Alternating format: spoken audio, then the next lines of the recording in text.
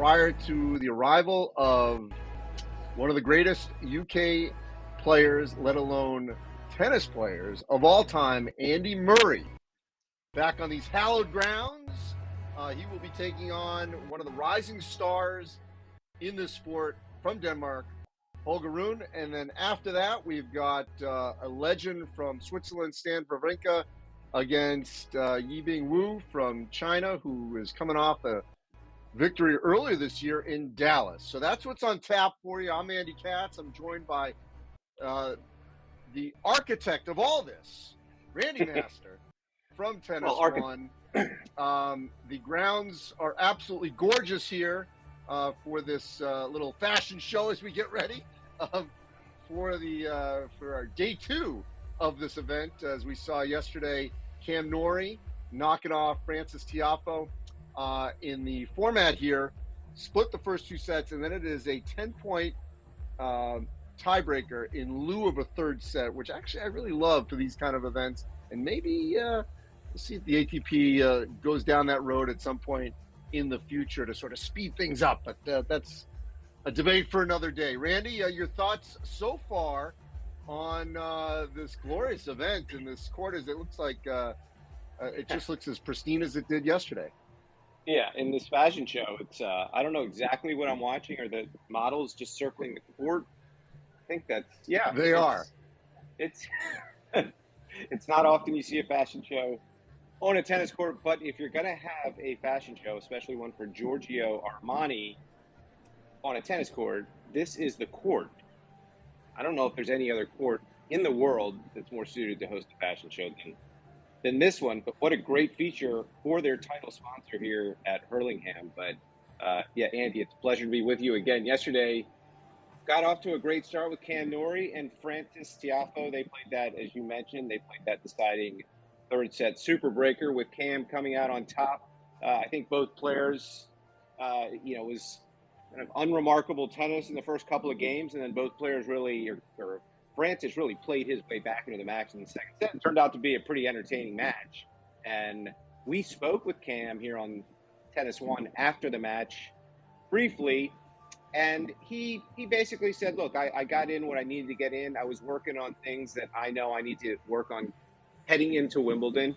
He thought Frances played some good tennis, and overall they had a great time out there. And I think at the end of the day that Frances and Cam really want to put on a show for these fans, first and foremost. And it was good theater. And then I know, Andy, you didn't stick around for the Legends doubles, but we saw Mansour Bahrami and Marcos Baghdatis take out Xavier Malisse and Mark Philippoussis.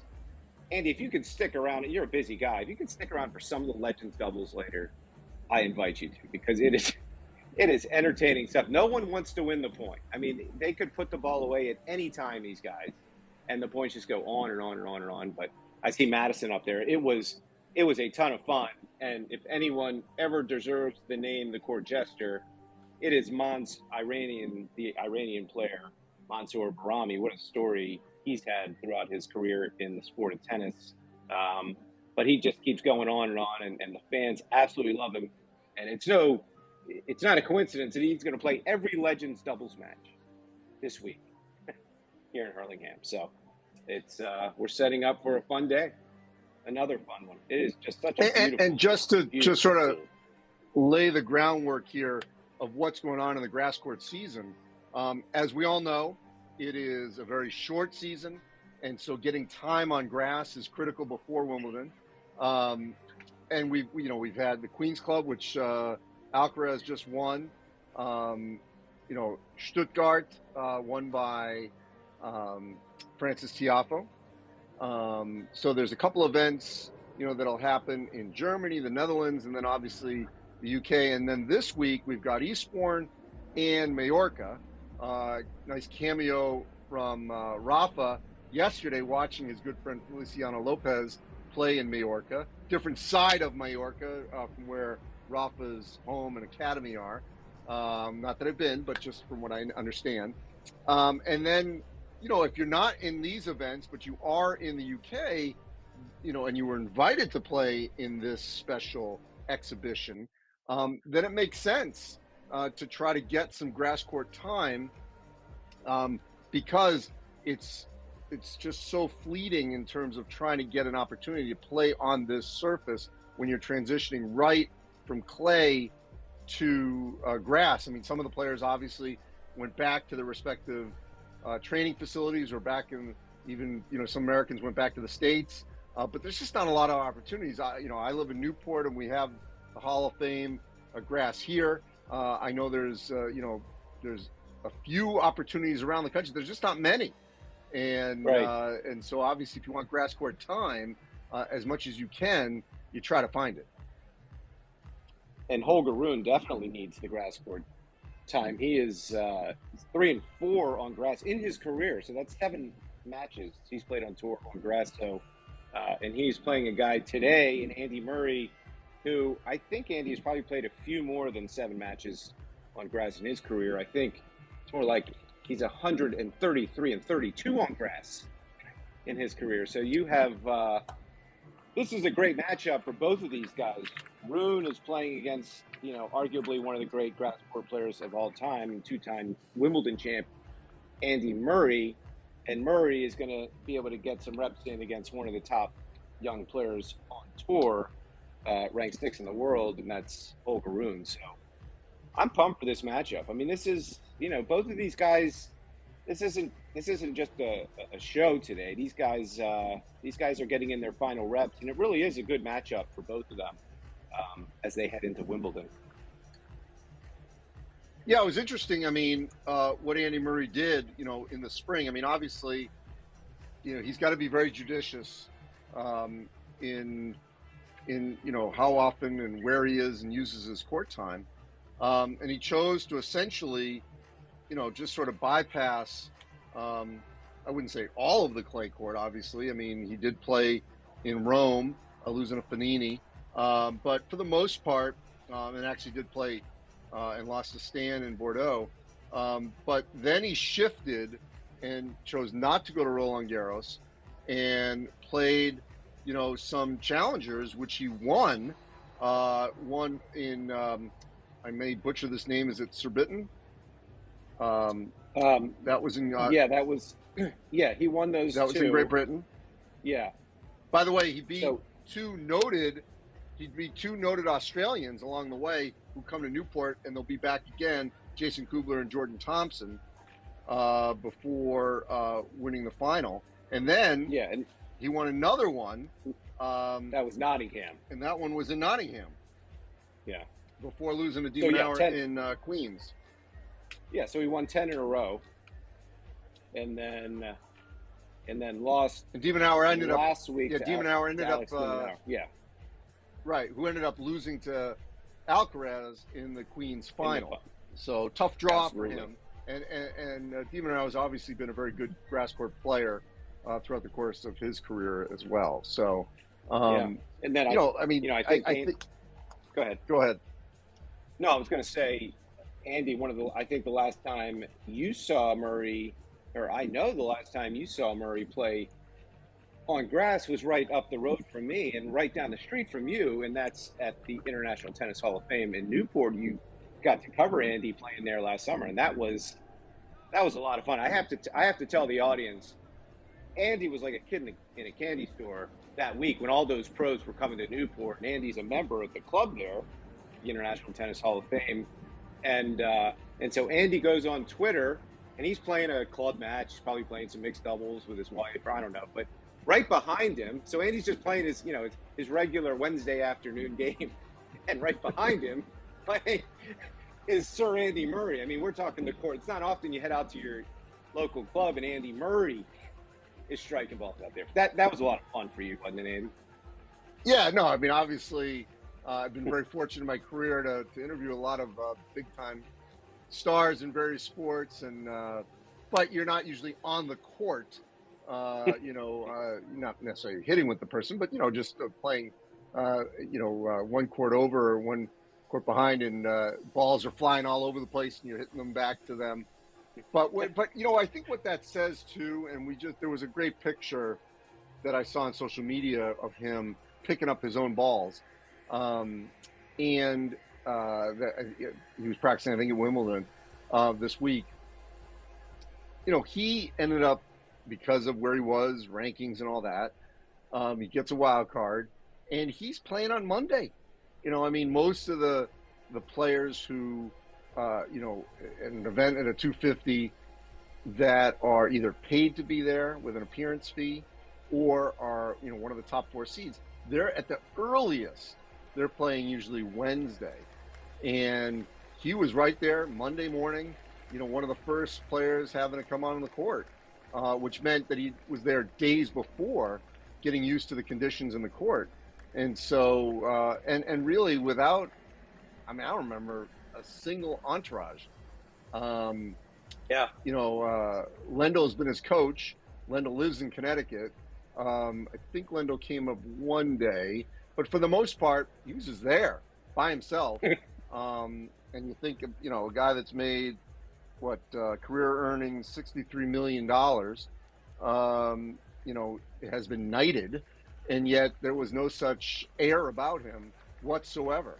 Everyone remembers that follows the sport a couple of years ago in Australia when it was appearing to be his send-off, and he was just obviously very distraught, didn't know what was going to happen after that hip surgery, and then has made a remarkable comeback. And when you see him up close and you see what he goes through, because there were multiple times I was working for you, Randy, we would wait to do the TennisONE interview, and we had to wait for him to get through the ice bath and through the physio and all that, which I'm not complaining. I'm just saying that, there's a process of him pre and post. And I've heard that from a lot of elite athletes, in various sports, that they get to a point in their mid to late 30s where they say, okay, what it takes for me to get to, to actually play, I have to decide, is that worth it? And, being from Boston, I remember toward the end with Big Papi, he was making comments like that too. Just everything he had to do to just get on the court, on the field, was just so exhausting that he was done. I think we're done with the fashion show. Yeah, it was quite a fashion show. I'm not sure I could pull off many of those outfits, but well, the ball kids are they are making their way out onto the court, so I think we're gonna have some tennis.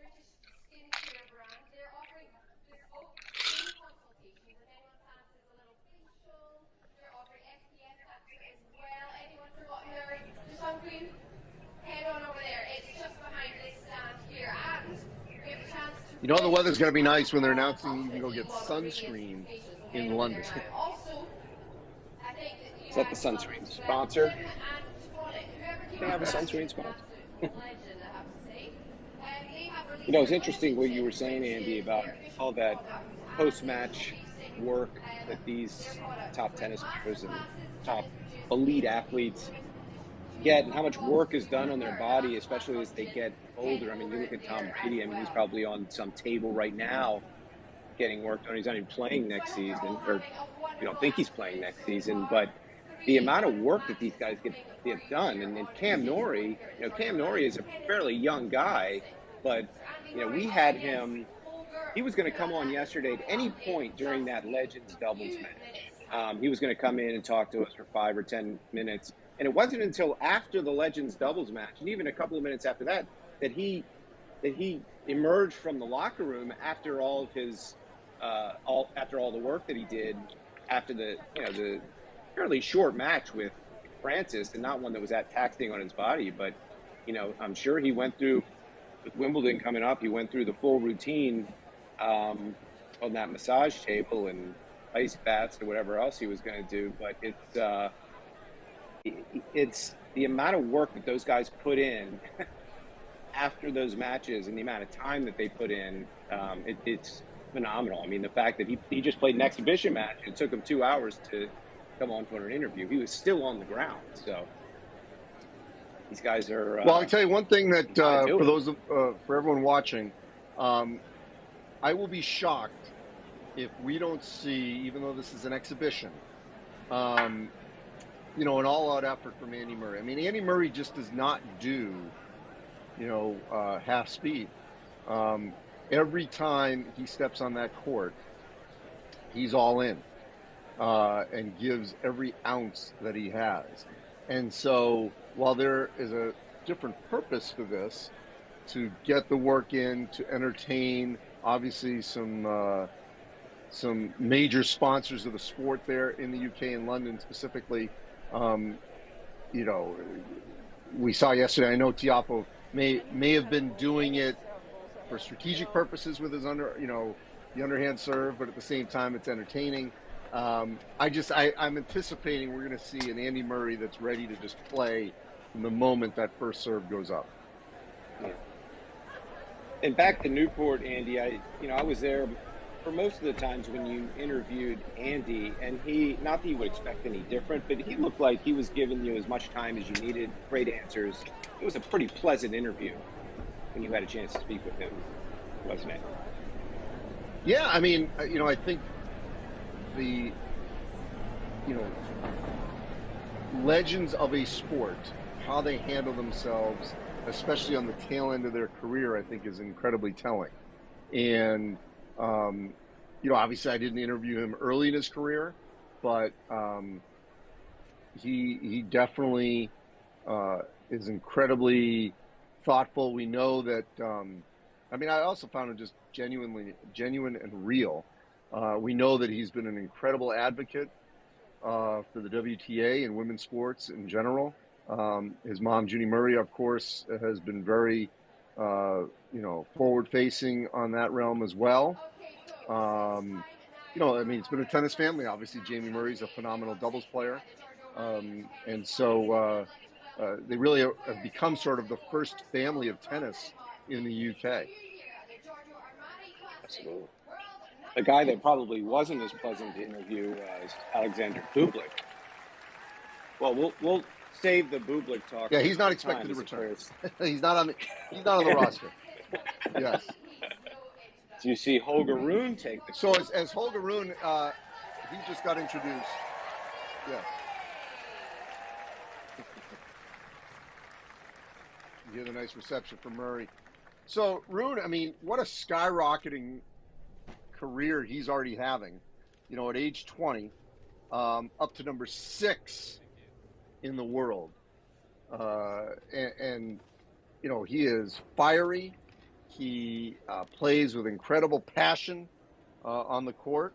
Already this season, he's got the one title.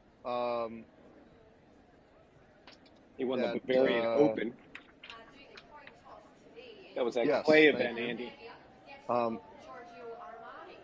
think about it, I was looking back at the finals he's been in. So he lost just in Queens, so he's already played well on grass to de Minaur. That was last week. De Minaur, we know, lost to Alcaraz. And then lost to Medvedev in Rome in the final after beating Djokovic in 3 sets, which was in the quarters, a phenomenal win for him. Lost to Rublev in Monte Carlo after an epic matchup. Yes. Yeah, as you talk about Monte Carlo. How about what he did in Monte Carlo?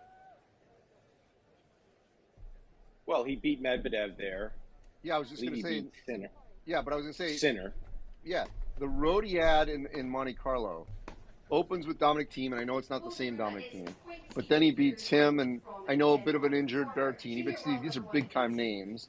Then Medvedev, then Sinner in that epic 3-setter, and then loses to Rublev in a phenomenal 3-set match, and ended up being 7-5 Rublev in the final. That was a tremendous tournament for Rune.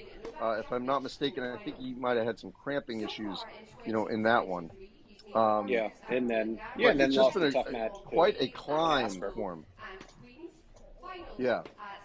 Yeah, and obviously was considered one of the favorites after those 2 events, Monte Carlo and Rome, going into Roland Garros, and lost, leaving the quarterfinals to Casper Ruud. two of them have not had they've had some run-ins in the past. Looked like it was more amicable this year. Casper certainly played a heck of a tournament there. And that's a rivalry that's going to, we could be watching them in 15 years. Casper and yes, and Holger. The two Scandinavians. Yeah, I mean, you think back to, that 22 Paris, the title you're talking about, the ATP Masters 1000 title, in beating Djokovic in 22, and he's only 19. It could have gone one or two ways, and maybe it's not fair to compare, what happened to Raducanu. I mean, she's had injuries and all that, and she was a qualifier. But obviously, it's not, getting a title so young for her, has not panned out as well. And I know it wasn't a Grand Slam, but it's almost like a Grand Slam when you win the Masters and you're beating Djokovic. Absolutely. And in terms of at a young age, if you're going to win a Masters 1000, you win that one, and you win it by beating Djokovic. I mean, that's got to feel almost like a Grand Slam in a way. Absolutely. And his career has continued to skyrocket since then. Yeah, I mean, you could say that he owns Djokovic. Yes, he beat him in the Paris Masters, and then he beat Novak in Rome. But this guy, the point being is that he obviously is one of the top players in the game right now. He's got 2 wins versus, arguably the greatest ever. Whether or not he's going to be considered a favorite at Wimbledon, I'm not sure. He just doesn't have a whole lot of results on grass. As we mentioned at the top of the show, he's only played 7 career matches, tour matches on grass. So I think it's just a matter of time. But he will he's playing a guy today that's been around the grass a couple of times. So this is, talk about a contrast in how much grass experience these guys have had. 133 and 32 on grass for Andy Murray. And the youngster from Denmark is 3 and 4 in his career. How about this in terms of career wins? Andy Murray, 725. Holger Rune, 83. Andy, you know how many more matches you've played on grass than Holger Rune? It's not even close. Well, I'm sure he's played just more matches, just not ATP matches. Right, tour, right. Yes. I'd still say you probably played more. I just can't get over how pristine the grass is there. Oh, doesn't even look like they played on it yesterday. I know. There's a few marks behind the baseline where Holger is. But for the most part, it's absolutely gorgeous. Yeah, I mean, they certainly weren't tearing that thing up in the Legends doubles. I mean, no. I don't even think Barami. Most points, Barami doesn't even move. If he's serving, he just serves and stands there. If he's at the net, he just stands there. He doesn't even cross. It's fun to watch. I mean, the fans, Laura was on site yesterday, and she was in there a couple times watching the Legends. She was walking around, and she just, the laughs that she heard coming from inside the stadium during that Legends were frequent. So it's those guys know how to put on a show. And you're not going to see Mark Philippoussis hit many serves, 45 miles per hour unless you're watching him in this type of a setting. By the way, while we have a moment, I just heard Holger ask the umpire, where he should put the towels. We think about things in the pandemic era and the post-pandemic, and I have to say that that is one thing that I think was the right decision. Probably should have made much earlier. No reason ball kids have to handle sweaty towels. Yeah. These players can handle their own towels. So here we go, Andy Murray and Holger Rune.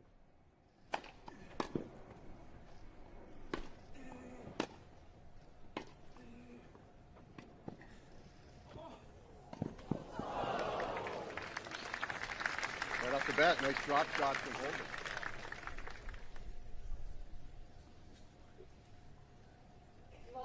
probably not what a man with 2 hip surgeries wants to see in the first point, Andy, that his young opponent is going to drop shot him frequently. Yes. And argue that that was not great etiquette, but they're playing to win. Oh, and I will tell you this, just from my limited interactions with Andy Murray here in Newport, and then just from what I understand, he doesn't want any pity party here. You know, he's on this court to win and compete at the highest level, and he doesn't want anyone to take any pity on him.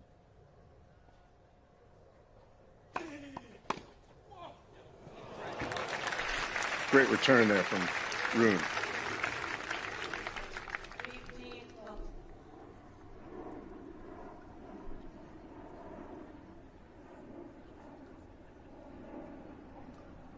Interestingly, you know, Andy, as we look at the star-studded field here, and you look at the fact that Novak's there and Carlos is there, still the #1 star. You have to think in Hurlingham is this man on the far side right now, and Andy Murray, just an absolute hero.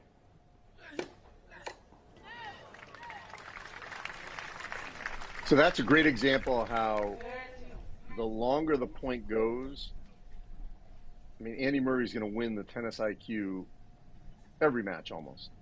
And he knows the longer it goes, the more impatient Rune will get. You saw earlier in this game, when it's a quick strike return, that's going to be harder for Andy Murray to deal with. But the longer it goes, the better the game is for Andy Murray.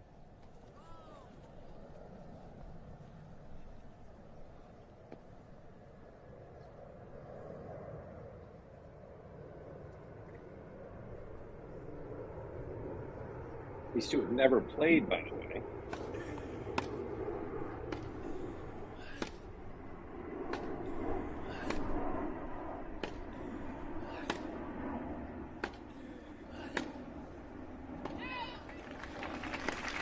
So there you go. There's 2 points in a row that Andy Murray wins by them being longer rallies.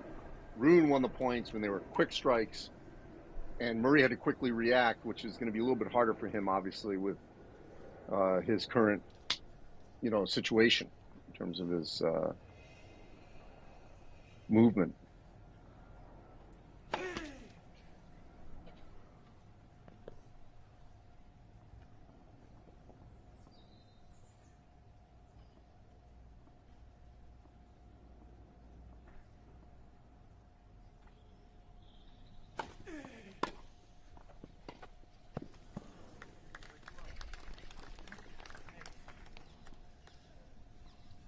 Sun coming out there at Hurlingham. So as they said earlier, get your sunscreen.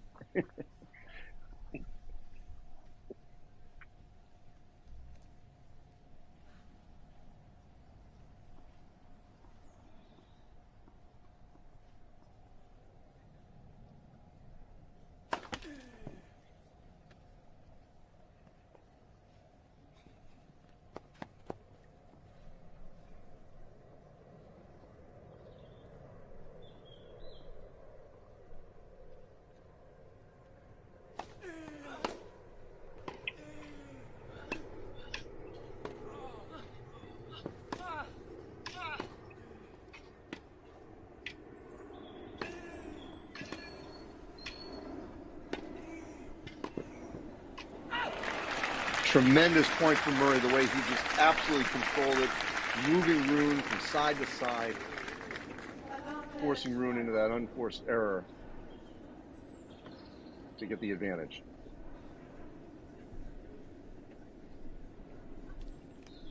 Certainly a quicker start from both guys today than I would say yesterday, Andy. This is already a great game, and points are a lot longer, so more entertaining for that set today. Big serve from Andy to hold.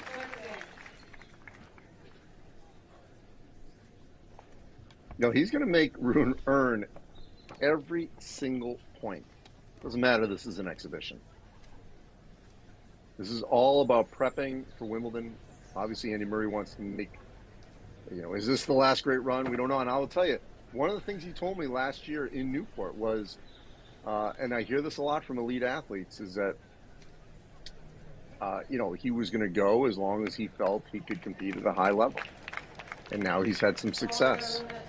I think Nadal will probably have those same thoughts. He's not going to put himself out on the court unless he thinks he can win.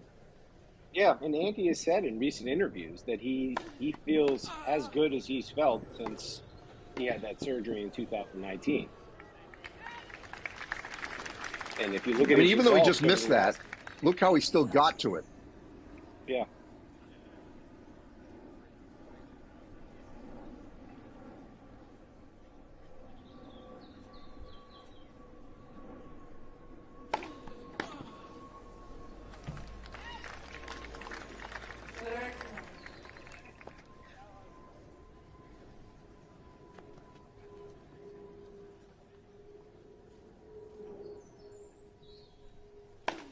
So yeah, Murray is going to play one match in Hurlingham.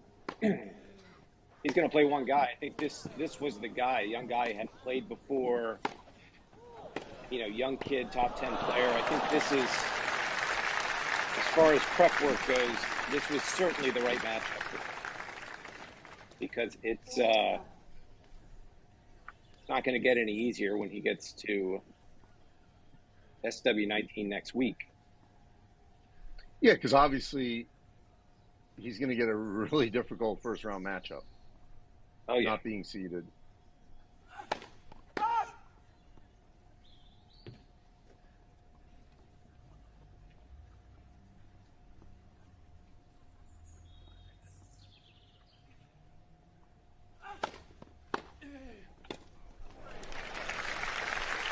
Great return. Really catching Rune flat-footed on the back line there. You say this about Murray, a great matchup for him. I think this is also really good for Rune. He's got to go against someone who's had great success on grass. It's going to challenge him, make him really think out there.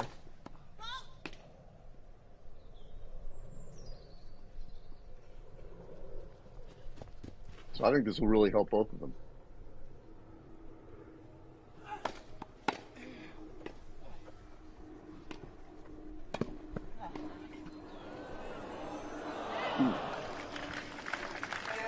Just missed it as Rune holds.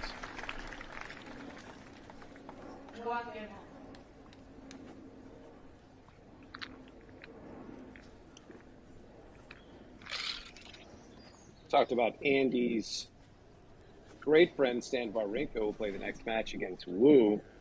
Stan is somebody who hasn't had the greatest relationship with Holger Rune, as you know. I don't know how much you know about their confrontations on court. The first was in that Paris Indoors that we spoke about earlier, which was the title that Holger won when they had some words at the net. I think Stan basically said when they shook hands to just stop acting like a baby out here. And then this year, Stan turned the tables on Holger, beat him at Indian Wells, and when they shook hands, they didn't say anything. And then Holger said, "What, you don't have anything to say to me now?" And I think Stan was like, "Well, what do you want me to say?" So Holger is, certainly a guy that hasn't made friends that easily on tour. He's not a guy that I think is going to have, a lot of problems. He's not like a fiery, like Nick Kyrgios type of guy, but certainly has rubbed some people the wrong way.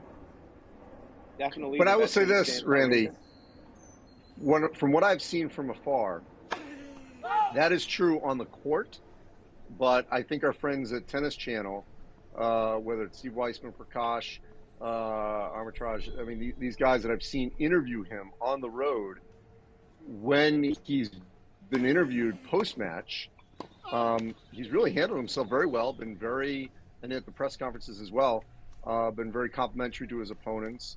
And so what we're seeing sort of on court, I don't think is translating to his post-match interviews, whether in a news conference setting or, just one-on-ones. Right.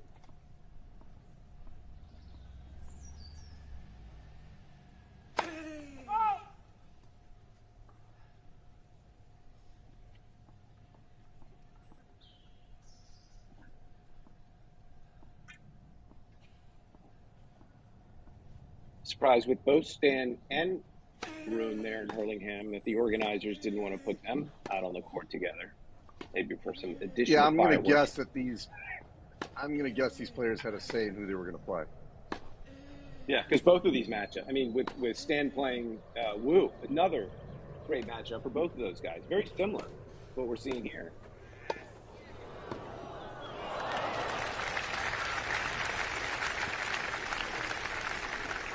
I think everyone will say that's one of the hardest shots to convert. That backhanded overhead, sort of, I mean, I guess you'd say, not a true overhead, but that backhand at the net, having it go cross court as your body is going the other direction. And Rune just converted it with a 30-15 lead here.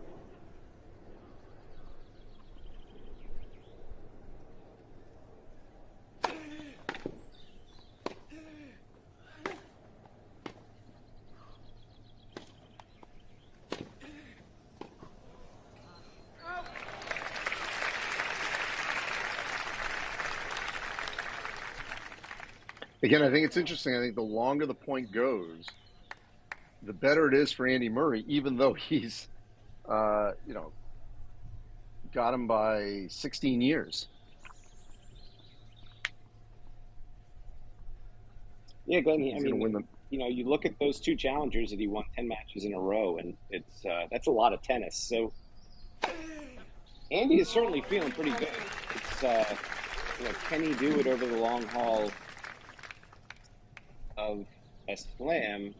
That remains to be seen. You have to think that if he's going to make a run at a slam, like they said about Roger for some of his last years, if he's going to make a run, if he's going to win one, it's going to be Wimbledon. I have to say the same thing about Andy Murray. Fun to think about. Everybody would love to see him. Obviously, not only the Brits, who would turn Wimbledon into an absolute circus for the next 2 weeks if Andy was to make a run, but everybody across the world, across the sporting world, roots for this guy. Would love to see him have success at Wimbledon. A lot is obviously going to be that draw that he gets. As you said, he's going to go in unseeded. So who knows? If he can get a draw that lines up well for him, who knows how far he could go.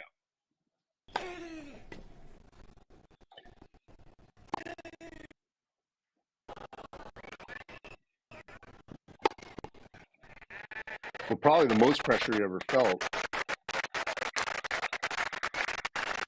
He's getting a little backlog here. Was probably,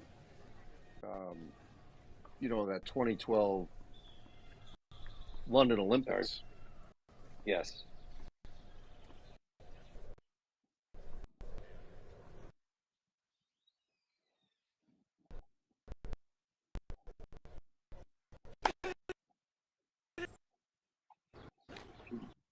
Technical difficulties.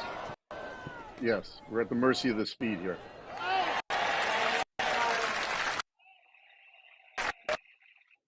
Tremendous hold there for Andy Murray. Absolutely dug out of that one.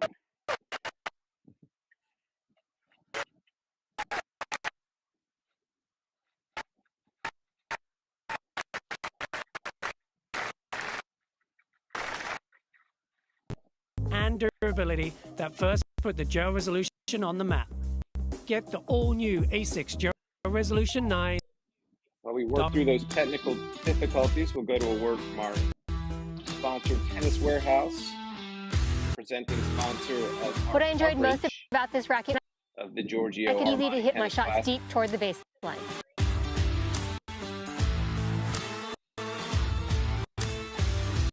If you're like me, go to tenniswarehouse.com, then you're going to want to check out this new Pure Era Rafa.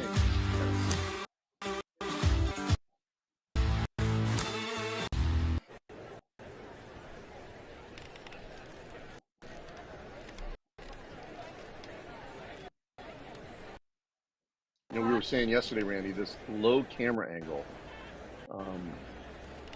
It's one of the best that I think we've seen because they do a great job where you're not missing anything from this angle. Such a great Sometimes you get a vantage camera that's up high. Yeah, I mean, this is perfect.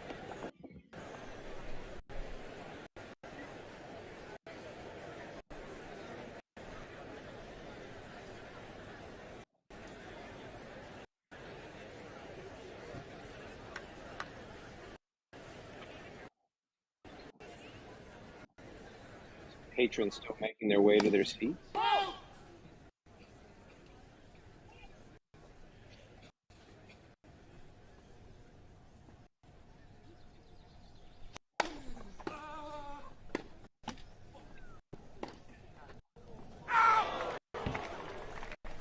Ooh.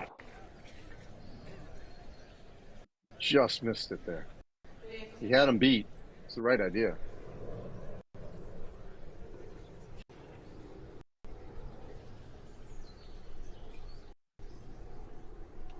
Now, part of the problem is this angle, too. As you can see there, they cut away from it. Is it's right in the stand, so it can get a little shaky.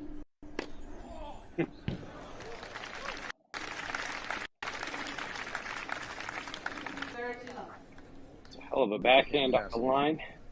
Yep.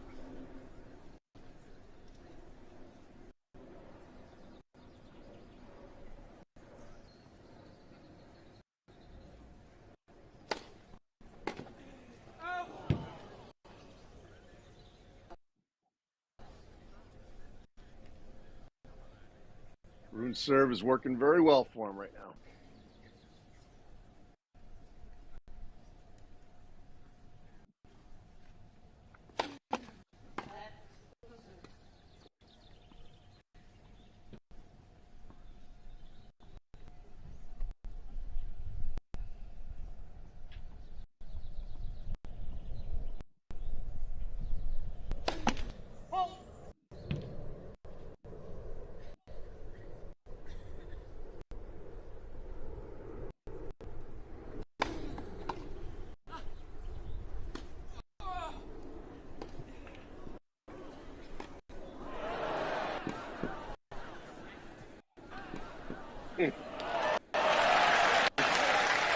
Oh. Yeah, the between the legs shot from Rune, and then how about the placement from Andy Murray on that slice there, sort of a slice drop. No way Rune could get Andy, to that. You know, you're so right about Murray's movement. Yes, it's an exo, but he's going after every ball like this is the finals of Wimbledon. I mean, there have been some balls that he probably could have said, okay, too good. But he's tracking everything down. I mean, talk about a man that will play the same no matter what the circumstance. To Andy Murray. Well, and that's why, I mean, Holger Rune just served wide, because if Murray can get a racket on it, I mean, he could be in trouble, because the longer these points go, he's going to find the angles and make life very difficult for Rune.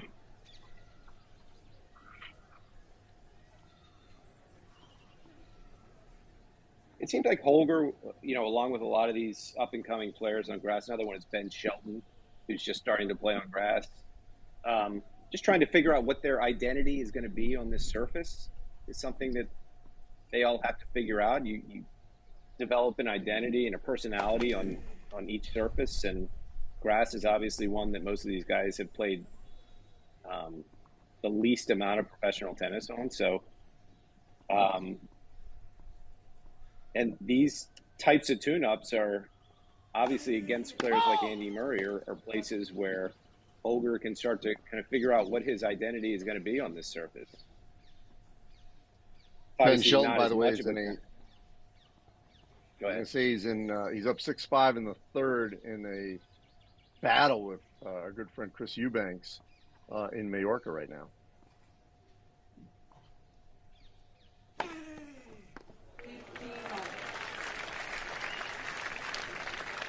Already had an upset earlier today in Eastbourne. Mackie McDonald knocked off Taylor Fritz. So multiple American versus American matchups going on today.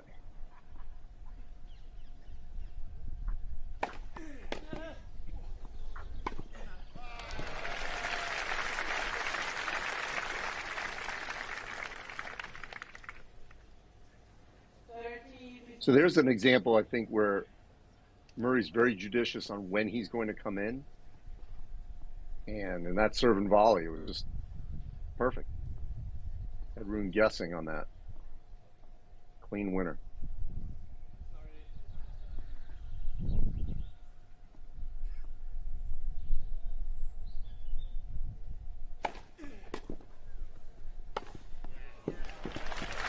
Just too good. Back-to-back serving volleys right there. Classic stuff there.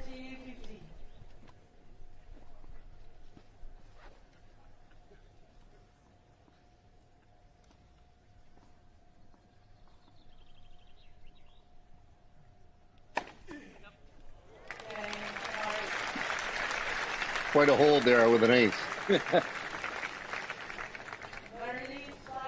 So Murray starting to feel it on that serve.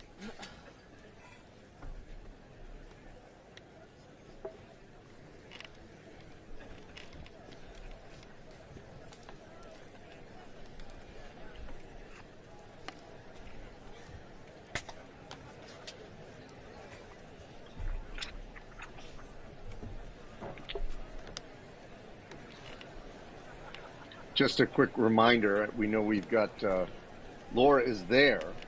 I don't know if she's enjoying that Hurlingham is set in 42 acres. I'm sure you've seen them all there, Randy. It is described as magnificent grounds. I'm sure they are. That border the Thames and in Fulham.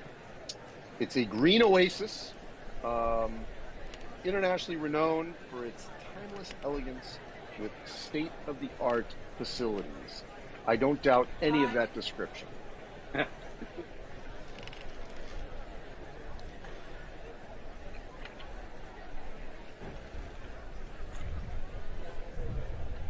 I know Laura enjoyed herself last night at the City Taste of Tennis there on the grounds at the Hurlingham Club.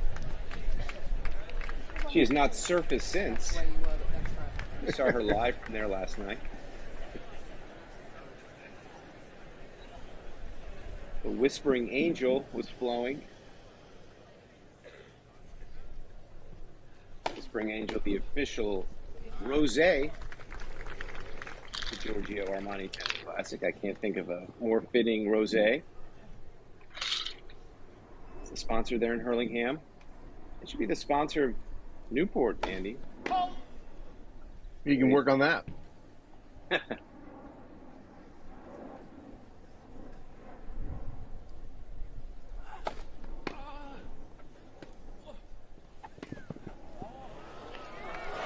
Oh, that's Perfect lob placement right there. And that's to your point, Randy, how he just never gives up on anything. If there is a chance that he can get there, he'll try.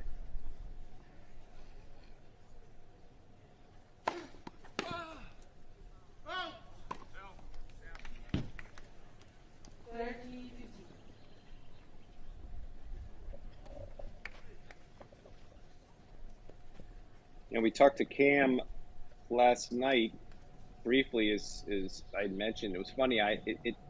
Just watching it on the screen, it was dark yesterday. It looked like there may be some rain in the forecast. Hard to tell the speed, Andy, when we're watching it like this, but he said it was awfully quick.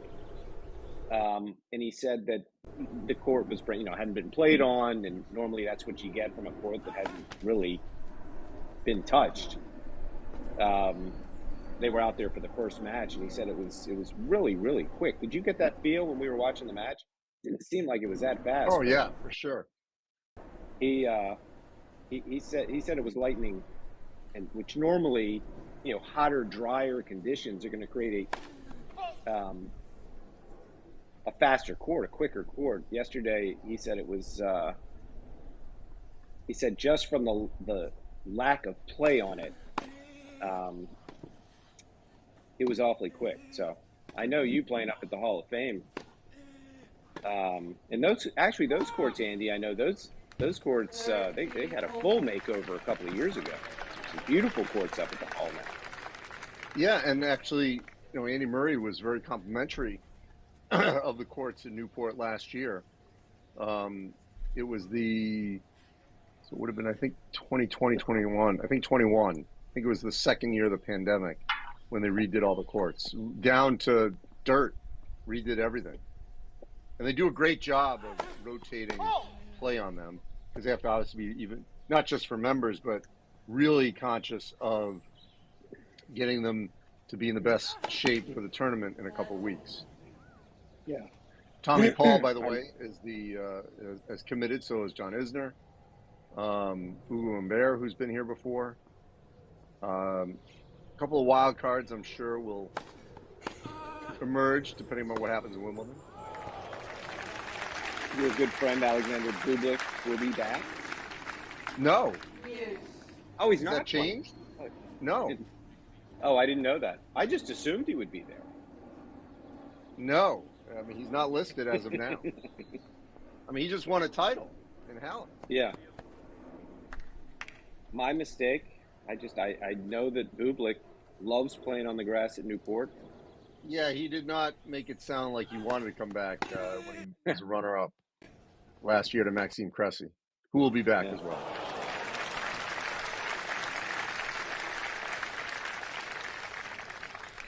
They just announced the field yesterday. TennisONE, the official app of the Infosys Hall of Fame Open, and also of the Atlanta Open. They announced their draw yesterday. TennisONE will be there again as the official app. Demon R, Fritz, Isner, Malfi, Bublik. That's what I was thinking of. He's playing Atlanta.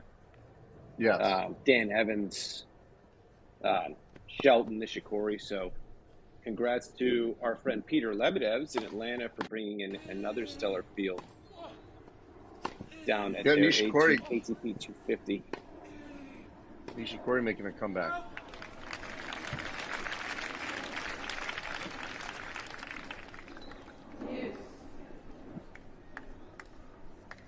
All right, let's see if Murray can pull off a break here. It'll be the first of the first set.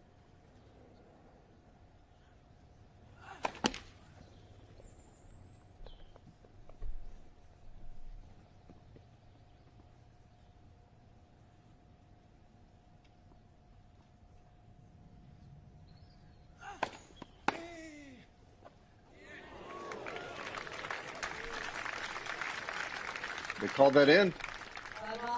See the line judge in the back corner there.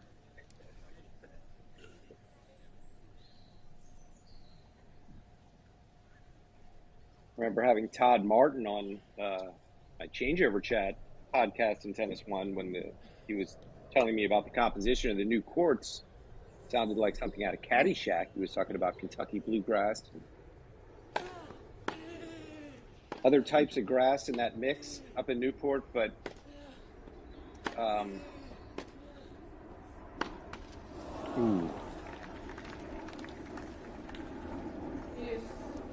Todd obviously stepping down as the CEO at the International Tennis Hall of Fame to go with BMOC Capital and Ben Navarro. And Andy, I don't know if you have seen Dan Faber, the new CEO, but certainly a guy that should fill Todd's shoes well. Yep, along with Patrick McEnroe and Kim Clijsters.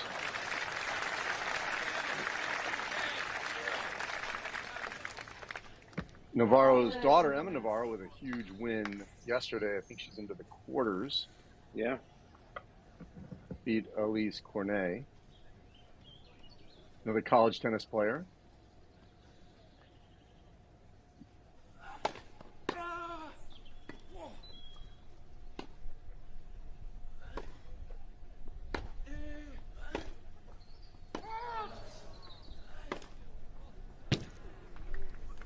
See, again, Murray just hanging around. Waiting to see if the 20-year-old will make a mental mistake.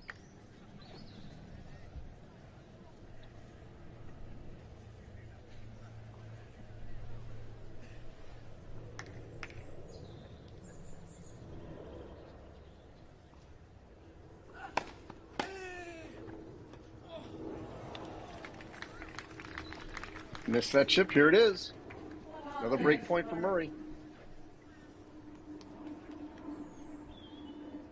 Interesting choice of shot by Rune. A little of a bailout drop shot.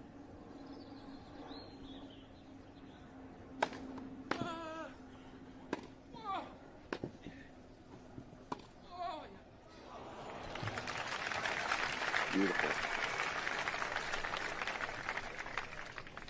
Yes.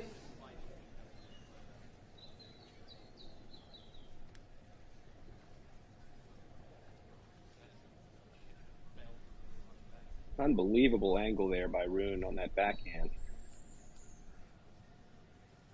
Really just painting the lines.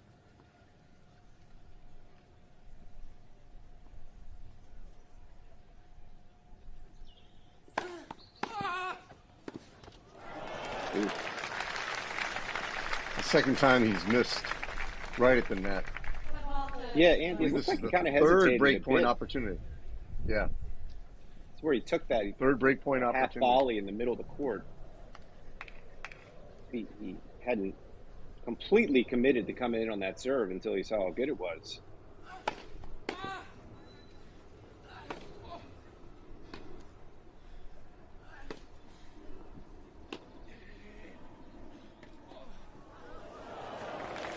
That time he converts.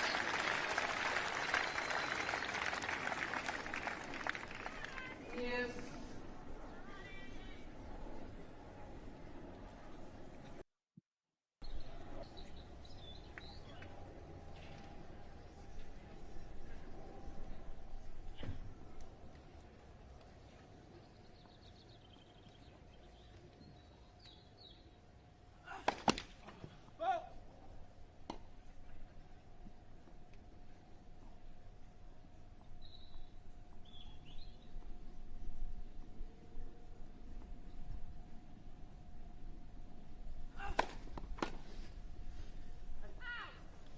That's a hell of a serve.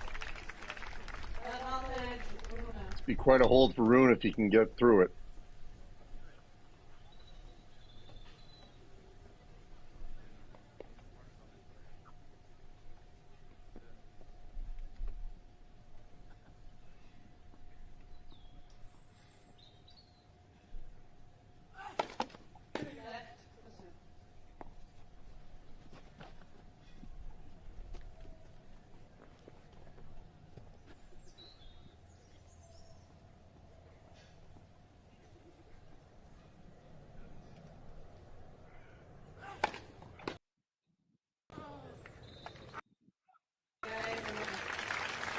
Quality hold for Rune, 3-all. Absolutely.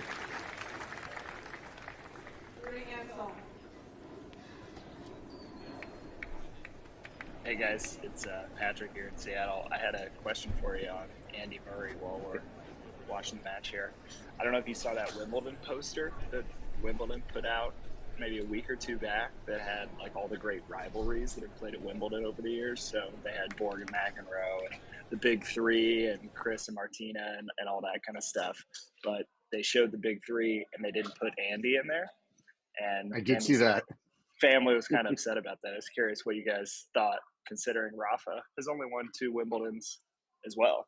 So, yeah, you know, it's interesting because, you know, we had that whole time when it was a Big Four, and then obviously it sort of got reduced to the Big Three with Andy Murray's injuries. But you would think of any tournament, you know, you have to have included him on any kind of poster, especially because you never know if this could be his last one. yeah, and he also won the Olympics there too. So Yeah. I was kind of shocked they didn't put him on there, but interesting stuff. The only one that's knighted of the 4. Surely that's the best designation you can have. Yes. Yeah, 2 Wimbledons. I mean, he played in 11 Grand Slam finals. He's getting 3, obviously, in that era. Not an easy time to win slams. The guy playing in the next match who was able to pick up a couple of slams in that era, Stan Wawrinka. Tough luck for Stan. You would think, coming from Switzerland, that winning, being as good as he is, would be enough. But tough time for him to come along with Federer. So, you know, the one player who also got a slam during that time, that I just wonder if he would have produced more had he not been injured, is Del Potro. Yeah. You know, Definitely. I mean, just it's such a shame because he was so intimidating with his size, his serve, and he just never could stay healthy. But he was able to squeeze in a slam during that run. Yeah, when he beat Roger. I mean, when that forehand, as you guys both know, when that forehand was on, there was nothing like it. I mean, it was lights out, and one of the nicest guys on tour, for sure. I saw him and Roger reunited, I don't know, a couple of weeks ago. I don't know exactly when it was, but mutual respect from those guys. I know they both shared the same manager for a time, and Tony Godsick, who managed Juan Martin. Yeah, Del Potro definitely beloved. Also one of the most superstitious players out there. And I think regarding teammate, I don't know. More than Nadal? Sort of tough to work with. Well, I know this. I used to work at Wilson, and Del Potro played with Wilson rackets. And he won the U.S. Open using that little green 4-leaf clover dampener. And when Wilson changed the color of the green that was on the dampener, he insisted, no, I need that old one. So, like, he would never use the dampeners that Wilson sold. It was like you had to special order the specific green that it used to be just for him. Yeah, that was pretty interesting.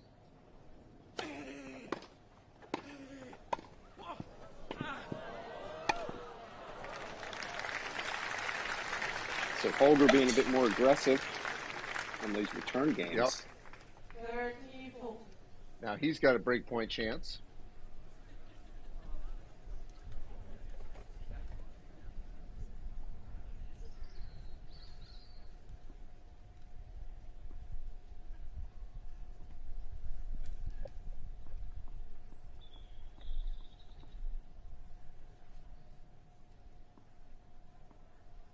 I know we're at an Armani sponsored event, but not a huge fan of the lines people having to wear ties in the hot sun.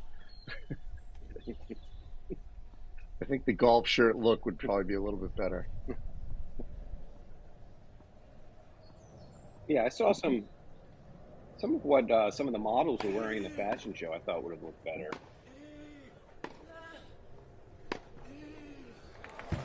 In this direction right there, you have Rune frozen. Stave off that first break point. Randy, they've got to be careful using models as ball courses and that kind of thing after Madrid. I don't know if you Absolutely remember that. Very recently. Yep, took a lot of heat. Lopez took a lot of heat for that. That's for sure. Let alone what happened with the women's doubles and no speeches by the winners or runner-up. Yeah, not ideal. That whole thing was the whole thing was butchered. It will be interesting to see next year what they do to make up for it, or is Lopez still the tournament director, or whose fault was it? Tough to say. Sometimes those guys are just ceremonial tournament directors, and the decisions really aren't theirs. But forehand just got away from Rune big time there, so Missed that break point opportunity. it's a long first set, Andy and Patrick. I know. After yesterday. After yesterday, I felt like we were into the Legends match by now. I don't think Andy Murray's known for playing short matches.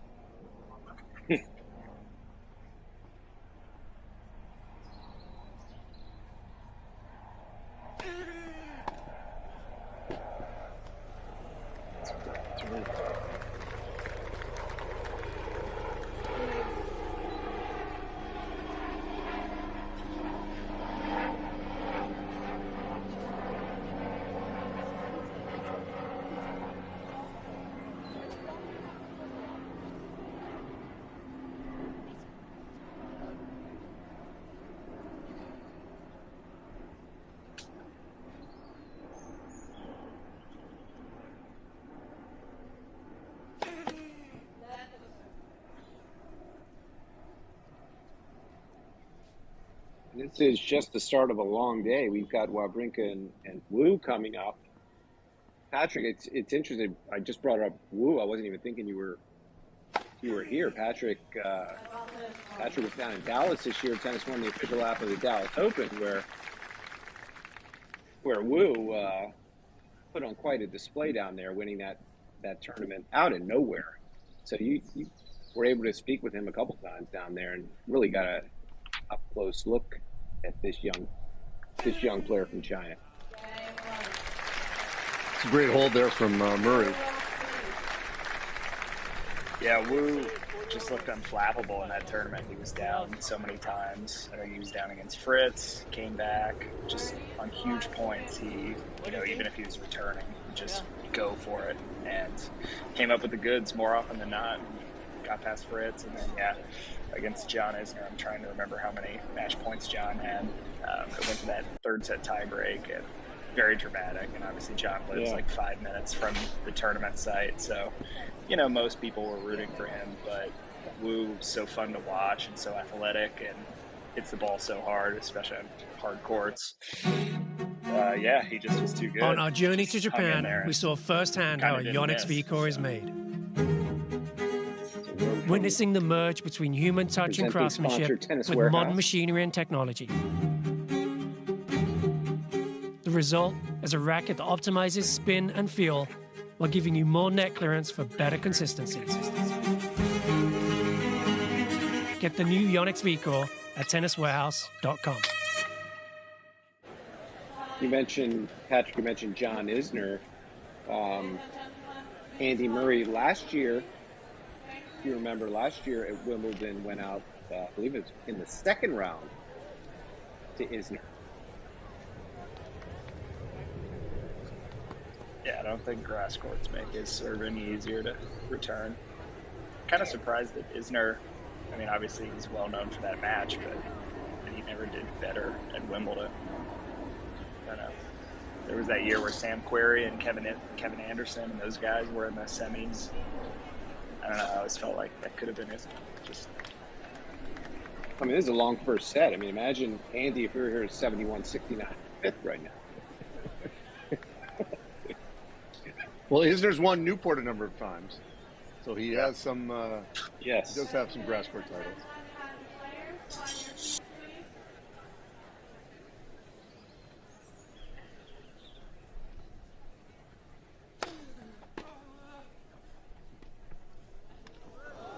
Ooh, that might be his third miss on that type of shot. First time on this side of the court. I think he had two on the other side. Yeah.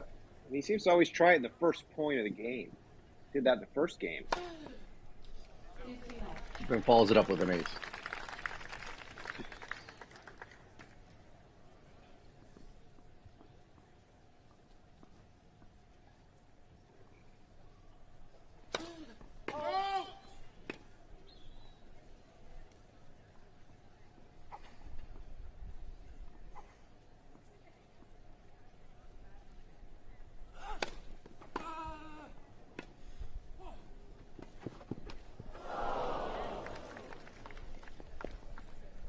A lot of variety out there. Yeah.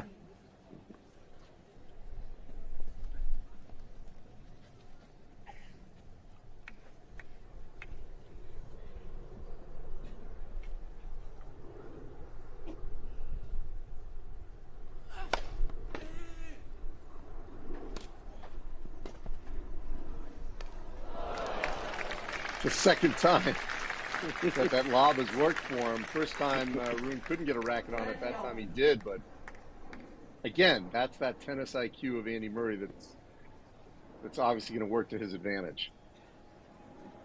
Certainly one of the great top spin lobs this game has ever seen, off both flanks.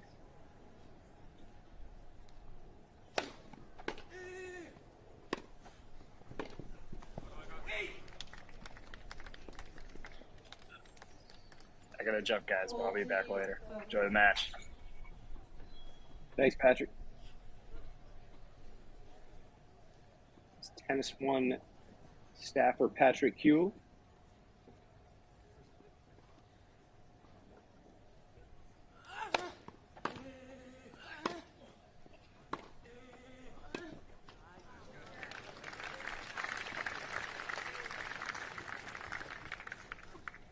Yes.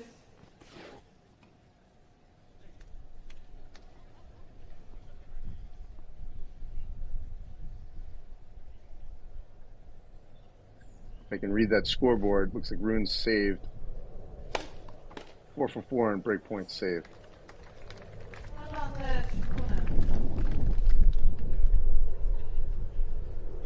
We are at the mercy of our feed and the stats and all that. So, Yeah, I wish I had been logging number of deuces, Andy. I know.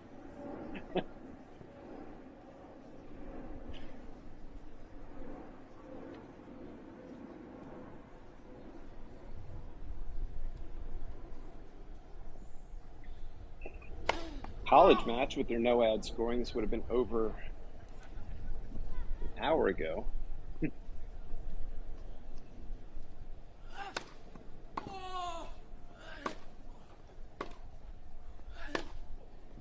Just painting that corner right there. Another quality hold from Rune.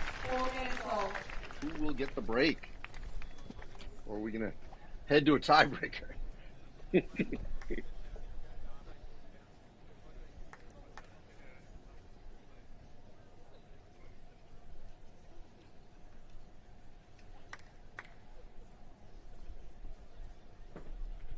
So another nice day up on that Giorgio Armani terrace.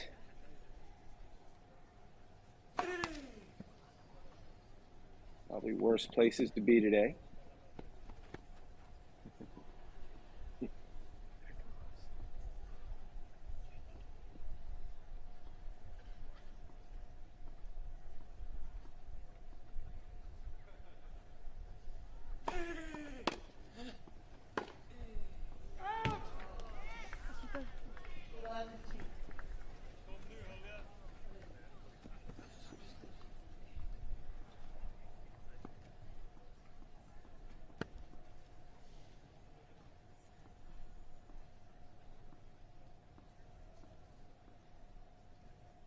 It's 21 over in the UK.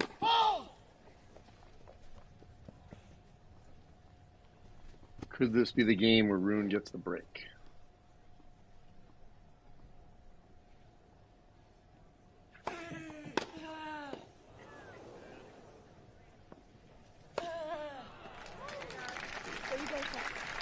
Giant return set that one up.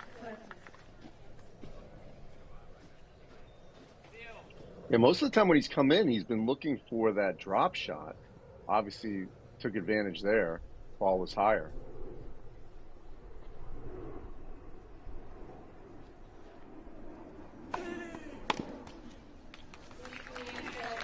Much needed point right there for Murray. Serving a little wide. Rune could only just slap at it.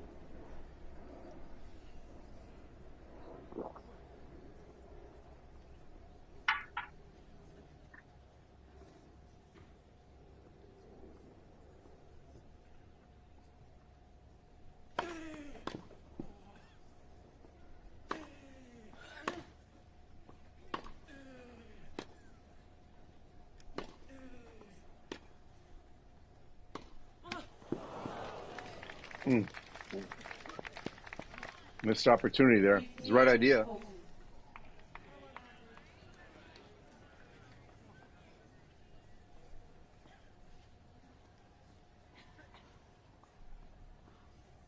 Probably see another slider out wide. That's my guess.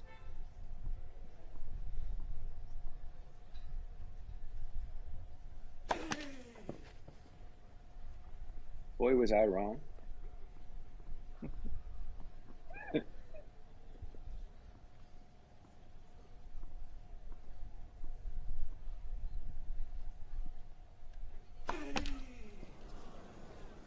And there it is.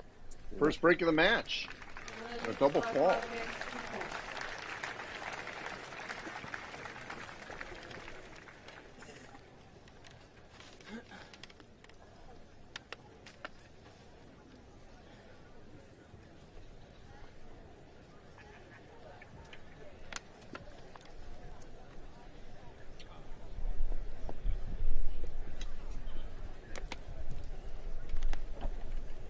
Andy mentioned that the Hurlingham Club is in the Fulham district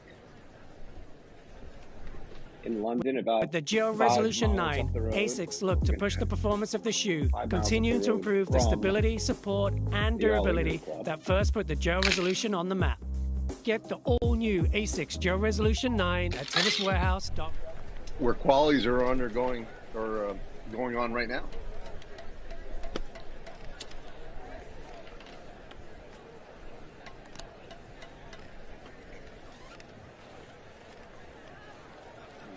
Update on that. Wow. So Chris Eubanks came back and beat Ben Shelton in that round of 16 match in Mallorca. 6-7, 6-4, 7-6, 7-2 in the tiebreaker. Wow. So we had Georgia Tech versus Florida. Yeah, and In two that guys matchup. that couldn't be better friends. Best of friends, those two guys. Yes. Brian Great Shelton, win for who Chris was the Eubanks. women's coach at Georgia Tech before he took over the men's job at Florida. Now the And Eubanks will full-time be coach back of in his son. Newport.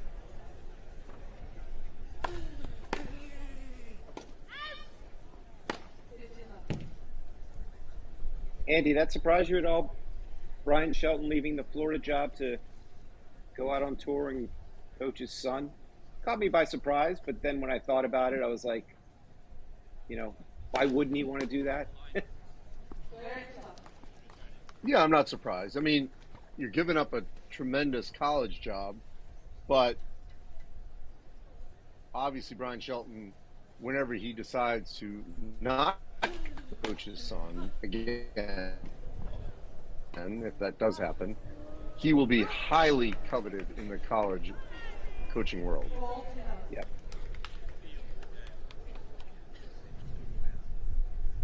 You know, and we'll see. Is this an opportunity for him to sort of just get his son going on the pro circuit and then hand him off?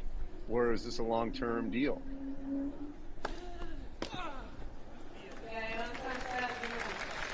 And there we go. First set for Holger Rune. Got that break and then holds it love. Wins the first set 6-4.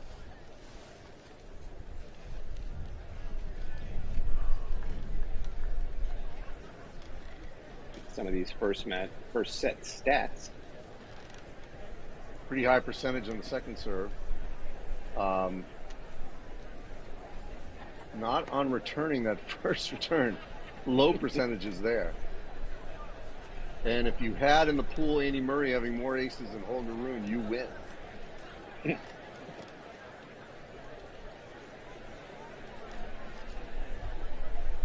We got an on-site representative there? There she is. There she is. She's got the most exclusive seat in the house. Laura, tell us what's going on there. Exclusive seat in the house, you guys. I'm right next to the court, so as soon as they start the next set, I will pop off. But as you can see, right here, it's a packed crowd.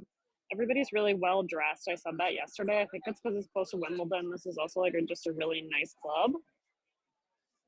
But yeah, looking good out here. Fashion show was awesome. Something I've never seen in tennis before. I know they've had that in Newport before too, but this was great. We can see you on our big screen. Don't anger that guy with the shades to your right.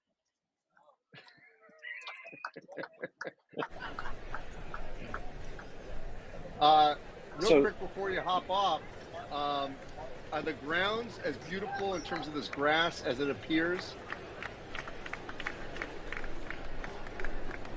Yeah, they're like gorgeous. It's a huge site, bigger than you would think when you walk up and see it, like, you know, where center court is. It's giant around here, so it's awesome.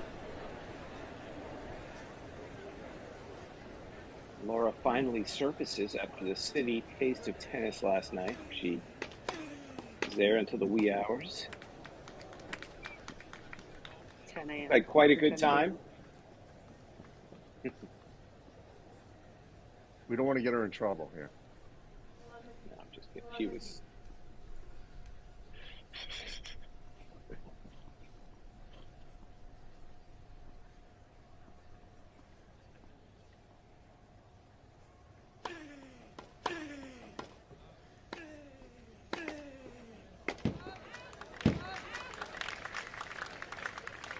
Yeah, this first game is going to tell us a lot about the second set.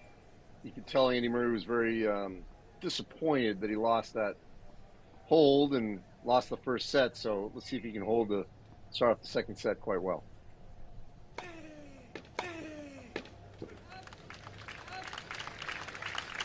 That slider that I was calling for 4 games ago, Andy. Maybe he heard you through Laura's phone. Such a tough serve when Andy gets that out wide on a grass court.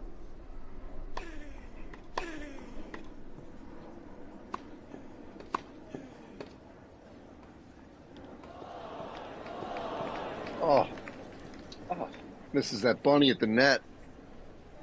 It's gonna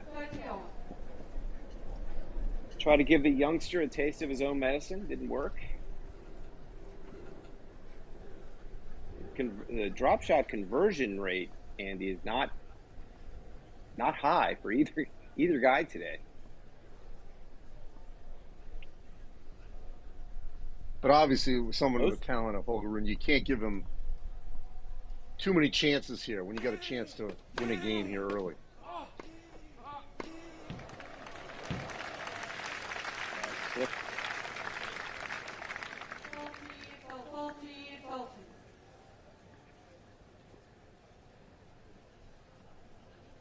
So from this angle, you can see, Randy, there's a little wear and tear on the back line.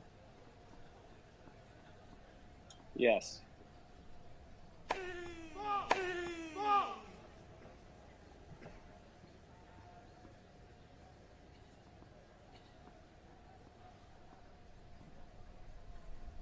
Nothing like the wear and tear after Andy Katz lesson with Bill Mountford up in Newport.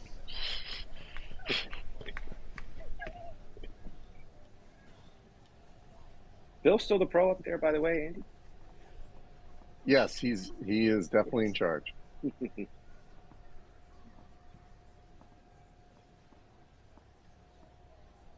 Another deuce game.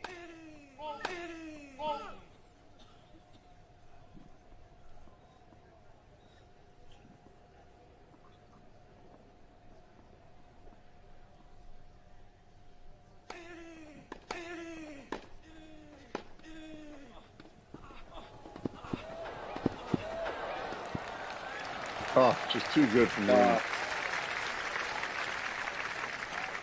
But again, we see the effort from Andy Murray to get to that ball, put it in play.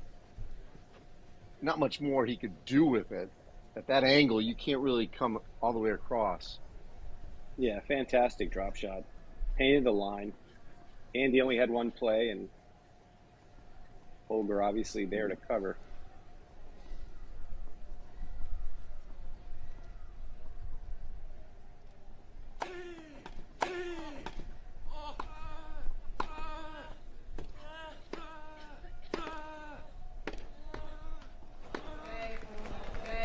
And there's the break. 2 straight breaks for Holger Rune. One on Murray's last service game of the first set, and here the first game of the second set. So really starting to take control of this match.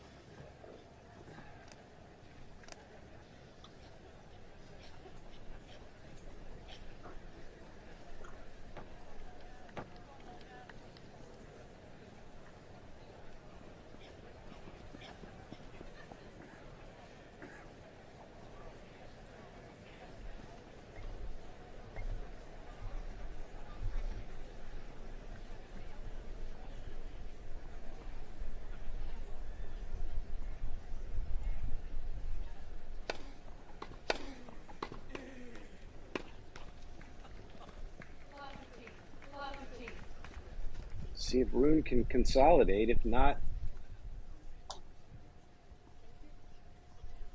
could have another long set on our hands.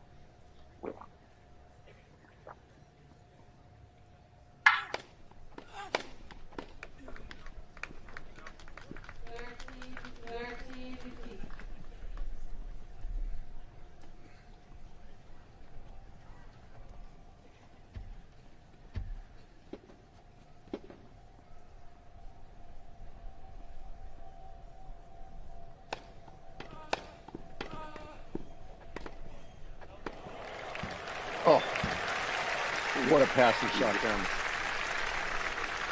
Absolutely gorgeous.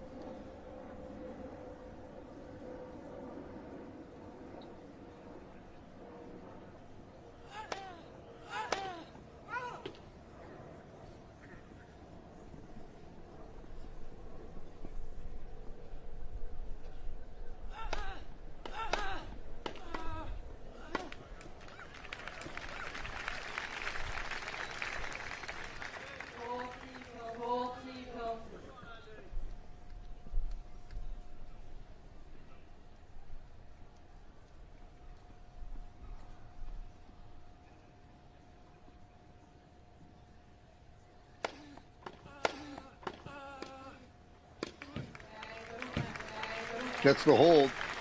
He's moving Murray around quite efficiently there.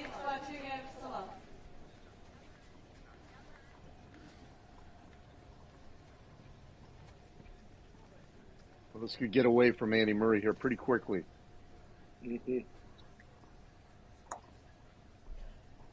Holger starting to serve very well, just setting things up for him on that +1. Oh, what a passing shot in the corner. Just held that backhand. By the way, I'm waiting for Laura to be perched at the top of the Armani balcony there. We need that view. Yeah, I might have to make some calls. See if we can get her up there. Oh.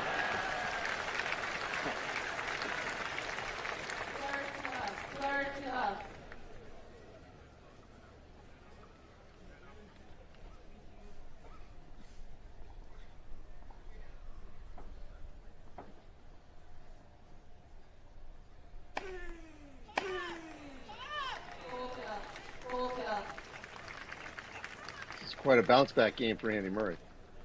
Yeah, huge serve up the tee.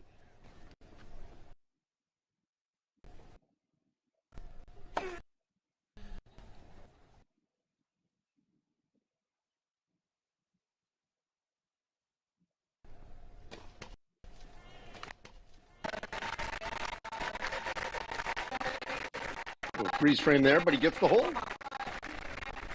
Staying in this match. Still down a break.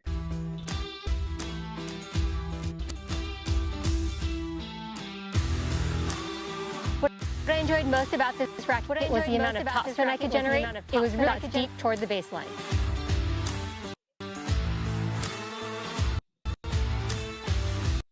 If you're like me and you love to hit with, then you're going to want to check out this new Pure Era Rafa.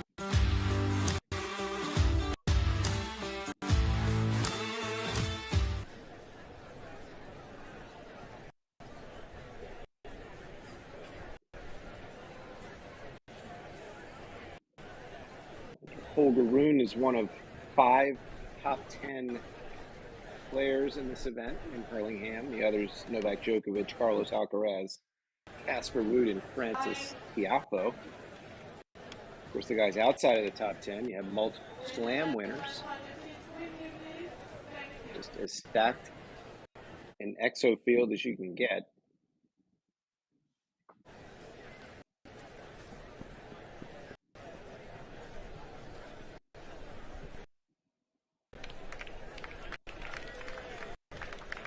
It's been a fun match to watch so far, Andy. Yeah, no, definitely. As you said at the beginning, I think this is going to really benefit both players for next week.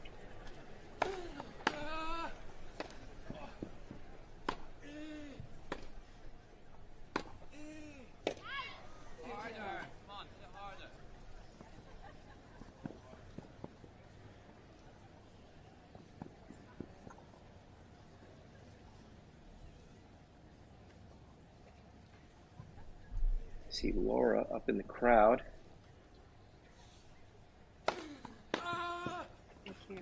to anything because I'm next to the court.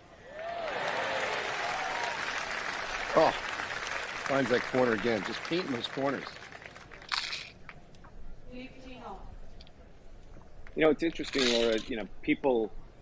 It's always been talked about. You know, should there be more noise allowed in the crowd and people shuffling around at events? Obviously, they're traditionalists, want to see tennis same way it's always been. Stay quiet during the points, and you know, others have come along and want to see it just like any other sporting event, a basketball game or a baseball game or a football game.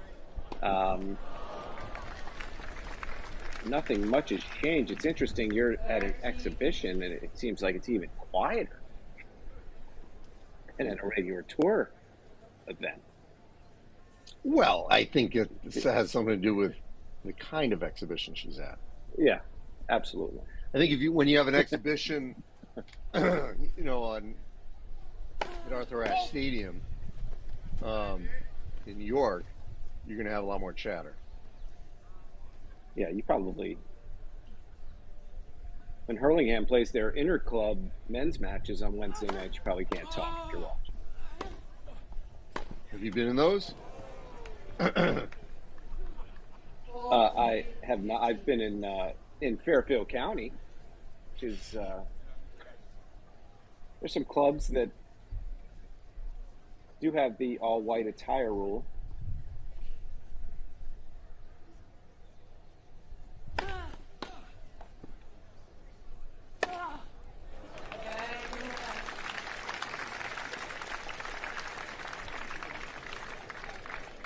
So Rune gets the hold, 3-1.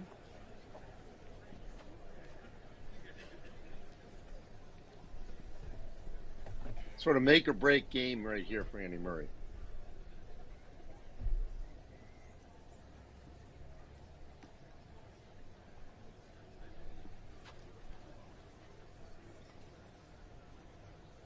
I think he can get maybe one or two free ones off of his serve.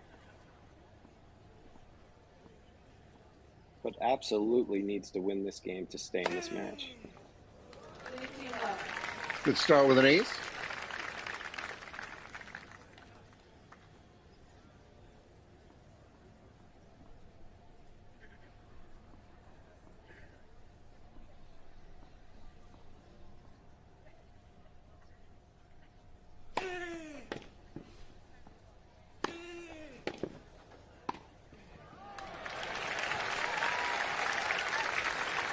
Did a marvelous job of just keeping Rune on one side of the court, opening up the deuce side for an easy winner.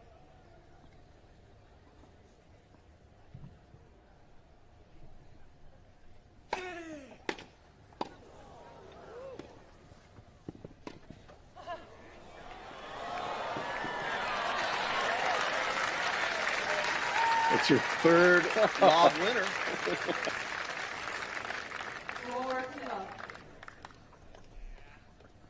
And Rune absolutely pasted that return.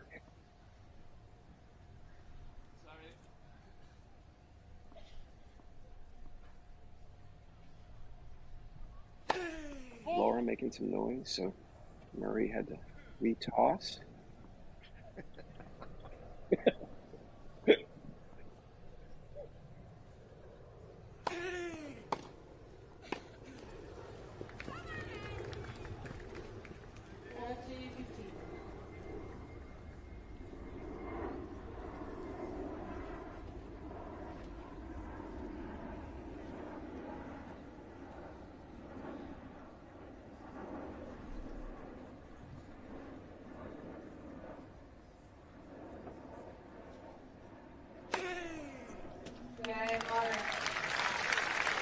Well, that was a critical hold. Good serve.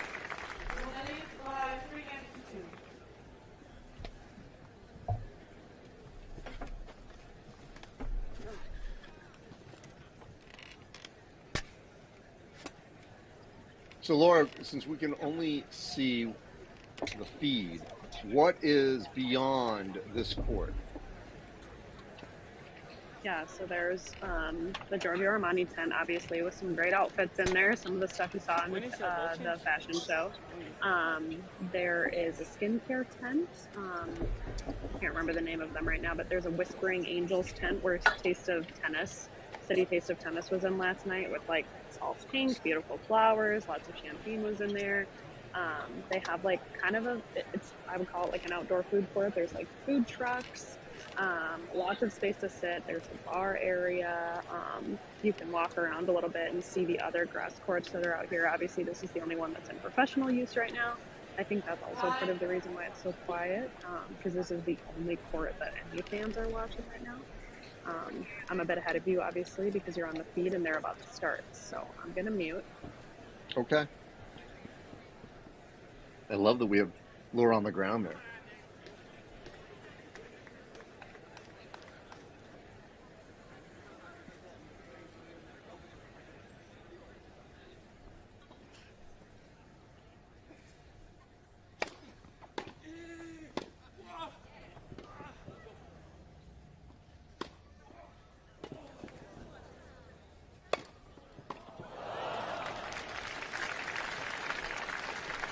Rune in complete control of that point, just absolutely orchestrating where Murray was going to be on the court.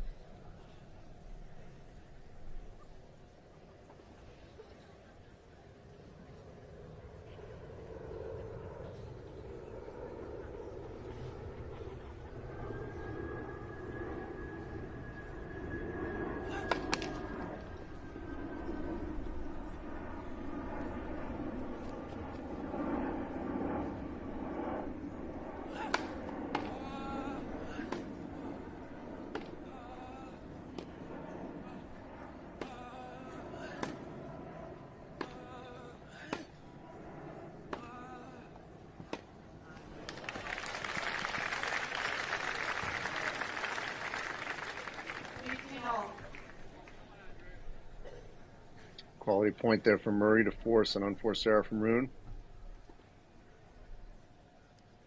By the way, Randy, have you ever been to Copenhagen? I have not. You? When I was a little kid, love to go back. One of the most bike-friendly cities in the world.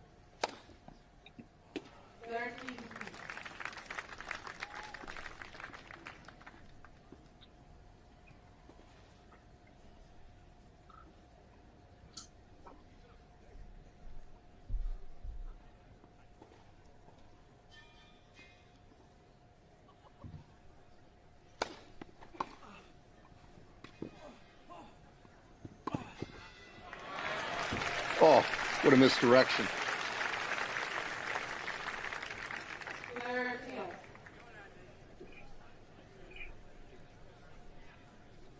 Not the most well-executed drop shot there from Holger, but he's going to keep trying it.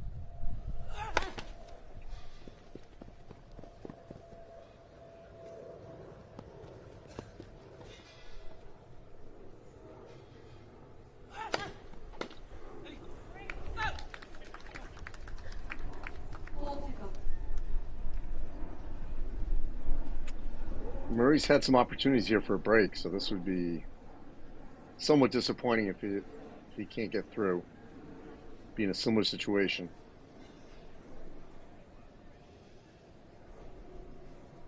Potentially going down 4-2.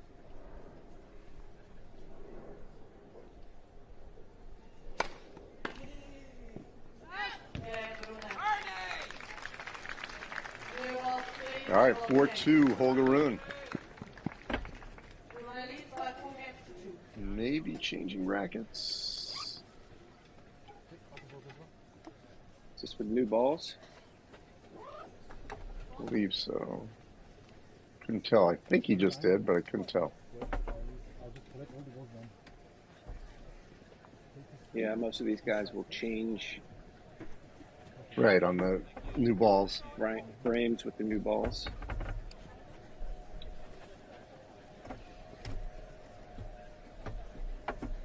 Appears to be. I mean, I think he was repositioning. He has a dampener. He's repositioning it.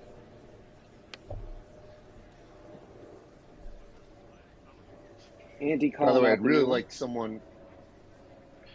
I'd really like someone in the tennis world to explain the pros and cons of a dampener.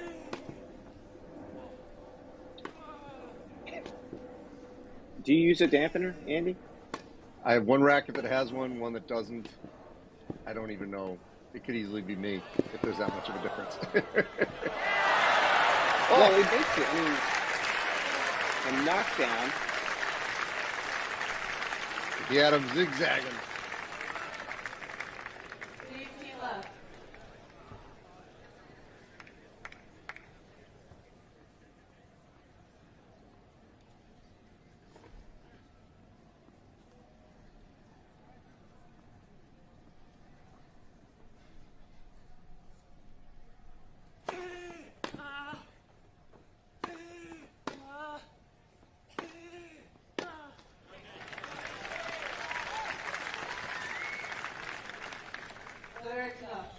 Well, this is the match right here. I mean, if Murray can hold, we still got one. If he can't, it's more likely over on Rune's racket.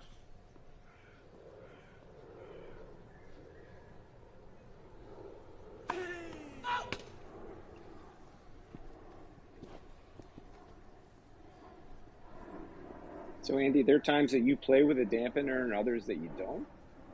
Mm-hmm. Interesting. I mean, usually when you play regularly with a dampener and then you play, like I always play with a dampener. If I just picked up a racket today and hit one ball and it didn't have the dampener, I would know it like right away. It's just the ping and you feel it. I like that muted feel of a dampener. Some don't. Roger Federer's never used it. Murray doesn't use a dampener. And Rafa's somebody who's made that thing as damp as possible over the years with that Aero Pro.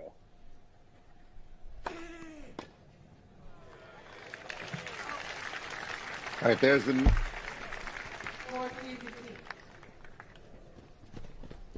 Oh, what'd they call there?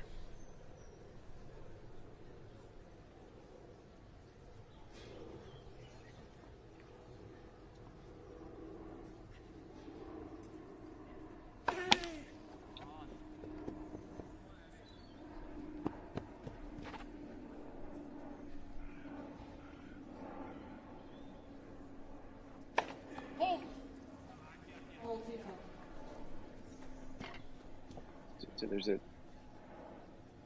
double fault from Murray. Giving away free points here.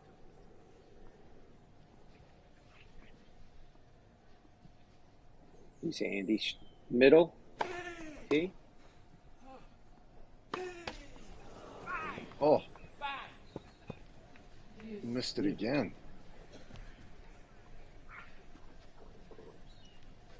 So he was 1 point away from a hold. Yeah, brings him back to deuce. At love.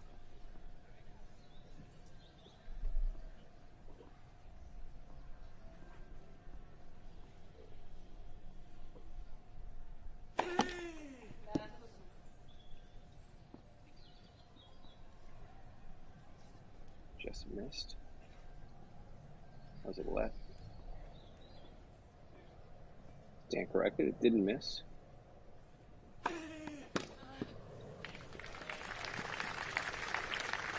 It's a game-saving serve right there.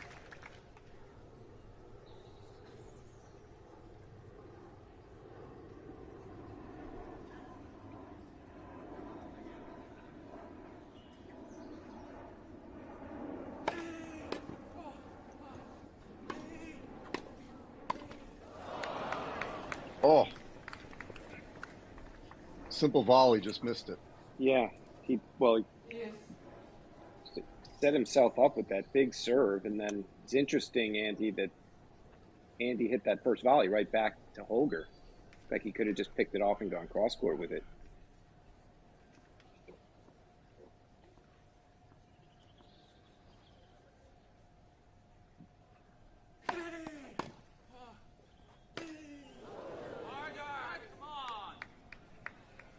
Completely mishit that one. So here's the break. There. This is essentially the match, Randy.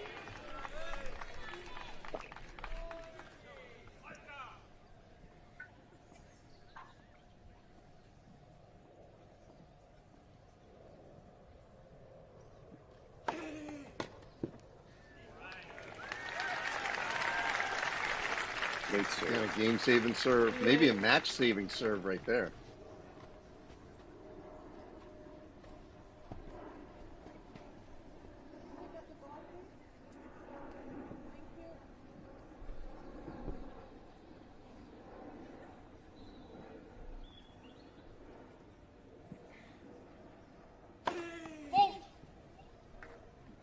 There's the tee you were calling for, but he missed it.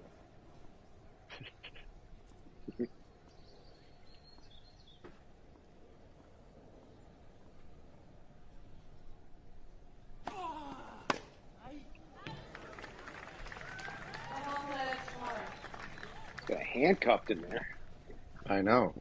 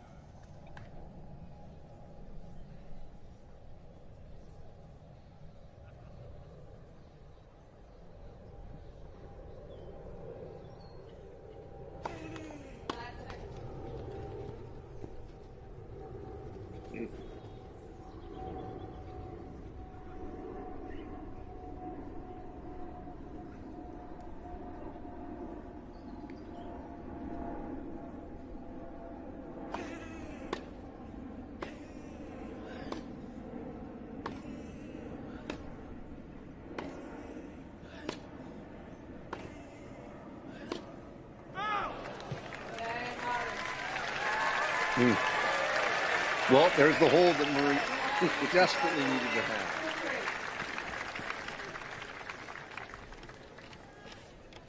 We were just missing that one. Inside out forehand and just missed it wide.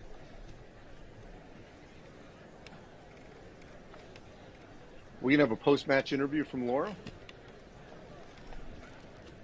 We will actually, I think we're going to have a post-match interview. I'm not sure. When tennis is the only thing on your mind, you start looking at the world differently. Trust us, we know how it is. Tennis Warehouse. So maybe it's time to head to tenniswarehouse.com and check out those shoes you've had your eye on. With all the top brands, we make it easy to find the gear you're looking for. While you're at it, watch another deep dive video and take advantage of the free shipping we offer. So what are you waiting for? Head to tenniswarehouse.com.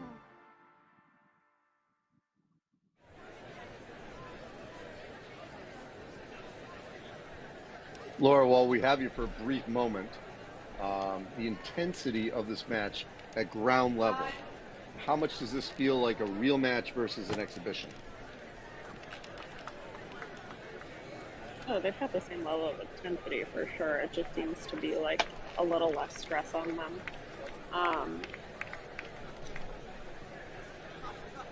When it's a regular ATP match, called time here. So Rune is about.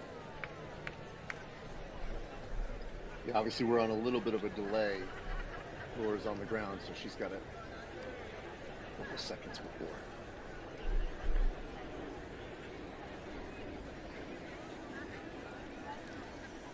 Murray has not been able to break Rune yet in this match.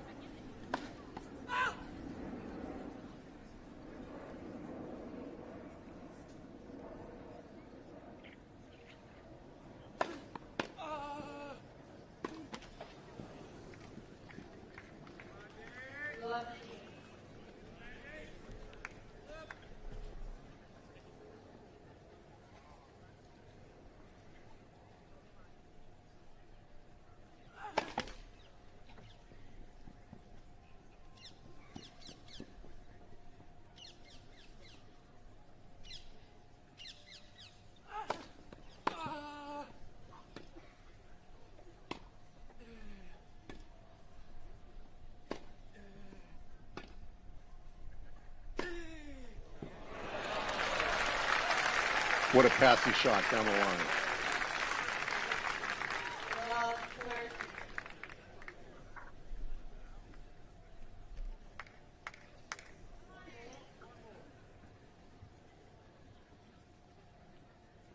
Seeing the experience of the 36-year-old right here.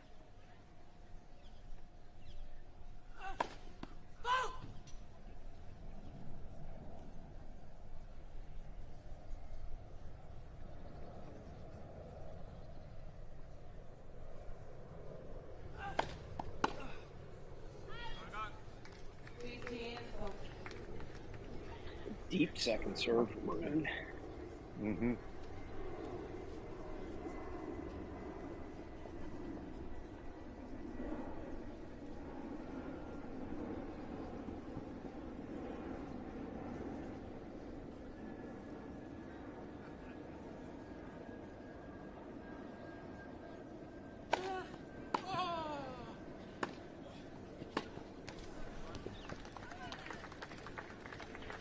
Good way for Rune to fight back into this game. Tied at 30.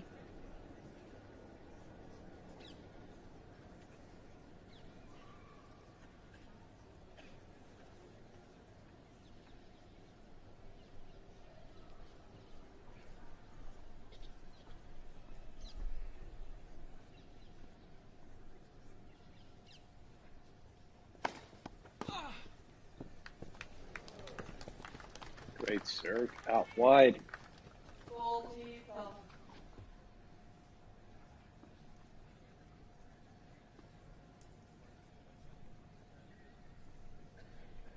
Exhibition or not, for Rune to have wins over Djokovic, multiple wins over Djokovic, and then Murray. I mean, he's just knocking off the legends here lately. And he's one game away. First ever meeting between these two.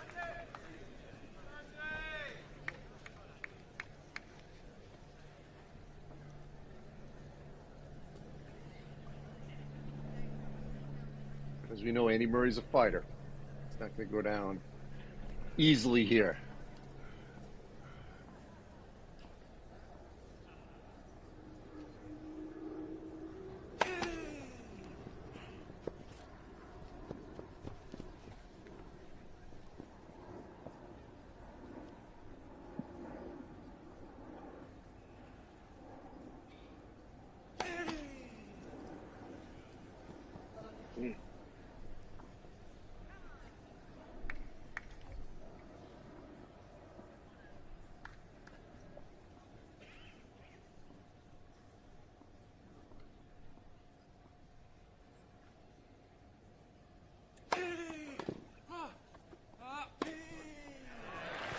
Oh, put an inside out right there.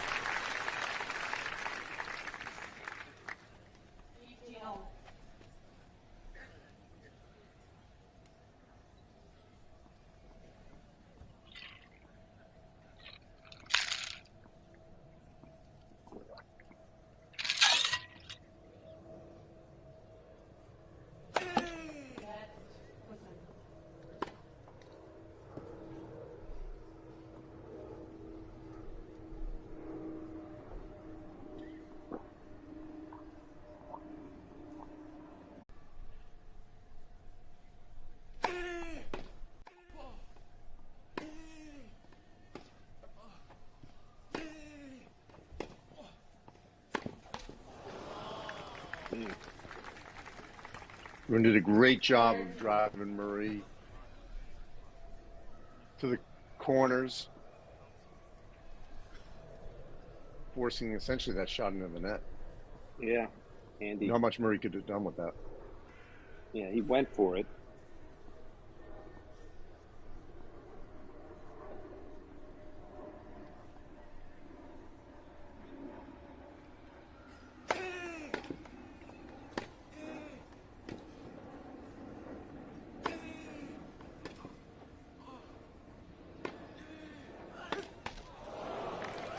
Ooh. He had that winner down the line, just not able to convert. Yeah, Holger took a huge cut, trying to send himself to match point.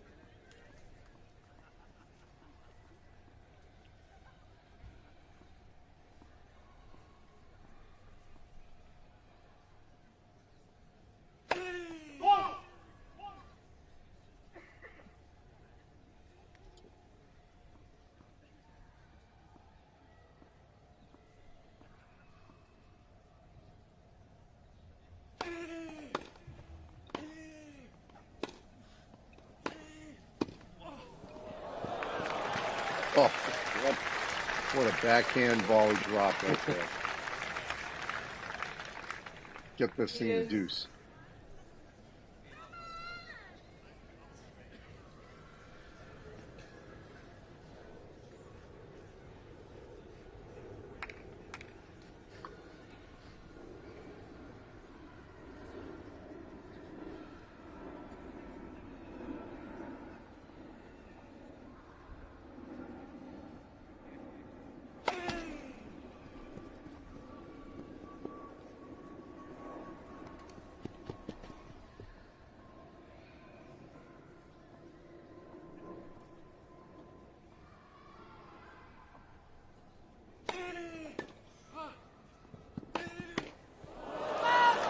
Oh, right at the net.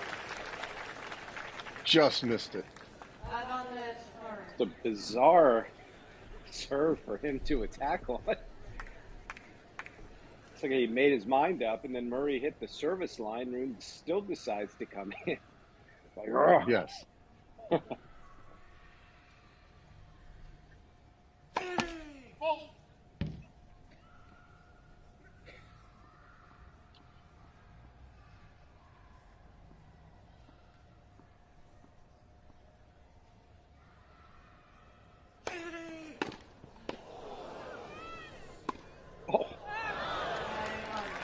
I missed. Two chances there, he just missed. Hit that laser return. Definitely seeing some of the shot-making ability by the young Holger Rune there. Looked like he was going to chip and charge Andy on that serve before. On our journey to Japan, we saw firsthand how a Yonex V-Core is made. Right. Witnessing the merge between human touch and craftsmanship with modern machinery and technology. The result is a racket that optimizes spin and feel while giving you more net clearance for better consistency. Get the new Yonex V-Core at TennisWarehouse.com.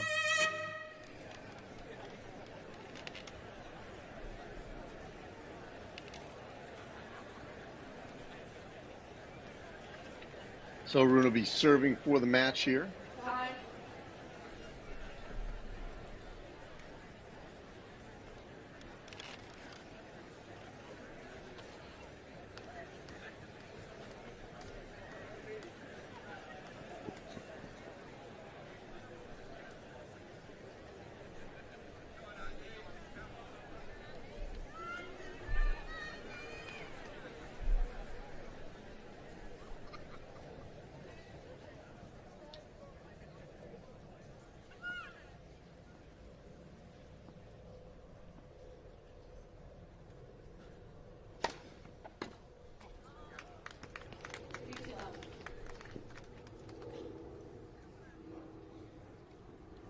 Three points away.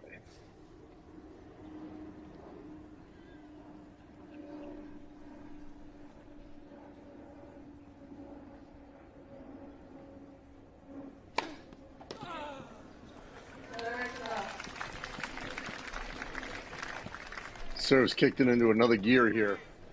Mm-hmm.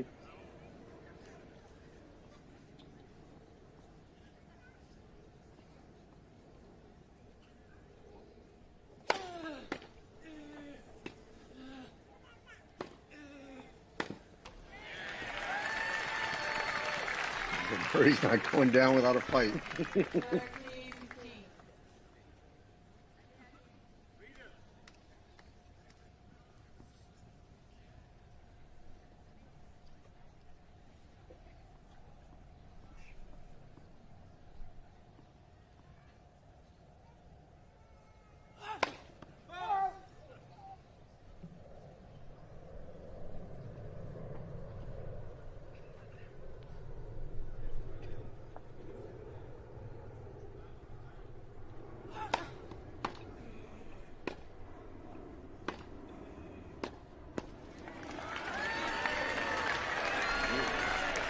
This is classic Andy Murray.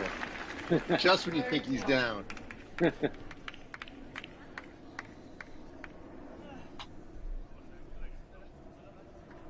Huge serve here coming up from Holger.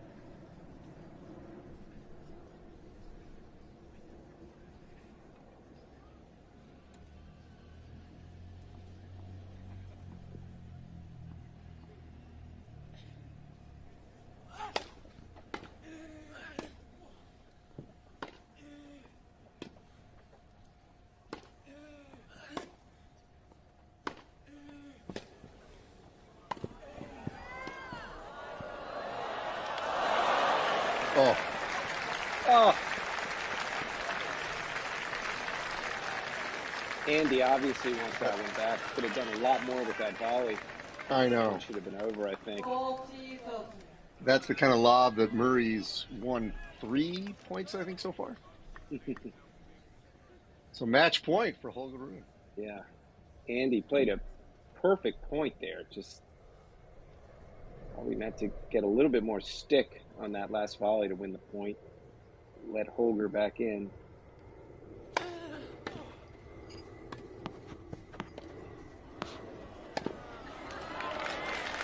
And there it is. The overhead winner for Holger Rune. 6-4, 6-4. Taking out another legend. One of the big four. Please give a big hand to Holger Rune.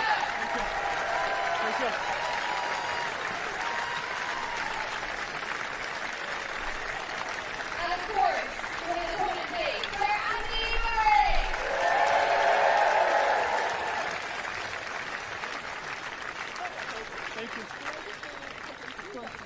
A quality 6-4, 6-4 match that fans definitely got their money's worth. I think we're going to hear from both players now.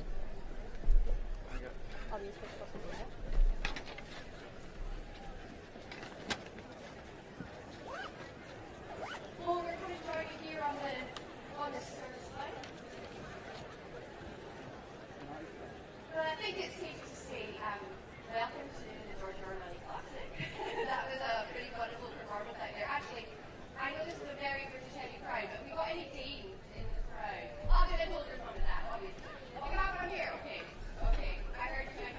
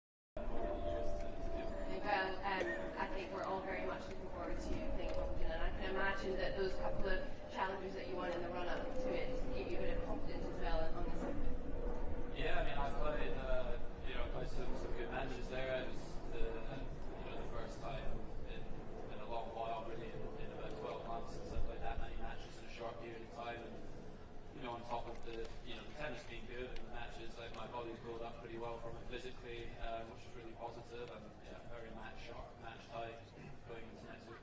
Well, I'll tell you what, we all wish you the very best at Wimbledon. Can't wait to see you play. Ladies and gentlemen, it's Andy Murray.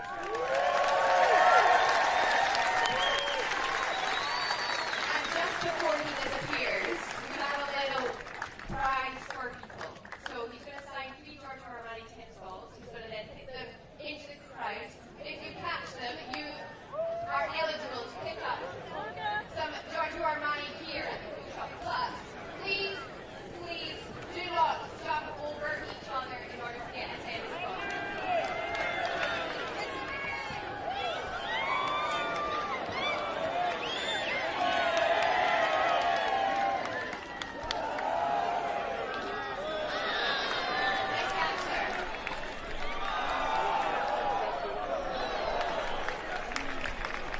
Who would have thought tennis balls to get people so excited? The pro shop is just behind here in the Giorgio Armani pro shop, over there. And in just a few minutes' time, we will get our second singles on for the day. So please do quickly go and refresh your glass.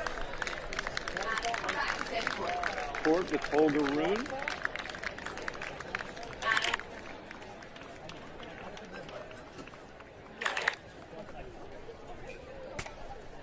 We've got more tennis to come here. We've got actually a change. I think Stan Wawrinka has pulled out of the Giorgio Armani Tennis Classic, and he has been replaced by Quentin Halys, 79 in the world, Frenchman. I don't know how much you know about him, Laura or Patrick. So he will play Wu in this next match.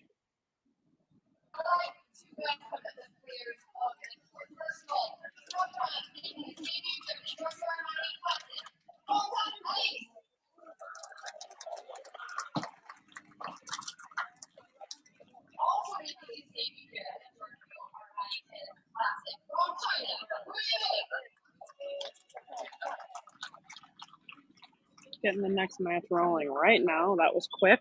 People are refreshing their glasses, as you can see. But we're getting going here right away.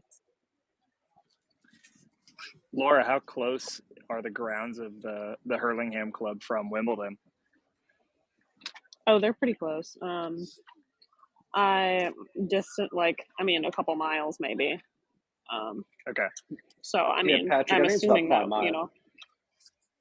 When they had 5 to call up miles. somebody because Stan couldn't come, it was easier for them to be like, "Hey, who's up? Who's here?" Yeah, I was gonna say they just pick somebody out of the from the All England club. Very cool.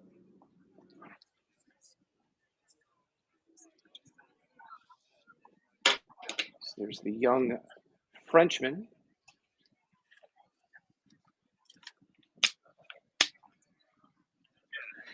Hey, Andy, would it be possible to tilt your camera down just a bit? I think we're seeing the top of your backdrop. Yeah, that was the problem. I can try to lower this tripod. Hold on. No worries.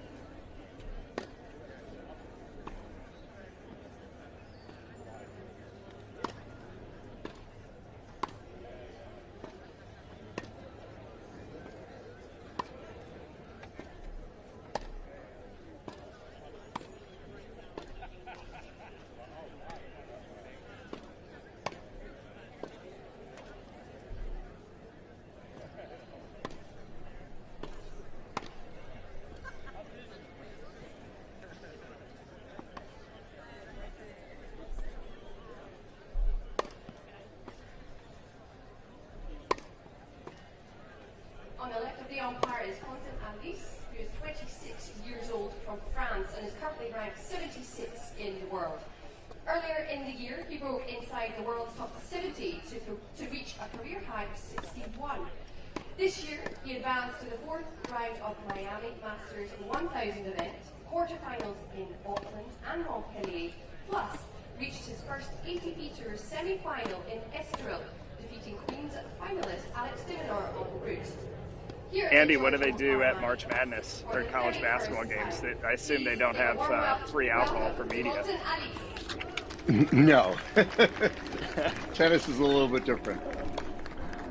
Yeah, there is no alcohol. Yeah, especially college sports, probably more strict. I don't know what NBA is like, but although who knows now with big-time college football playoff games. That's true. Good professional stadiums. Now, it's unfortunate, Laura, that the fans have cleared out.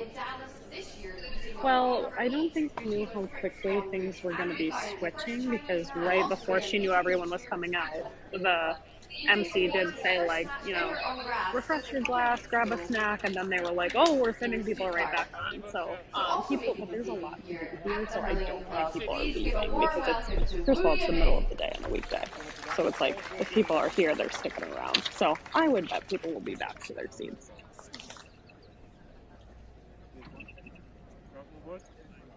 Who are we all taking in this match? I'm taking Wu. Wu Yibing, for sure. I'm taking Wu as well. So so Halys is number 76 in the world. Or 76? I'm looking at ATP right now, 76. 12 and 13 on the year. Career high was 61 back in January.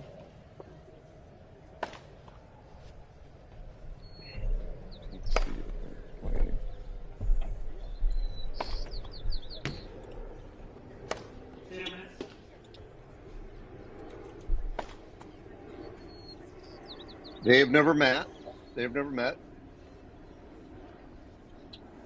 Andy, he actually did 26-year-old. Newport he played last year. Lost to James Duckworth. Laura will have to go back and find your interview with Duckworth after his match with Halys. 2 in the third. So no titles to date. Wu has the one earlier this season in Dallas.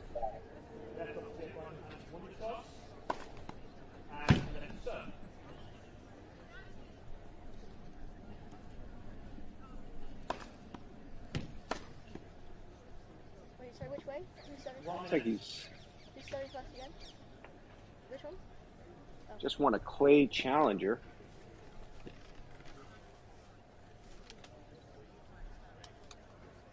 Was that last year's Hall of Fame when Duckworth, I think, maybe told Blair Henley that Federer calls him Quack?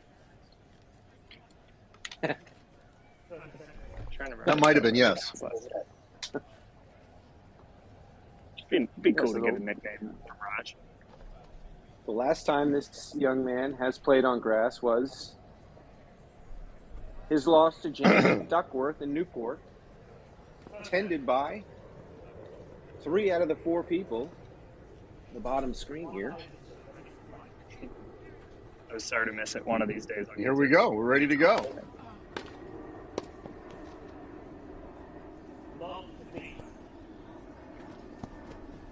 I'd like to know, Laura, how,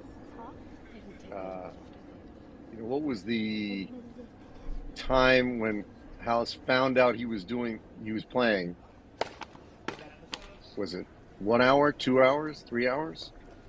It had to be today. No idea, but he was ready and waiting right next to the court after that match was over. So was today probably, but he was ready to go. Not off to a great start.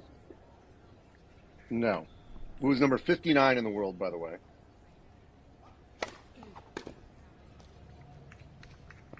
Yeah, to be fair, this... Patrick and Laura, the rise, I mean, this is really remarkable. He was 1,869 in March of 22 before going to 54 in May of this year. Yeah, it was a big deal at the Dallas Open. Every match he won, he sort of became the first Chinese male player to do this, to do that, you know, to reach the ATP quarters, then the ATP semis, then to win the title. So that was very cool. And obviously the ATP media group was kind of scrambling to really promote him to the Chinese media, and all, which of course there were none in Dallas at the time. But to try to get them quotes in Mandarin and all that. So there were certainly a lot of Chinese fans that turned out towards the back half of the tournament, and there was a group of about 25 of them that hung out after he won the final to take pictures with him and everything in the lobby, and that was pretty cool to see. Kind of crazy that, I mean, he did not play from March of 19 to January of 22 because of injuries. And he gets the break.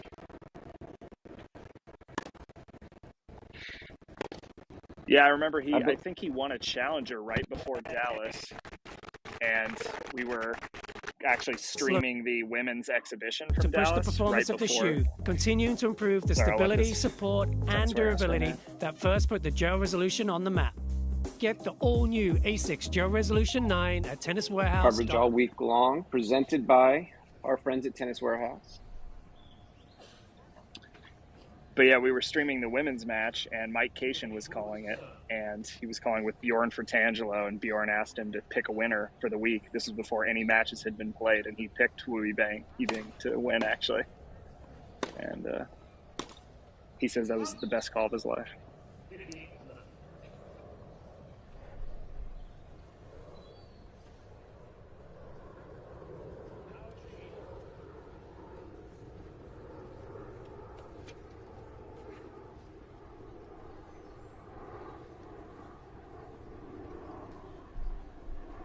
Patrick, is it true that Wu also does some modeling on the side?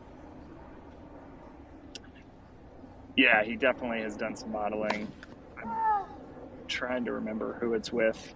I believe someone over in China, but we were kind of pulling the pictures up when we were in Dallas, and he said he enjoyed doing it. I remember seeing an interview he did with Blair Henley. They were talking about his modeling career. Yeah, he's done some modeling. He's a big NBA fan. He's Kevin Durant is his guy. So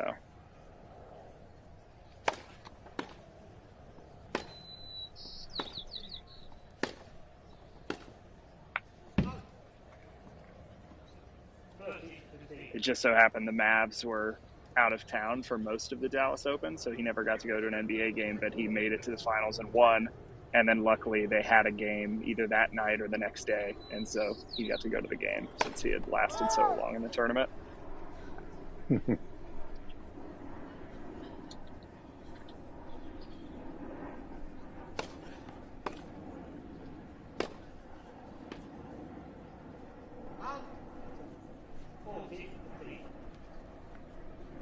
So still plenty of tennis to come. We've got this one, followed by another Legends doubles, Mansour Barami and Mark Philippoussis versus Xavier Malisse and Nicholas Almagro.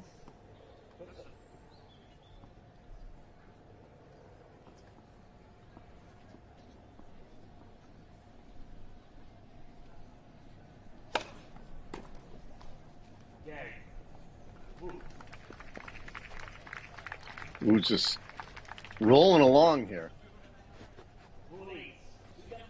Well, you can tell Laura there's plenty of seats now in that Armani balcony. Looks like it's been cleared out.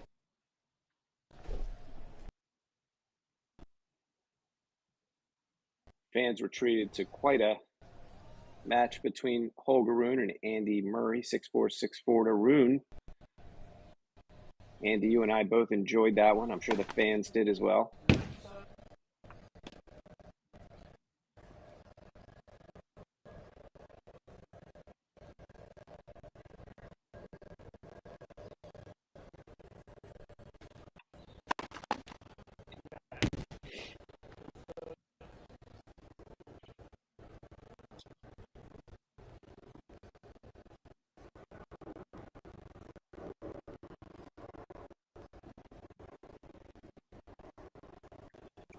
Well, feels like Halys has sort of found his footing here in this third game.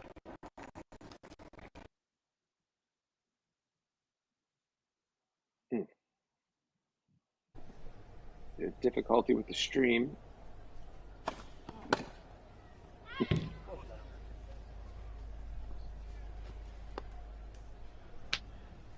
The feeling all those empty seats, those patrons are accounted for on the grounds right now. Likely have not gone it's a good home. time to take advantage of all the treats and everything out on the grounds.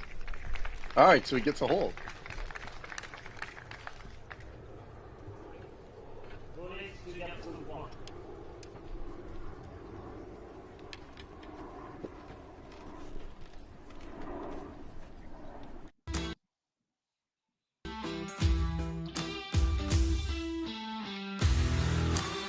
What I enjoyed most about this racket was the amount of topspin I could generate. It was really easy to hit my shots deep toward the baseline.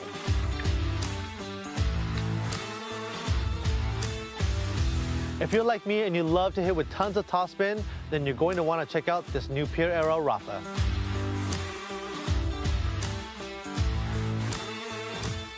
So, Andy, it looks like Halys, he lost first round at Roland Garros, then played Lyon, stayed on the clay, and then just won a clay challenger. So it looked like he wanted to stick around on the clay as long as he possibly could. Round of 16, and going back to March, round of 16 in Miami, lost to Medvedev 4-2. Beat Diminar, beat McDonald. So this guy is no slouch.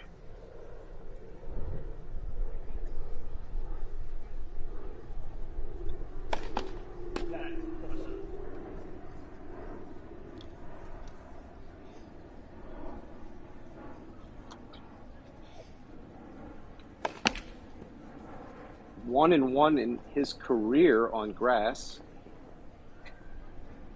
Both of those matches at Newport. He beat Poprin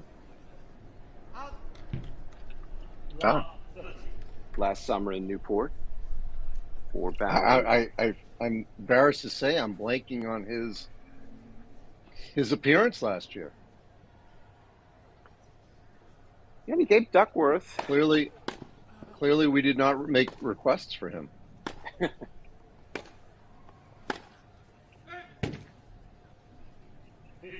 There's always been a strong French contingent at this event. Usually heavy on, obviously, Americans, but French and Australians.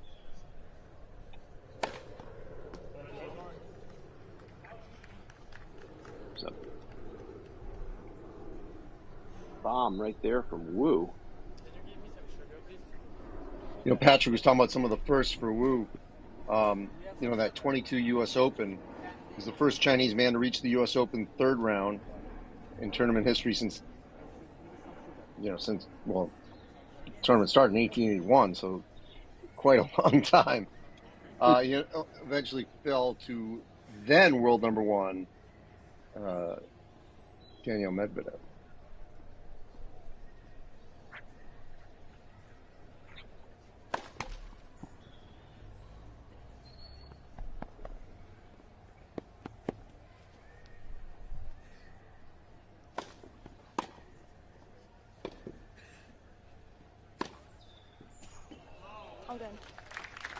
Oh, he's got a chance for the break here, Halys says. 30-40.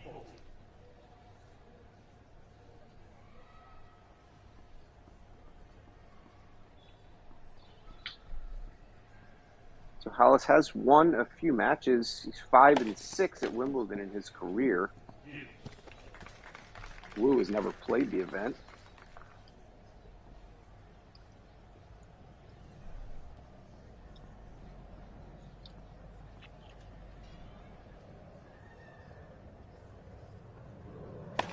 Lost to Nicholas Bashvili last year at Wimbledon.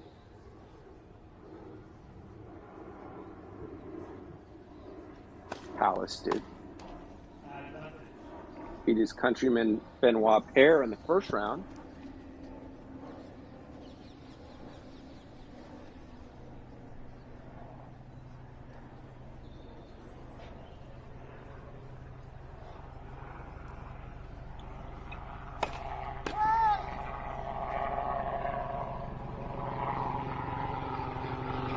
I mean, even though the crowd's not there, I think it's a big moment for Rune to get a chance to play on a court like this, to get great prep in advance of Wimbledon.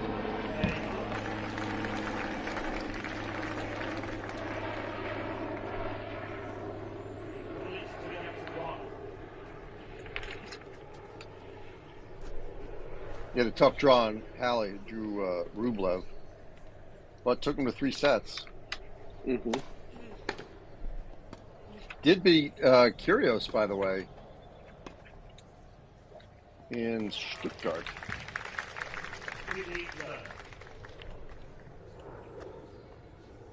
He did. He yeah, his last grass. Yeah, it's not a bad grass court win. You know, that Dallas field was a heck of a field back in February. I mean, think about it. He beat Michael Momo, Shapovalov, Manarino, who, by the way, will be back in Newport. He's been here a number of times. Then he beats Fritz and Isner to win that title. Indoors.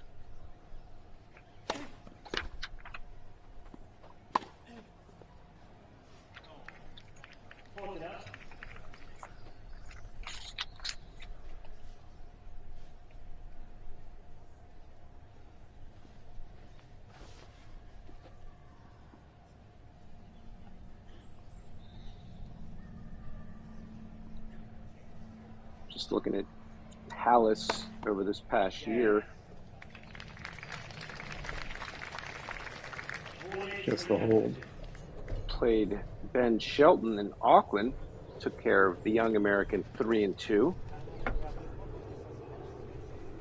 6-6 with Novak in Adelaide. So off the record, that's too far. Yeah, I know. Yeah, it's all right. It's all right. Looks like these guys are having some fun out there. Just to make sure I'm right. This isn't a contentious exchange with the umpire.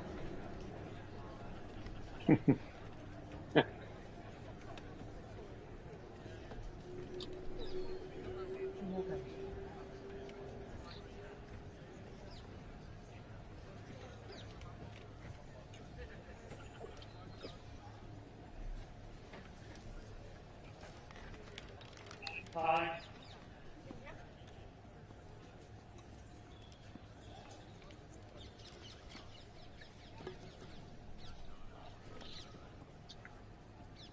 Two young men have to be happy about playing in an EXO with a field this strong. They're part of a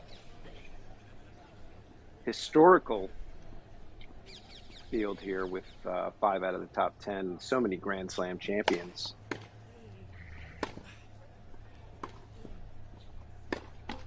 A little help from the net.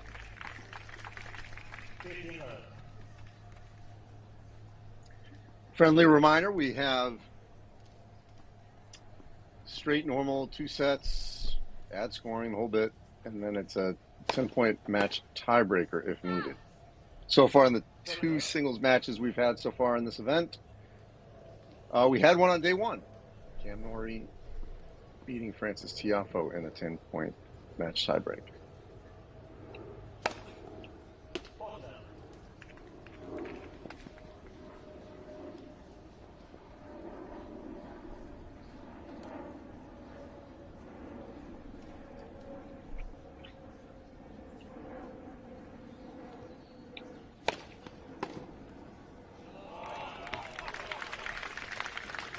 The Legends doubles later will be an 8-game pro set. Yesterday was the longest 8-game pro set I think I've ever witnessed.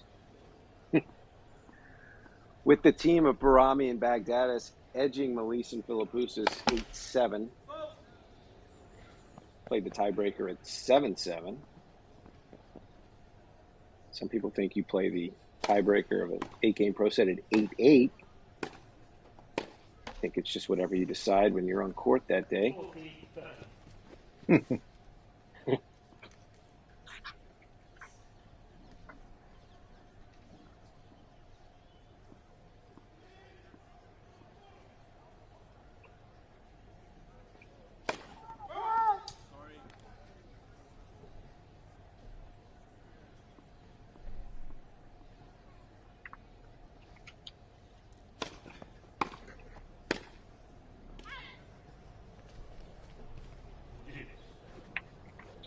We'll see if Halys has a chance to break here.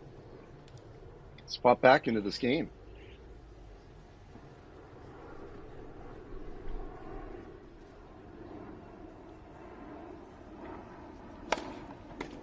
Andy, I was looking back at some of the legends that have played there in Burlingame over the years. Rafa Nadal, Maria Sharapova, Boris Becker, Pete Sampras, and Andy Roddick, among others. No shortage of stars there at this XO. Well, I'm not surprised with the grounds that we're seeing here.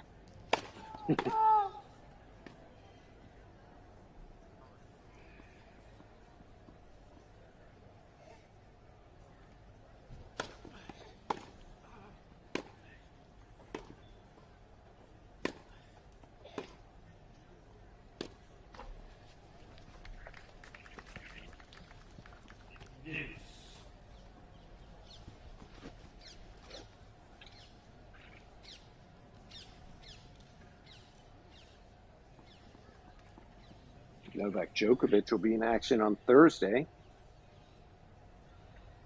Taking on Francis Tiafoe. Yeah. Get his one rep. I saw him yesterday practicing at Wimbledon with his good friend, Stan Wawrinka. He must have done a number on Stan. All right, we got a break point situation here. I don't think there'll be empty seats tomorrow.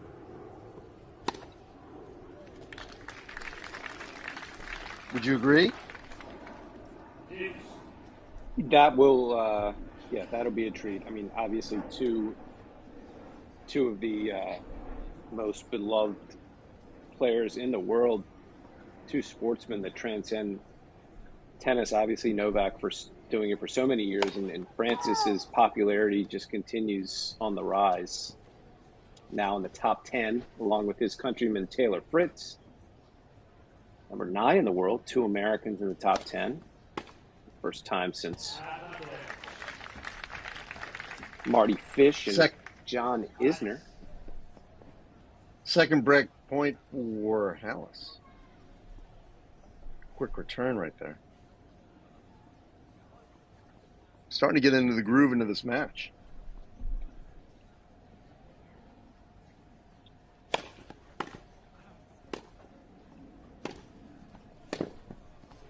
Wow. Huge break for him. Really controlled the last couple of points there. Moving Wu all over the court.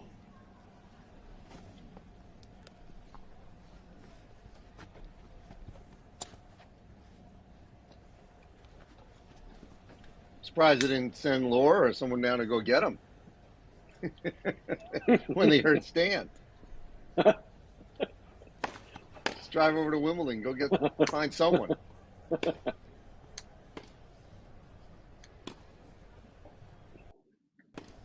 folks at IMG, obviously a huge Rolodex of folks they could call, their fellow agents, see who's available. Yes. Short notice.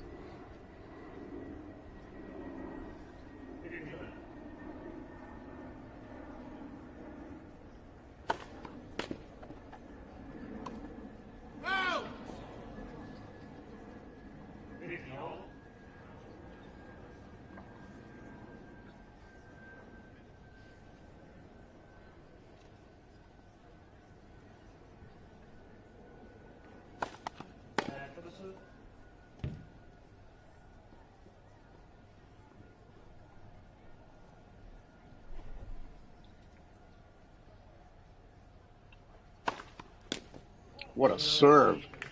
It's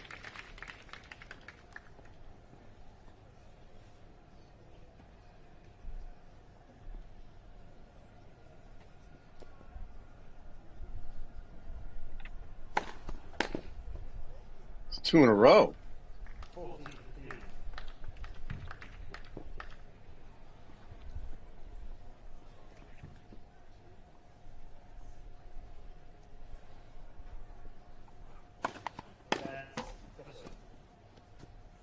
Second serve coming up.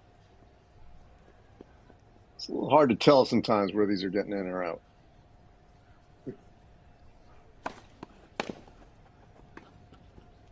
Just tremendous placement of that serve, going wide, leaving the ad court completely open. There was no way Wu could get there, and this first set is completely turned. Absolutely. The big serving. Quentin Halys. 6'3". 26-year-old Frenchman. He's got some firepower. Andy, I have to admit, I haven't seen him play. Despite being on the ground apparently I did, but while he was playing. Yeah, apparently I did see him play and didn't register it.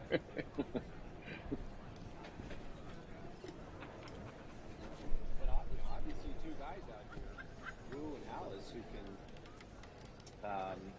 who could potentially win a few rounds at Wimbledon. We'll see.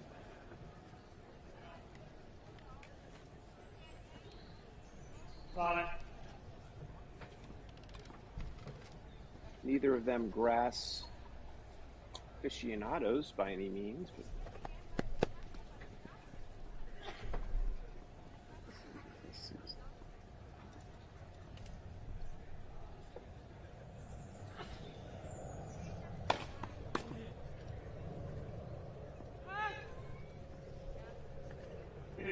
from Wu.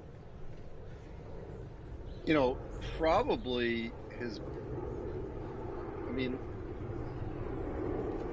there was a stretch there with Halys where he beat some significant names here. You know, for example, a challenger in Phoenix way back in February beat Rusevori, who's had a good year for Finland. Then he goes to Miami, beats De Minaur and Mackenzie McDonald before losing Medvedev. Yeah. Then in Estoril, beats RBA, team, I know it's not the same team, and takes Rude to a 3rd set tiebreaker. So he's had some good results this season. Absolutely.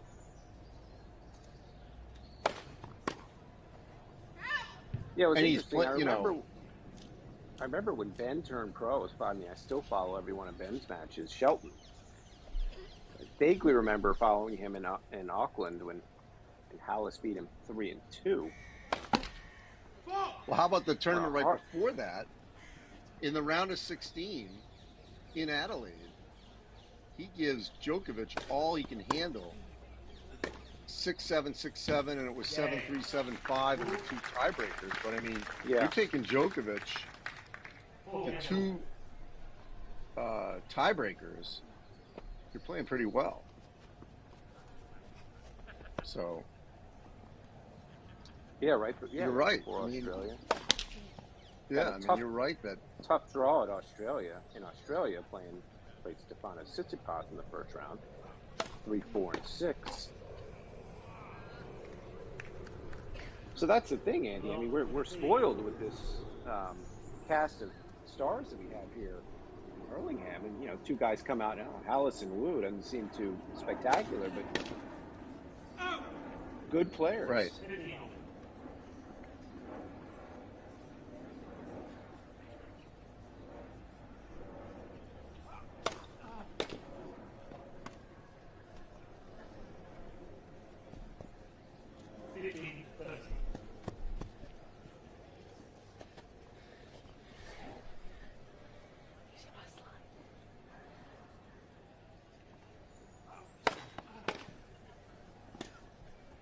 Nice pickup right there by the line. Ooh, just missed it. And just like that, Wu's got the break point. So he could, if he can convert here, he can serve for the set.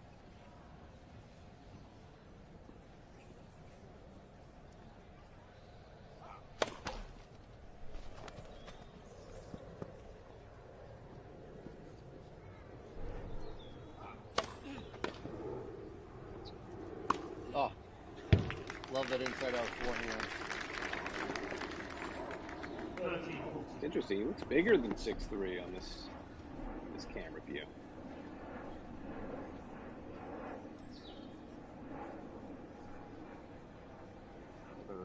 Great point. I spoke too soon. Deuce.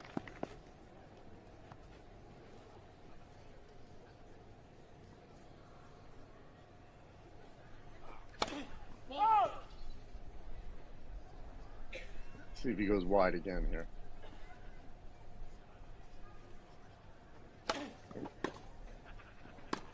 Oh, but he missed it. Second break point for Wu.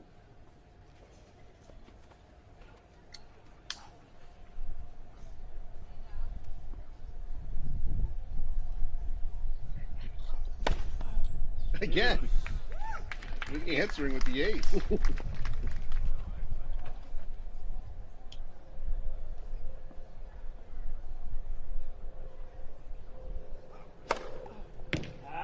Wow, 3 aces this game.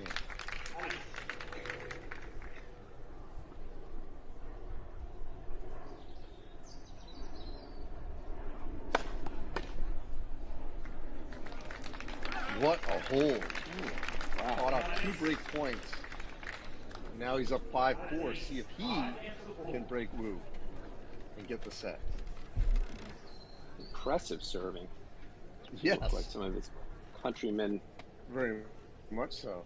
Such as Gael Monfils, Joe Wilfried Tsonga with those bombs.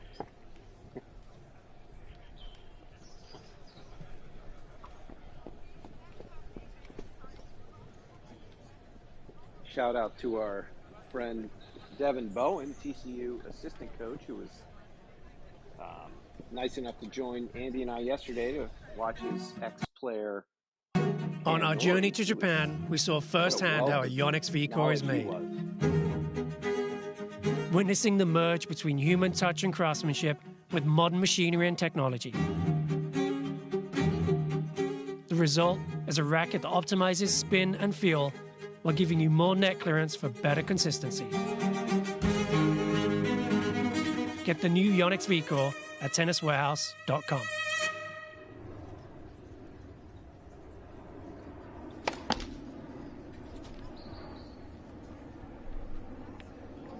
All right, let's see. Halys can get the break and get the set. Gets the first point on a quick return.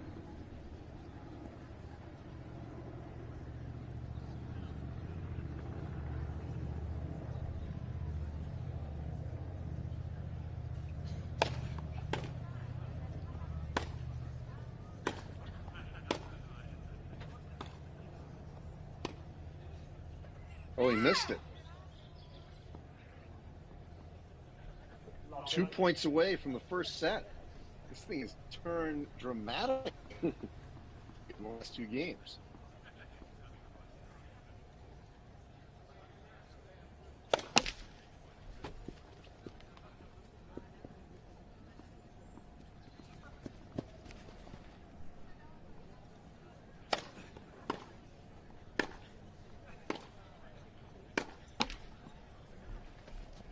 Wow, set point here.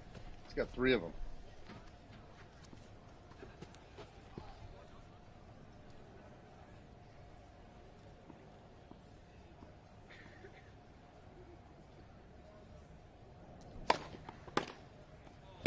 And he gets it at love. 6-4 in the first. Halys starting to look like he did last year against Hoprin in Newport. 5 aces to 2. Second serve, 100%. Quite the turn of events here. You know, that's the classic thing. This happens all, you know, oh, you just get called up. Hey, you know, we need you to fill in. And then you go out and you win the thing. So a friendly reminder, we're going to play this set. If Wu wins, then we do go to a 10-point tiebreaker.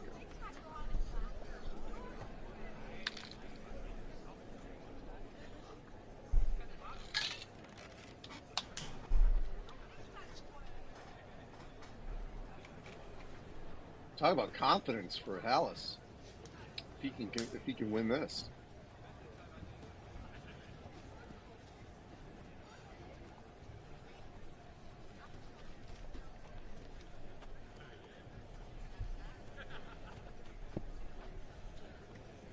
Second set.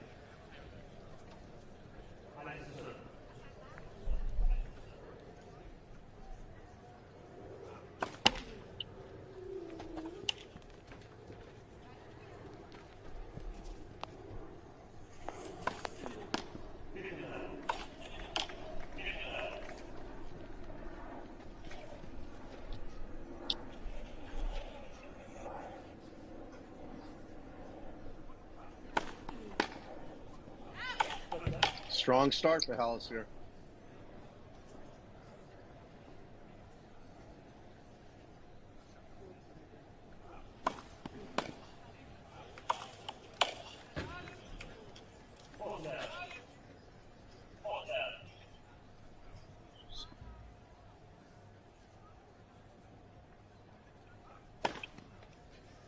And it love.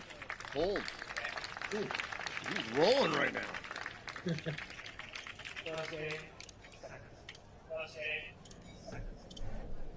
Look to push the performance of the shoe, continuing to improve the stability, support, and durability that first put the Joe Resolution on the map.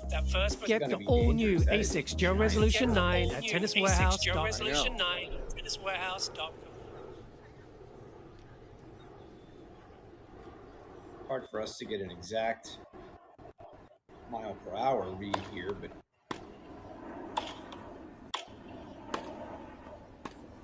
somewhere in the 125, 30 range. Yes.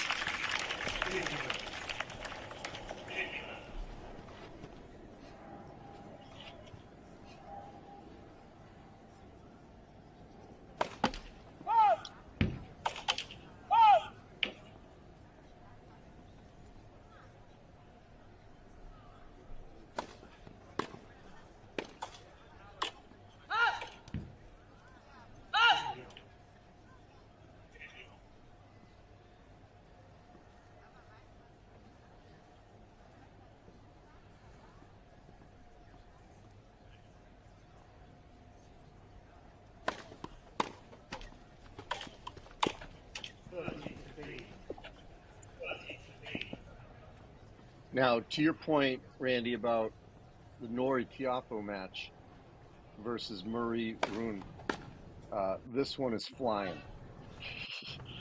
This is more like yesterday. Yeah. A lot of big serves, not a whole lot of rallies we're seeing, Andy. No.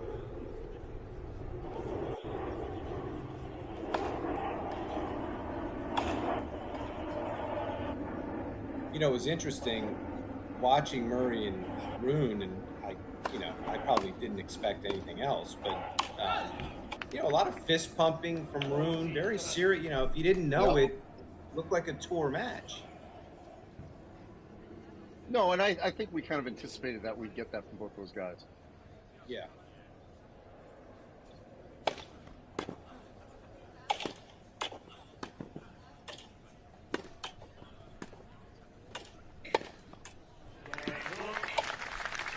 Solid hole from Rune. Be interesting to see at Wimbledon if Holger is going to that drop shot a lot. He certainly was testing it out a lot today.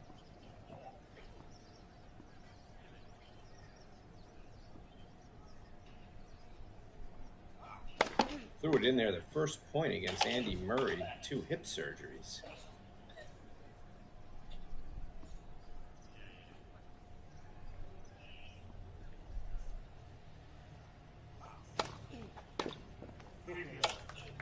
Really effective on those wide serves.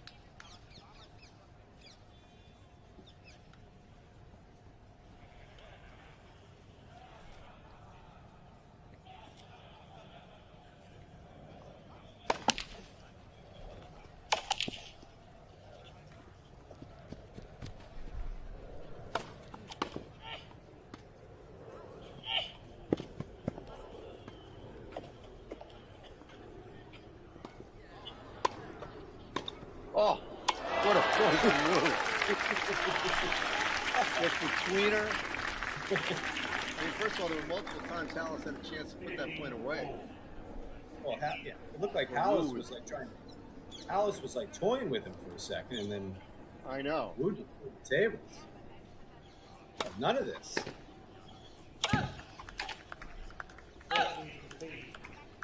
And to the deuce side, his serve has been almost unreturnable.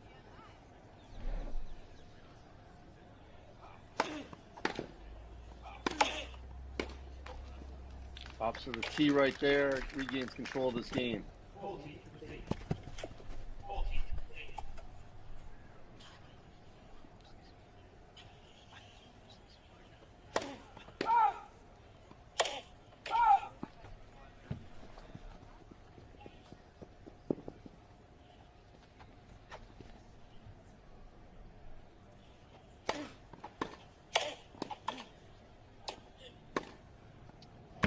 Left open, too much court right there.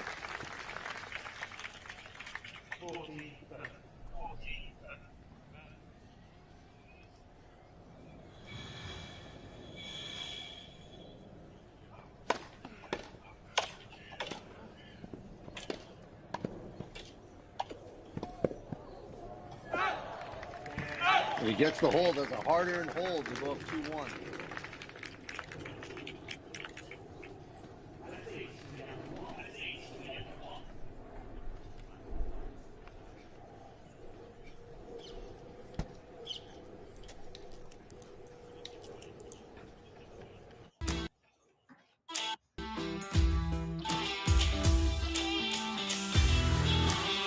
What I enjoyed most about this racket was the amount of topspin I could generate. It was really easy to hit my shots deep toward the baseline.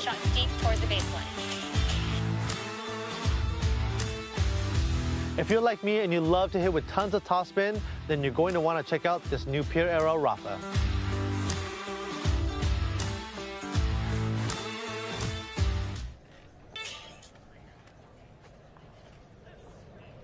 I'm going to want to hit with that Pure Era Rafa. You're seeing that spot so many times. Well, that's what I'm playing with. With the new one? No, not the new one. No. Okay.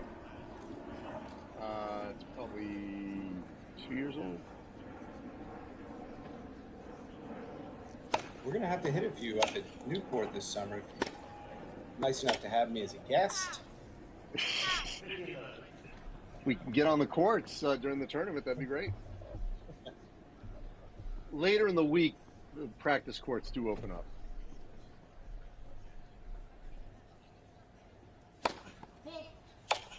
Master and Cats, 0-0 career.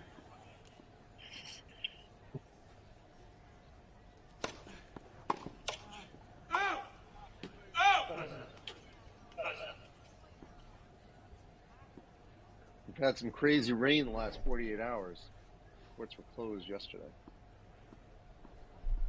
Finally breaking though.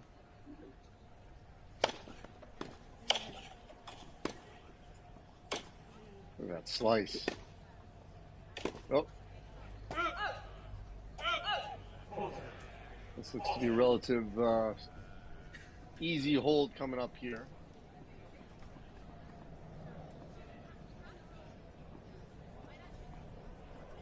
Andy, quickly, talking about the Hall of Fame, the horseshoe court, the famous court when you walk in the entrance, did members ever hit on that? I played there many times.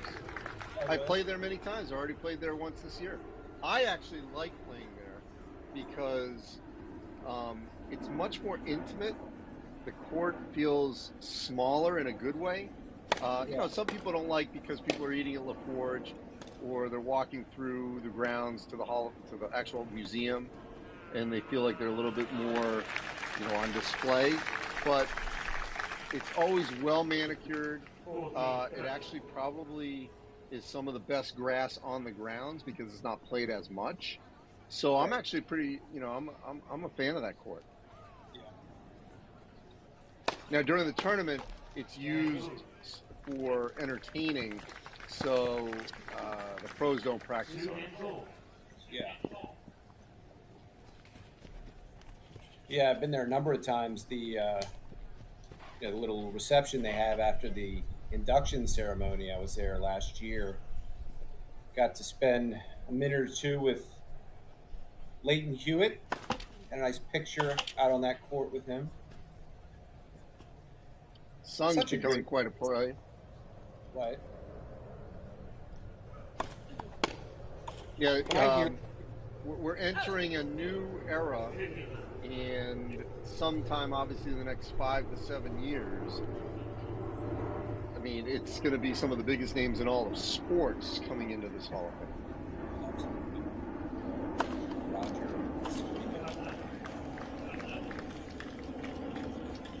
And then at some point, Venus and Rafa and Novak, Stan will be in. Yeah.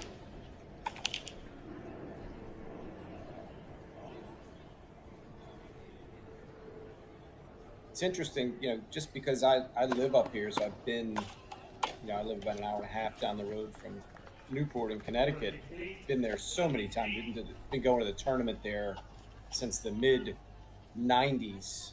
And it's interesting, you talk to people in tennis that might not live on the East Coast or, they don't live in the United States, that have never been, and you're just like, you have to get there. When I hear that, I constantly just tell people, this is a, I don't love using bucket list, but this is a bucket list place. You got to get to Newport. And if you're going to get there, and you can get there during that week. Yeah, certainly if you're a tennis fan. It's interesting. One of the discussions was at some point, and, I think you might have asked Todd about this when he was, the CEO essentially. Because of the demand, do you hold an event somewhere else and then later bring them to Newport? And I would tell you categorically the answer should be no. And I think that's where everything will be. But two things. One, this is where the Hall of Fame is. The NFL, they go to Canton, Ohio. Baseball, they go to Cooperstown. The NHL, they go to Toronto. I mean, it's where it is. B, it's a beautiful spot. It's not like you're going to some, place that is not touristy that people don't want to go to. Right. And the third thing that I think people get a little bit, I think they overanalyze, is that an induction ceremony, especially 5 years and beyond when a player has competed, I don't think they're as big a draw as people think. I mean, yes, you can sell out whatever it is, 5,000 seats. Are you selling 10, 15, 20? I don't think so, because there's no event. It's just a speech. So right. I do think that people are overthinking it, thinking, oh no, we got to have, Serena and Venus at Arthur Ashe, and, you'd have to have Rafa somewhere in Spain or something. No. Right. Yes, it'd be a pricey ticket. It'll be exclusive, but not for 10,000 people. I think the max is somewhere a little, maybe under 5, but it'll be live, it'll be televised. I mean, it is still a speech of an athlete who no longer competes. And so I think sometimes it gets, people start to worry about something that I don't think they need to.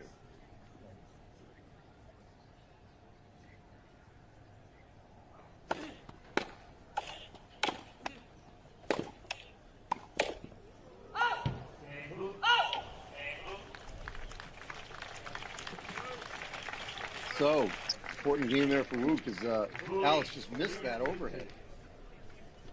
Actually, it was an overhead. It was a volley. So Wu's up 3-2.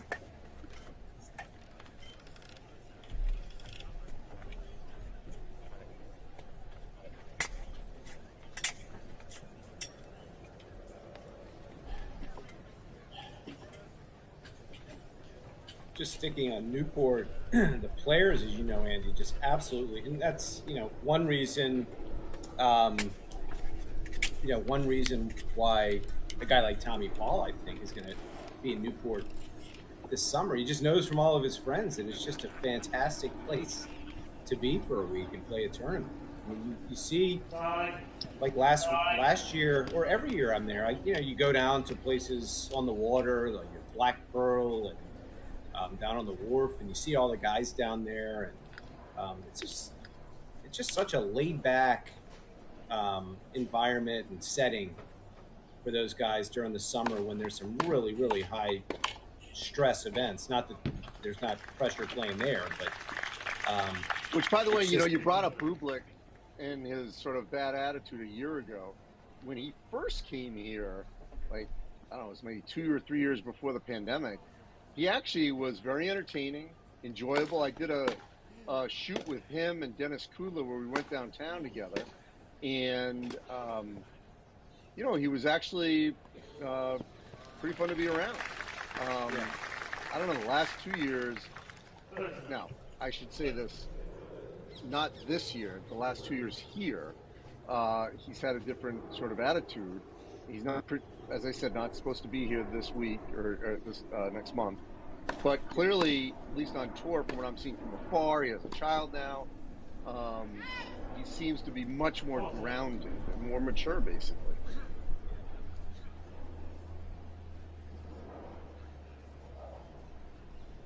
Which I think would be good for everyone involved. No need to be rude.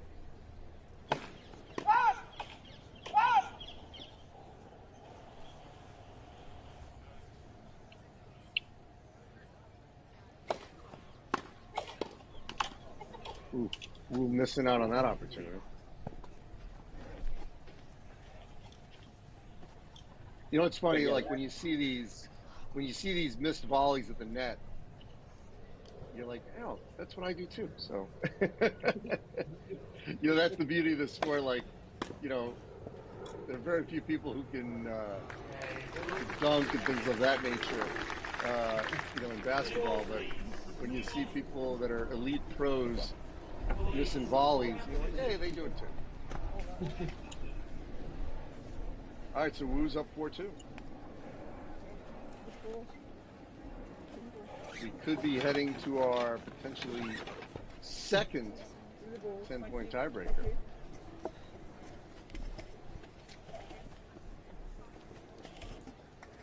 Changing the balls.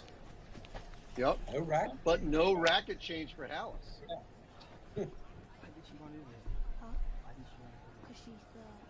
This is ready tennis. I mean, he's not messing around. Yeah, and you want to talk about a guy that likes the new balls, has got to be this guy. Yeah. The bombs that he's maybe he has a practice time at Wimbledon. He's getting ready to get. They pulled him back over here. He's like, let's go.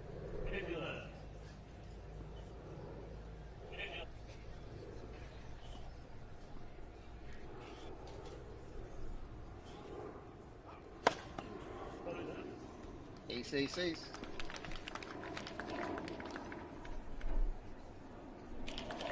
Look at that. He is barely hesitating.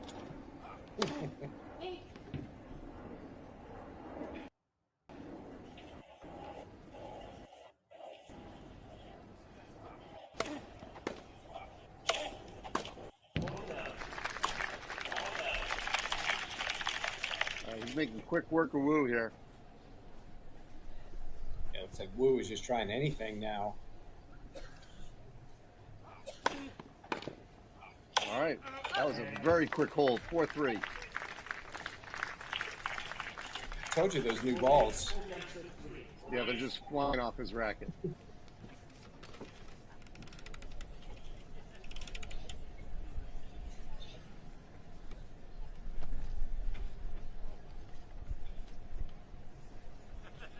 So you know what's interesting? What do you do with... On our journey to Japan, we saw firsthand how a Yonex V-Core is made. Witnessing the merge between human touch and craftsmanship with modern machinery and technology. The result is a racket that optimizes spin and feel while giving you more net clearance for better consistency. Get the new Yonex V-Core at TennisWarehouse.com.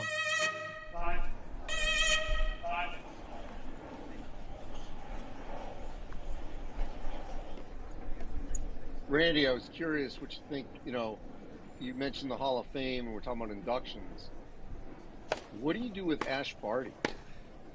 Do we assume, and I know she's having a child, but that doesn't mean anything. Plenty of players that come back. But do we assume when her 5-year period is up that you induct her, and then if she comes back, she comes back?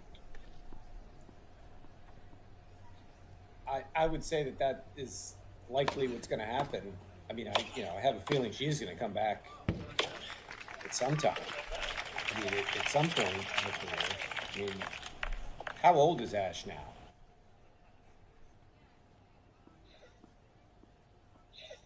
I mean, early. I don't even think she's only 27. And so she retired what, 2 years ago?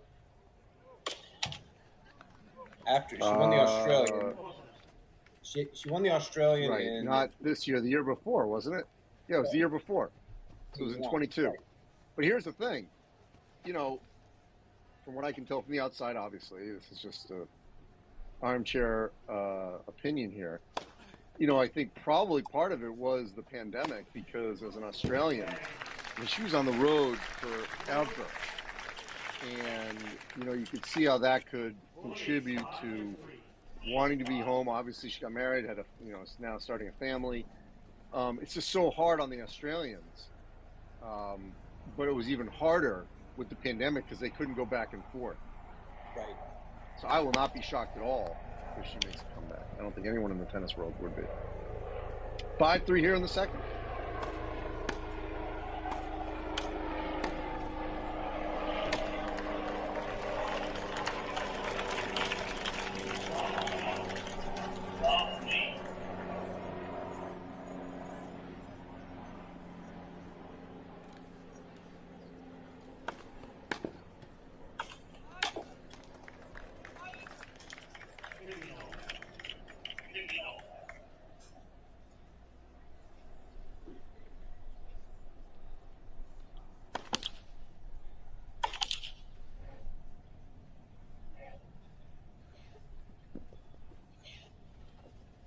Sun coming back out.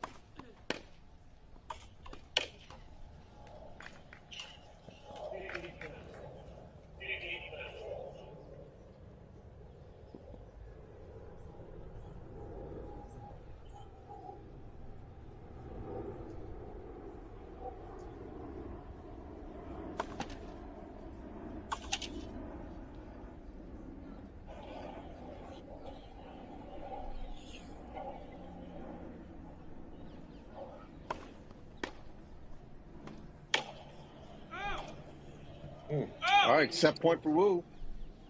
Tight backhand. Our 10-point tiebreaker.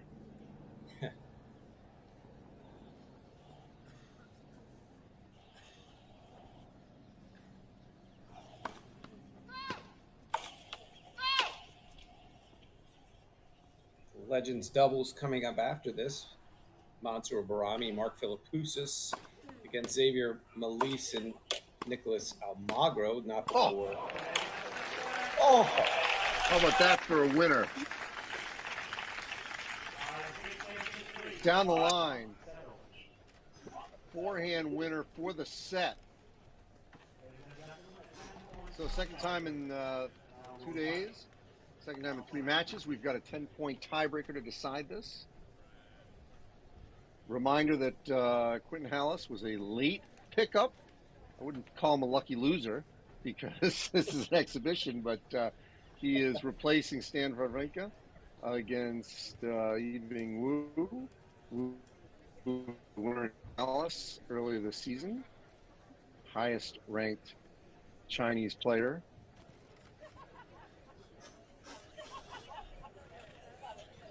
So here's the question: does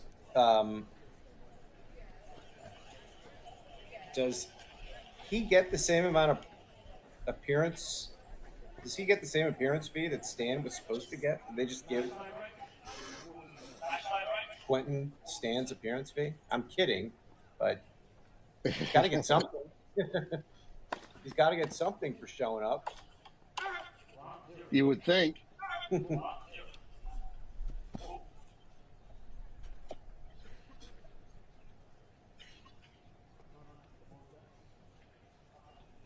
Halys is challenging the call, but a little difficult here on grass. There's no Hawkeye, and it is an exhibition.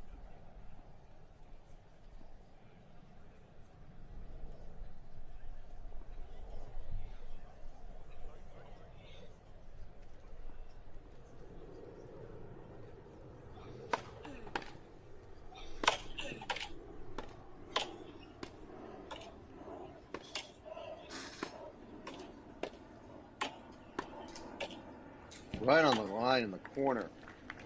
Reminder in the 10-point match tiebreaker, one person starts with one serve, then it's 2-2-2 the rest of the way. You turn every 6 total points. Switch sides, I should say. Oh, right down the line. Ooh.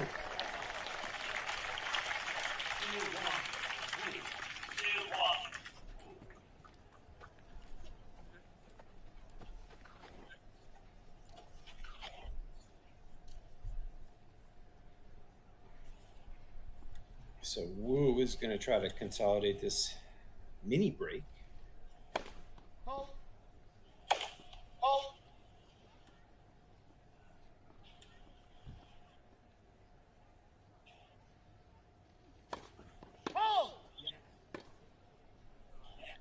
You know, I was just double checking the field for Newport, and Halys is not part of the main draw. I think if he wins this, he should petition for a wild card. Well, Andy's probably upset that you didn't interview him. I didn't remember. Well, there are other Frenchmen here: Manarino, Humbert, Boutet, Lestine. So France is well represented.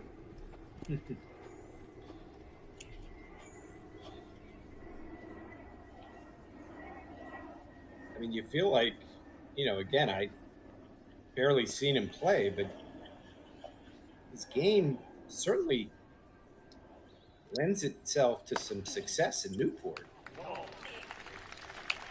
Serving those bombs.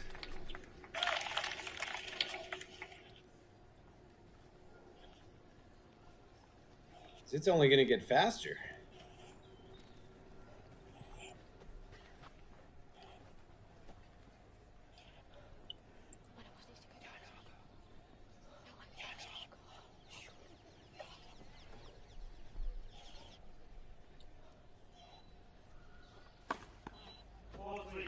Another race.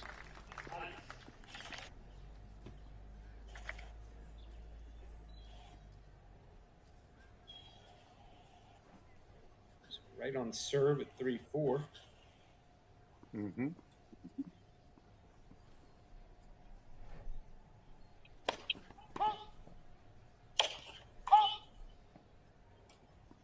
The crowd filtering back in. I don't know if that's for this tiebreaker or for the legends.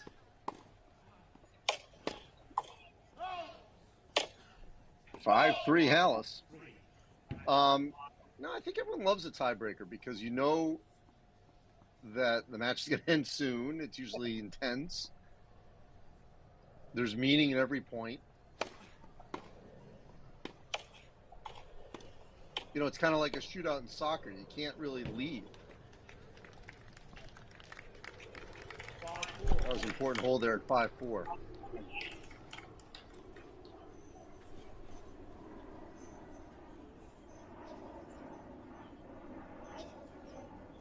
And for those of you who have never seen Mansour Barami play tennis, especially senior tennis, you're in for a treat.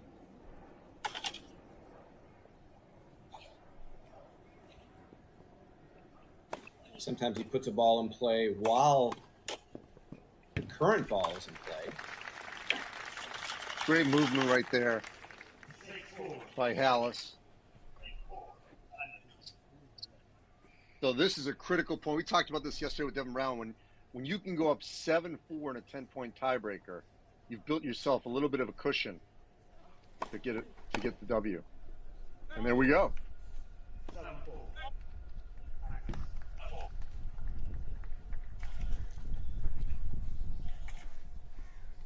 Because essentially right here, if he can get one of these two, then Halys can serve for the match on his racket.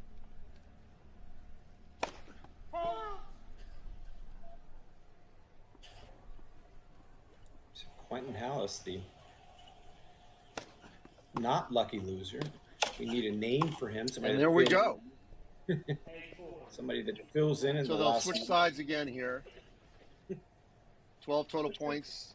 Every 6 they switch sides, and I mean Halys and really can control right now, because even if he loses this, he can serve for the match. He gets 2 serves. What should we call Halys? Somebody that fills in at the last minute at an XO. He's not a lucky loser. He's just, he's just lucky. Yes.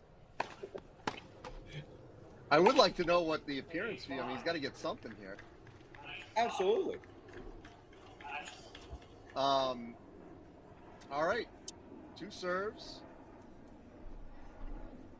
I mean, you should at least get what Wu gets. About the same rank. Or an Armani suit.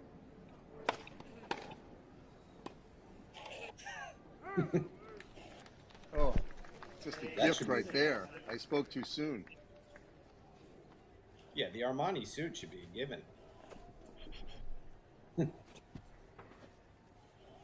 Okay, big point here.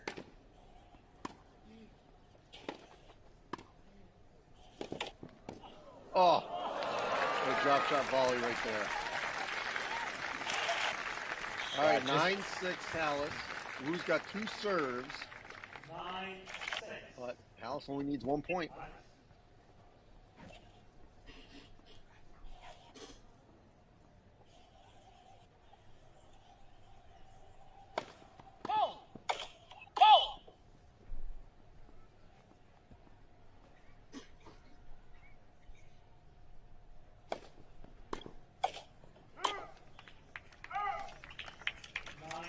Still in good position. He's got a nice cushion, even if he loses this one.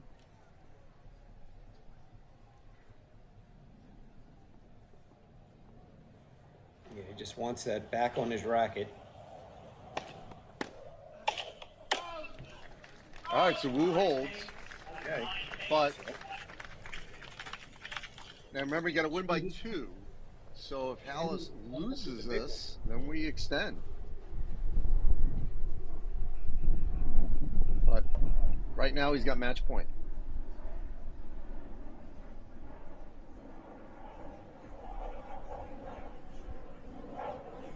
Just goes for that big bomb just to finish it.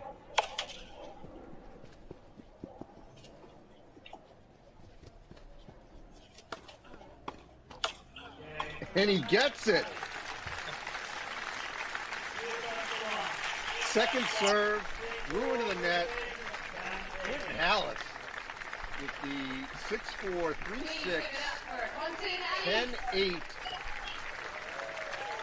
tie-breaking victory. Called on the fill-ins for Stan Wawrinka, and he gets a win in exhibition. Great prep work for Wimbledon.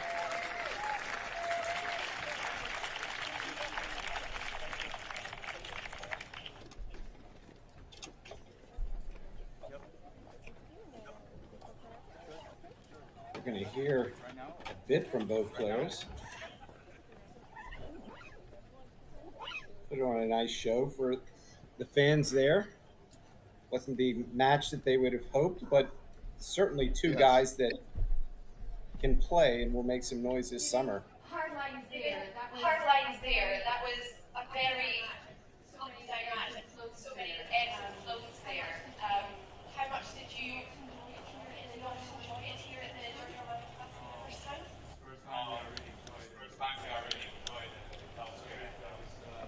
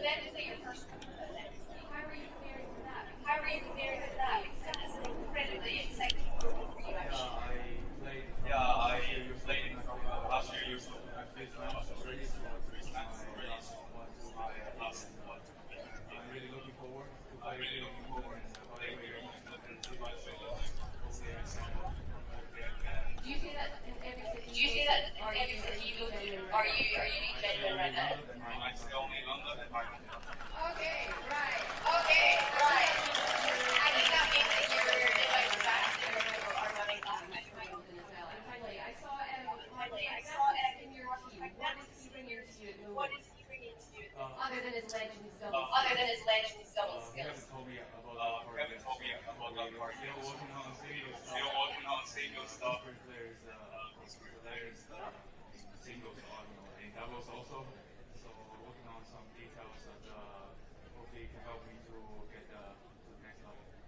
Well, thank you very much. It's been a pleasure to have you here and a joy to watch you as well, ladies and gentlemen. One more time for Yibing.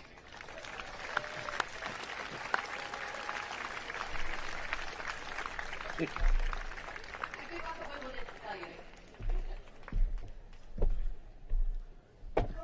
See if we can hear Quentin Halys after that W. Spectacular right there. What did you make of how you played? I enjoyed so much today. This is my first day of the year, so it's pretty good for me. I was really relaxed today. I was feeling very, very well. So I enjoy here, and I know the public like the French guys, so thanks for the support. I see you working the crowd in the UK, okay. No, but I saw you just played a challenger, obviously, which you won. And as you say, your first match on grass this season. It's very difficult to go from clay to grass, but you just look so relaxed out there. Did you just go out thinking, look, just going to give it my best shot? Exactly, you should be my coach. But Well, yeah, maybe. no, with my game sites, like really easy to switch from clay to grass. I'm trying to hit as much as aces as possible, going to the net, hitting some fast shots, so my game plan is still the same as on clay. So it's very tough to move here on the spot, but the game plan is still the same. And how about that serve? I'm not sure if anyone noticed that serve rocketing down at goodness knows how many, 100 and something miles an hour. How much of a weapon is that? Because on this surface, it could be very key for you. Yeah, for me. Again, yes, I should be your coach. That's a great weapon. When I'm like break point down or stuff like that, it's really important for me to have the first serve out. Even with the second serve, I'm pretty confident, so for me it's really key, and I'm really happy to have the serve today. Absolutely. You know, if he grew his beard a little bit longer from a distance, he'd look like Deadlock's hair. Yes. Well, Randy, we had two high-level quality matches. Big thank you to both Day players two there. of the Absolutely great Giorgio sports. Armani What a Classic. fantastic match to watch there. And Our we've got final quite singles match a of the day day. three. I know we got doubles coming up after this. When we turn about singles on Thursday. Cam Norrie, who won yesterday, beating Francis Tiafoe against Casper Ruud. And then later in the day, Novak Djokovic against Francis Tiafoe. So quite a lineup on Thursday. I'm going to depart for these purposes, but it's been 2 exceptional days so far. I appreciate it. Absolutely. Thanks so much, Andy, and we will see you tomorrow. And hopefully we keep rolling. Some good tennis. Yes. Appreciate it. Thank you. All right. Thanks, Andy.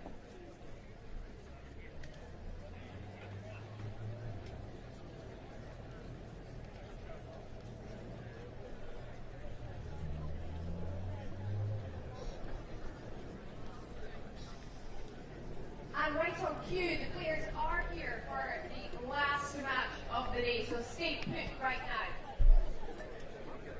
So I'd like to welcome to the court the doubles pairing of Nicholas Almagro and Xavier Halys.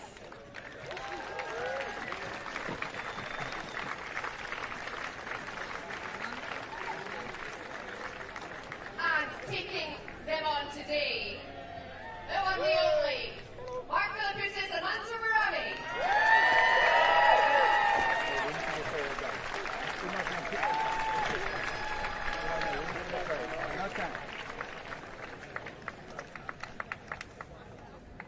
How much you pay to the crowd?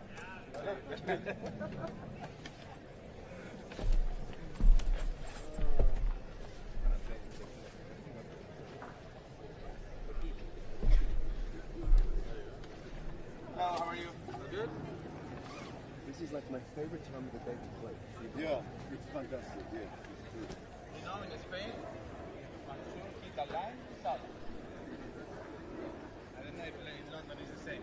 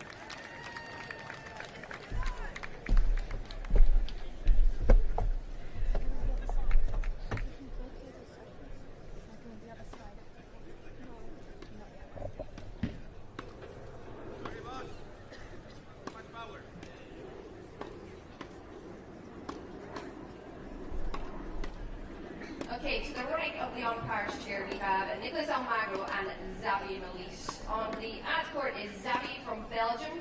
He reached a career high ranking of 19 in singles and is one of 2 Belgian men to ever make it inside the world's top 20.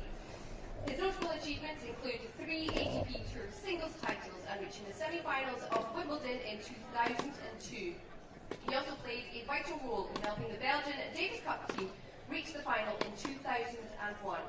And he won the Roland Garros men's doubles title in 2004. Post-retirement, he has stayed connected to the tennis world, sharing his expertise and being involved in coaching and, of course, legends doubles. His partner today is Nicolas Almagro from Murcia in Spain and is a former world number 9. Hope my pronunciation was okay there, Nicolas, of Murcia. Yeah? Gracias. He broke the top 10 in 2011 and won 13 ATP Tour singles titles. He reached 4 Grand Slam quarterfinals, including 3 at Roland Garros, where unfortunately he was defeated each time by the one, the only Rafael Nadal. The other Grand Slam quarterfinal he reached was the Australian Open in 2013. He also lifted the Davis Cup with Spain in 2008, and since retiring in 2019, the Spaniard has kept in touch with tennis through coaching and again playing legends doubles. Please give a big hand to Xavier Malisse and Nicolas Almagro.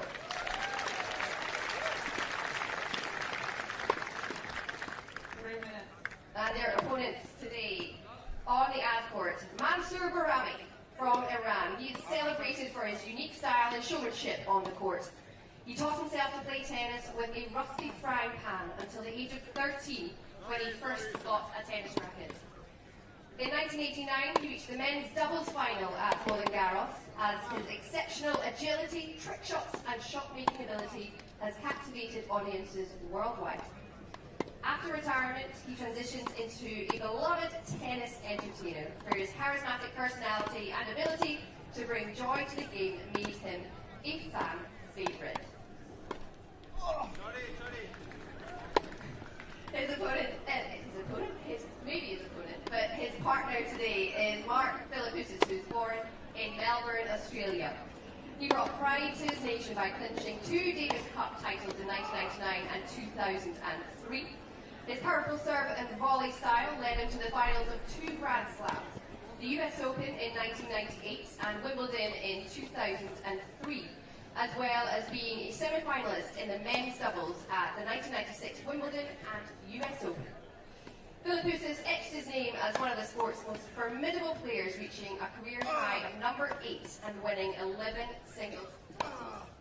After retirement, he launched his own fashion label and returned to his tennis roots by coaching some aspiring players at... Sorry, I got distracted, Mansour. And obviously legends tennis as well. So please give a big hand to Mansour Barami and Mark Philippoussis.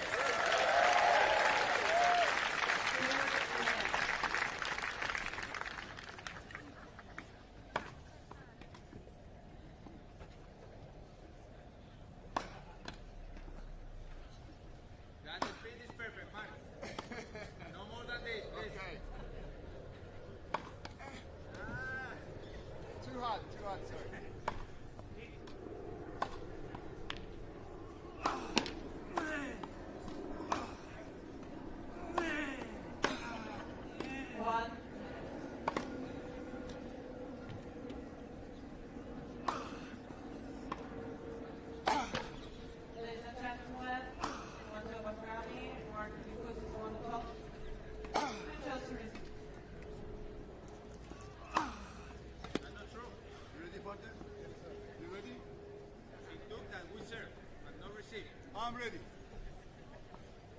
It's a bit different. Let's go. Yeah. Ready? Are you? I'm ready. When he's ready, we have to start. Hit the ball. Come on, partner.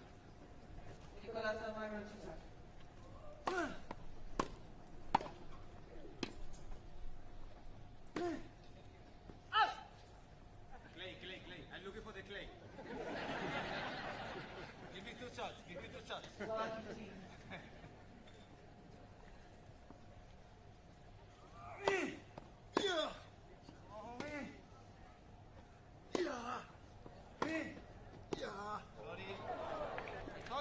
last man.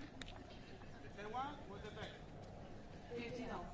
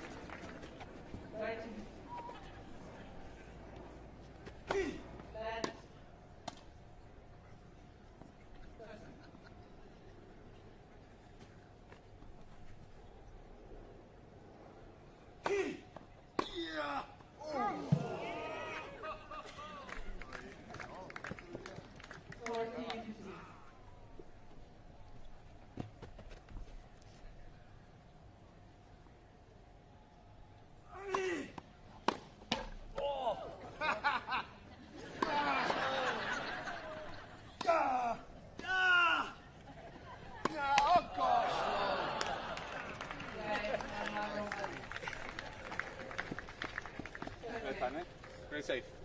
Why am I trying to be nice? Accelerate. Would you like to serve? Go ahead, sir.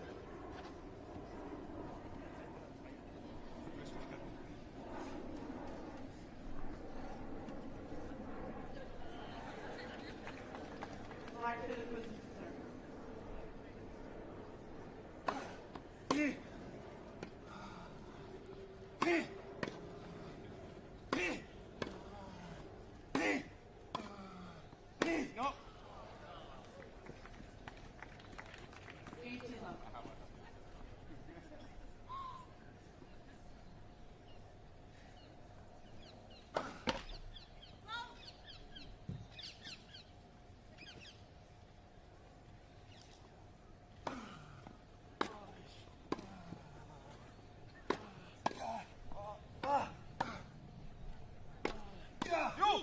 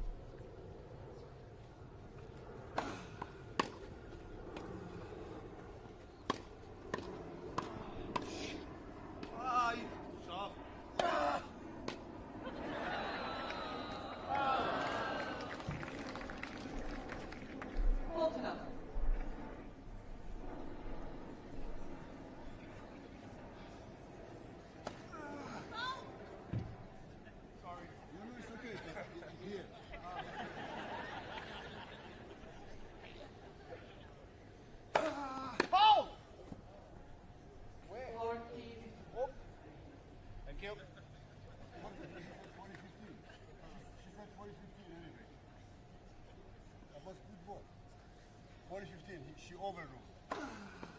Oh, that's yours, partner. Sorry, that's good.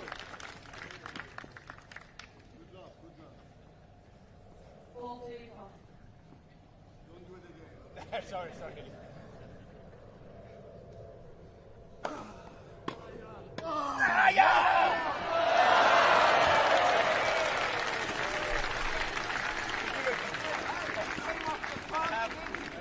I have a big one. It's a big game. It's game for them. It's game for them. Okay, I have a big one. 1-all.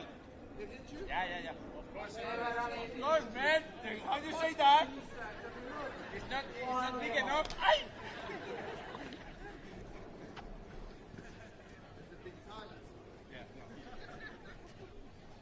Everybody's to serve.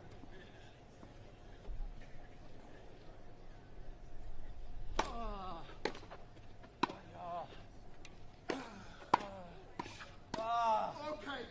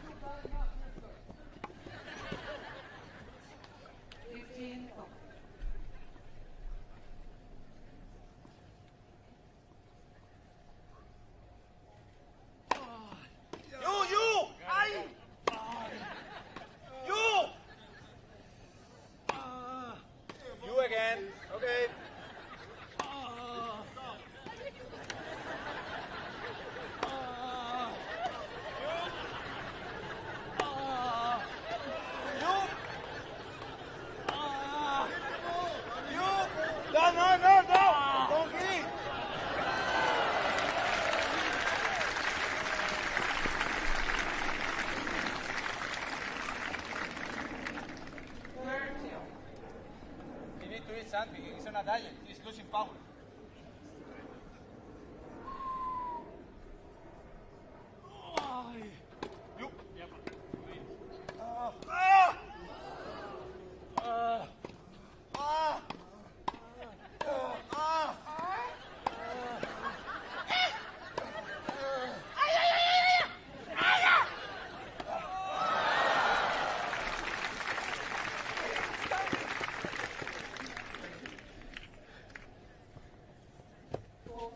Great job. Great job.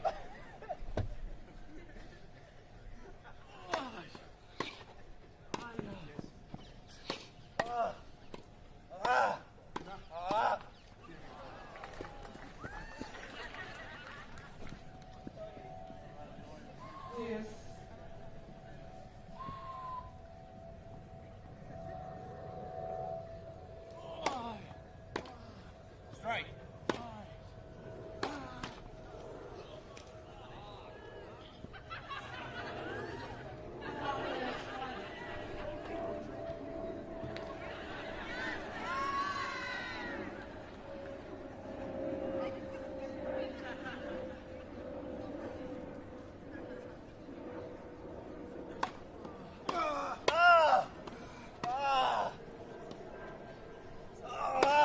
Sorry.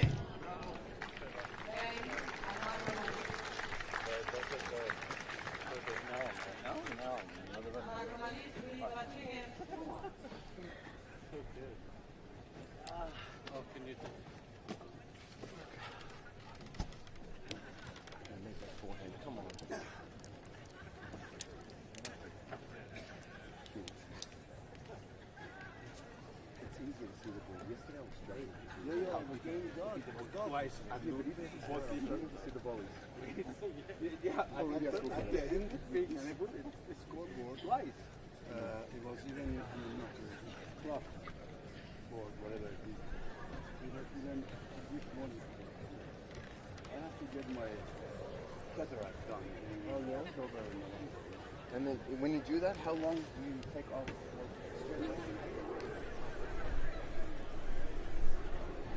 Time.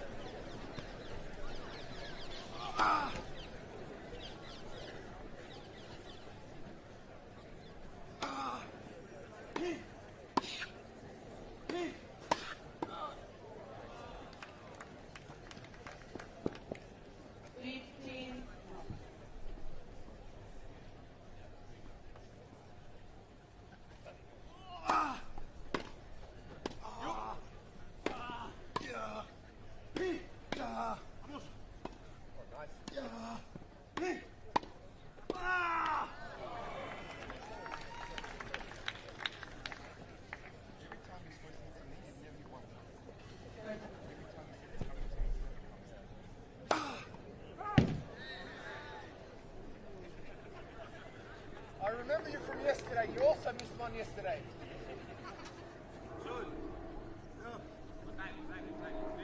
Umpire, it's okay. I play with the umpire. Yeah.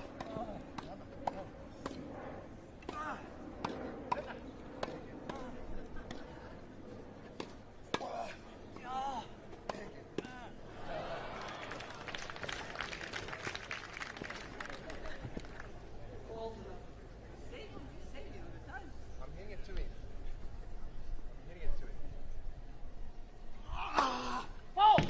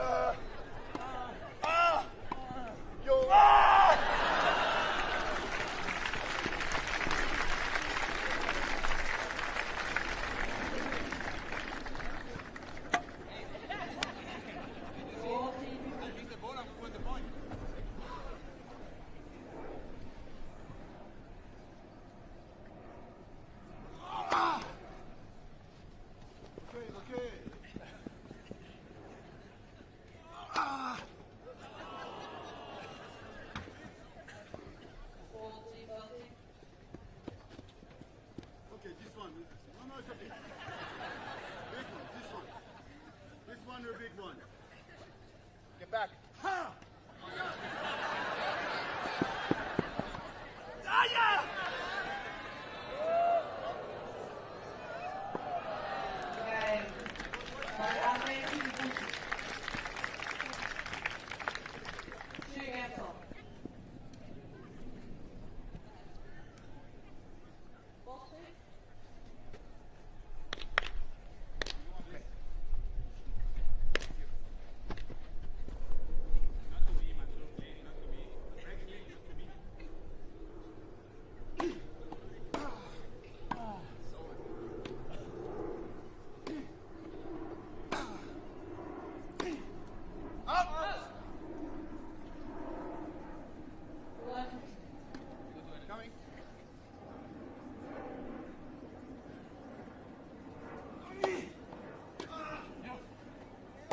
What about this one? And this one? You! And again. Easy. Come on, let's go. Let's go. That's too soft. Too soft.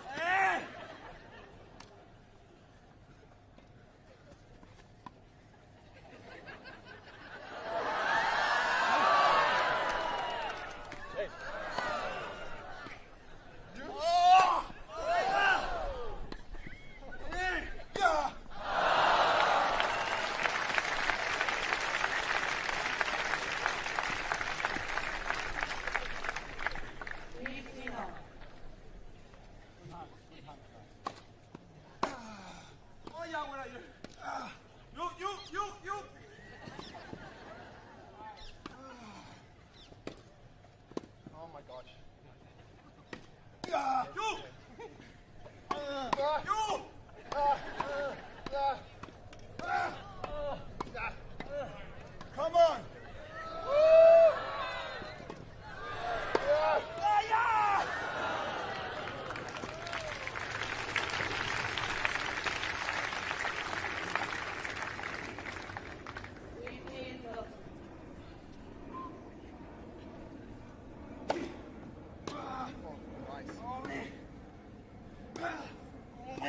Go! Do something, partner! Oh, I'm glad you got that one. Come to the net. Come to the net. Come to the net. Come to the net. Come.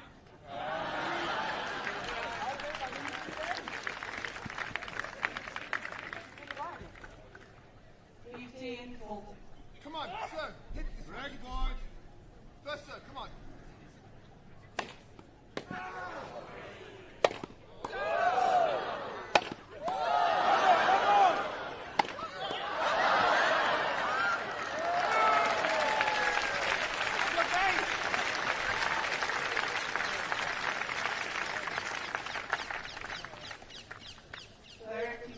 Okay, big boy. This is how you want to play? Okay, again. Come on, bring it on. Come on. Come in.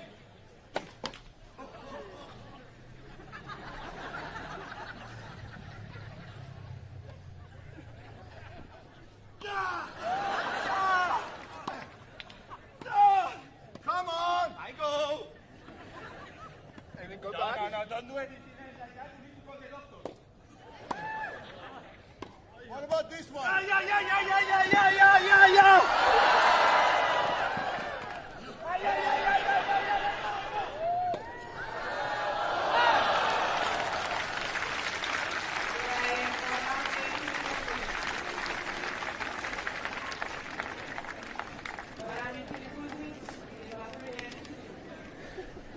Any doctor here?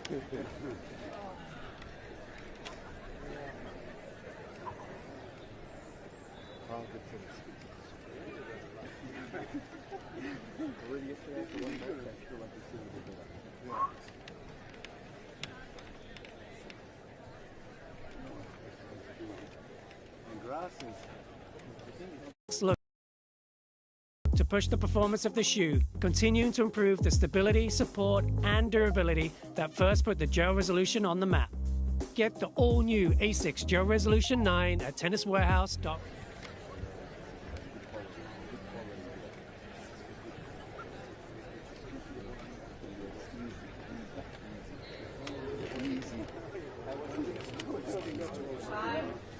You never know then, you know, say, read me, or, you know.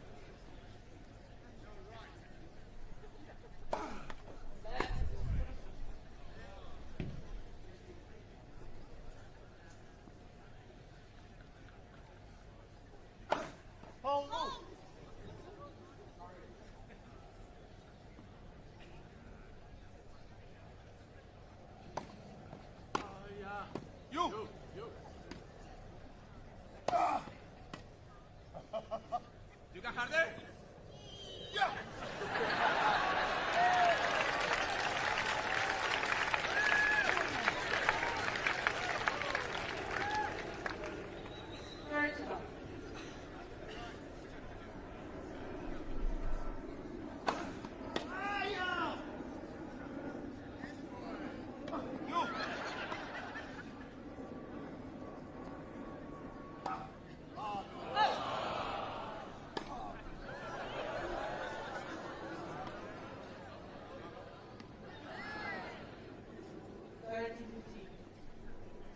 Sorry, partner, sorry. You! No.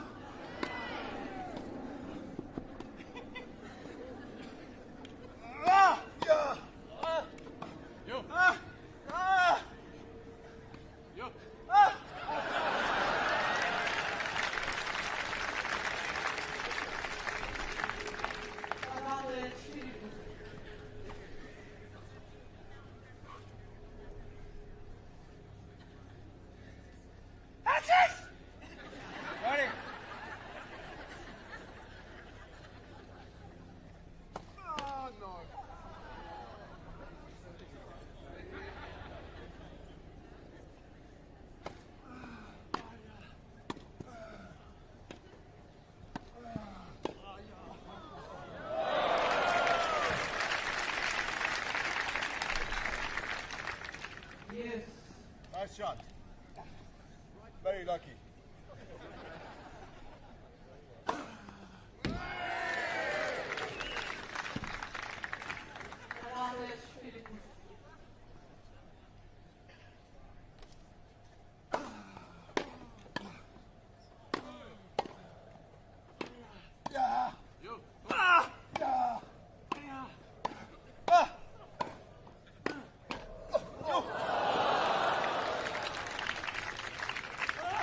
partner. Replay. One more like that. No, two more.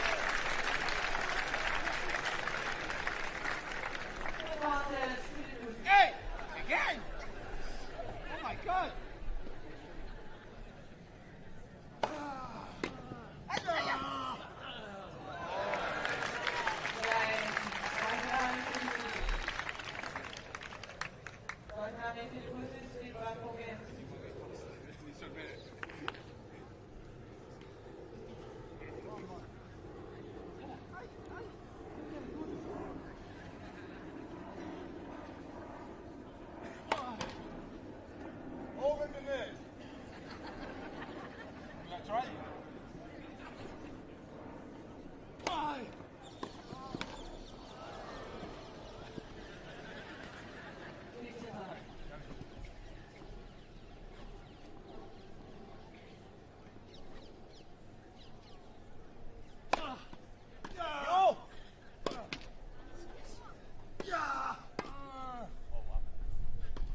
That's for you, that's for you. That's for you again.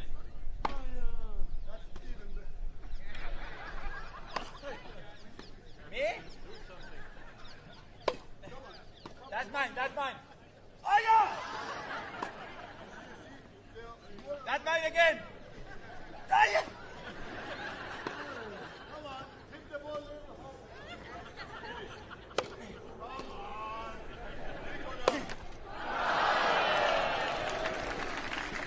Stand. What's the stand? I didn't see the ball.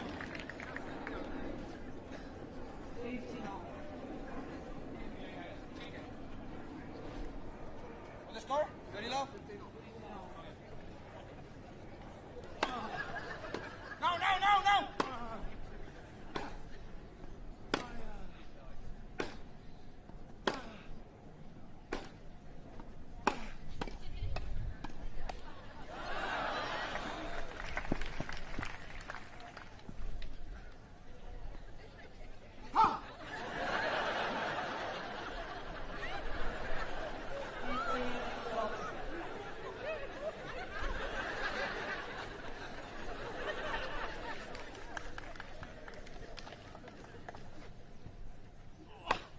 Good serve. Nice shot.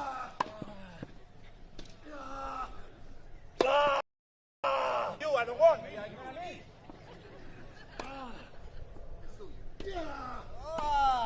Come on, let's go. Okay.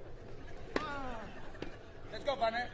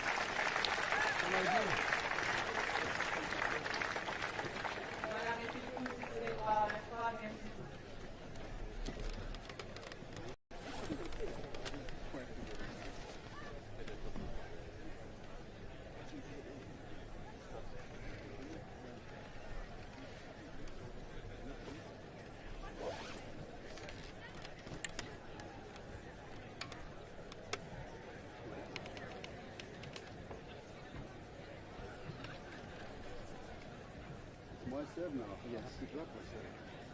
When you're 16. Yeah. Oh. Yeah. Hold it. Yeah. I mean, they play new balls. I don't know if they changed or not. We're not having change balls, right, Nick? I just pretend like I'm serving to you. Yes. Yeah, I'm taking the 6-4. Perfect.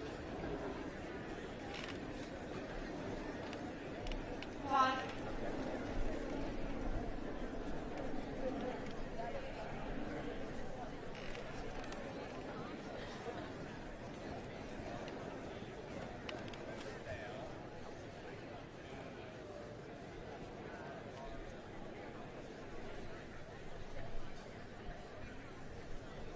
You got only 5 new balls? That's all we get?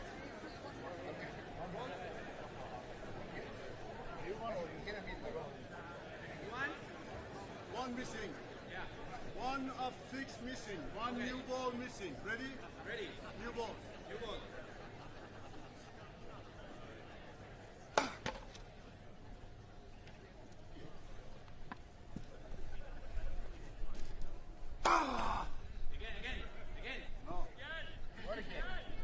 No! It's a double fault. It was a shit serve.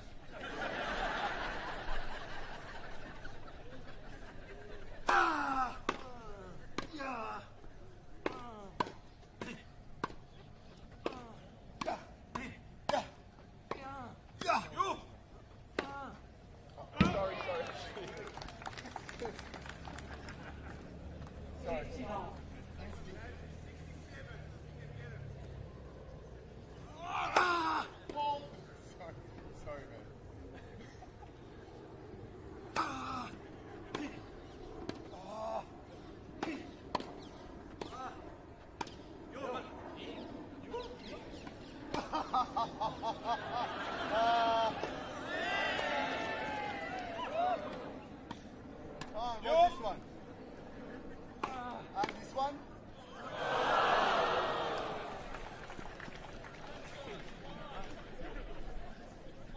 I missed one ball. I'm sorry. My apology.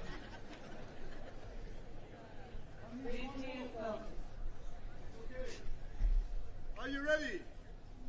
Huh? No. Okay, watch this one. Ace. I know.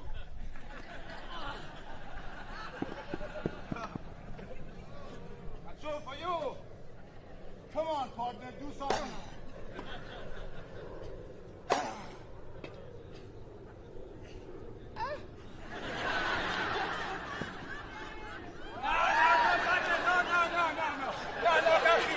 Gaki, I don't want to be alone.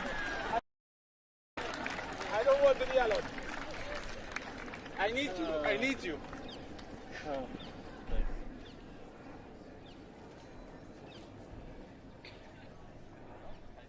That's you?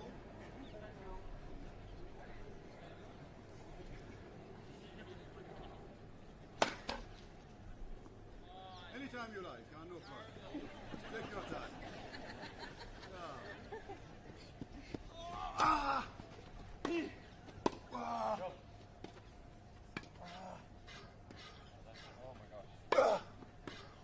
My phone is ringing. Hold on, I have to.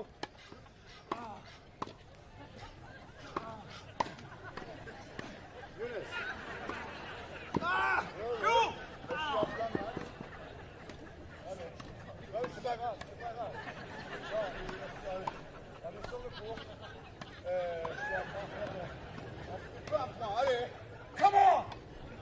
Allez, t'as gagné, c'est bien.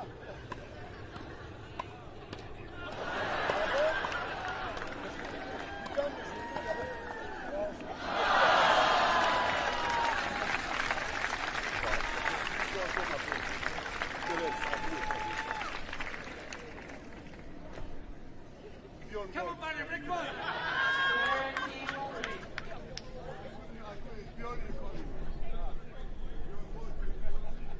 Was the business okay?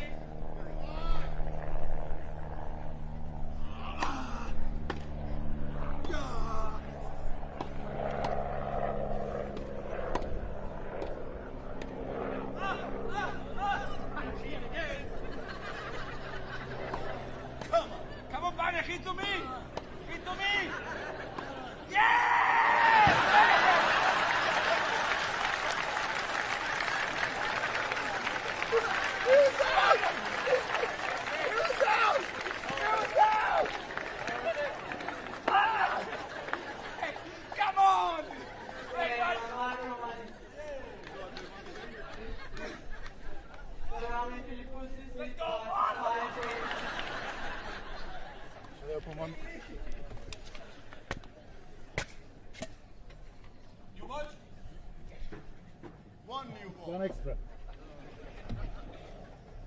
Time, time not difficult, you know, you have to.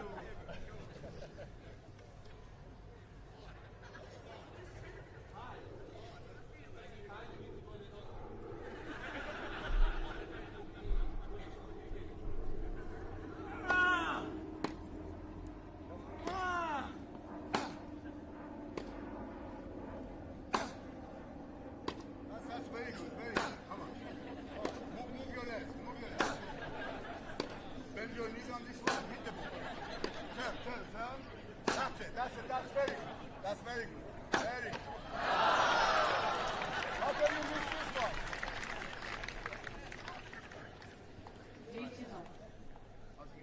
That was the easiest one you missed. Okay.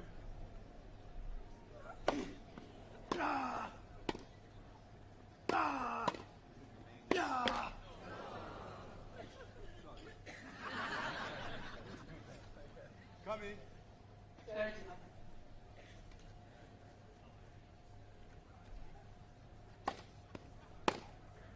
Oh my goodness.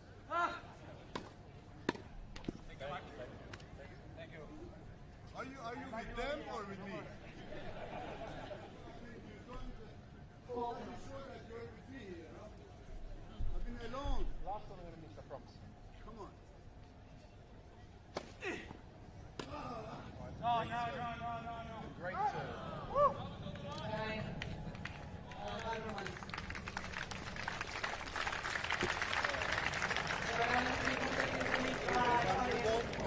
Yes. Thank you, sir.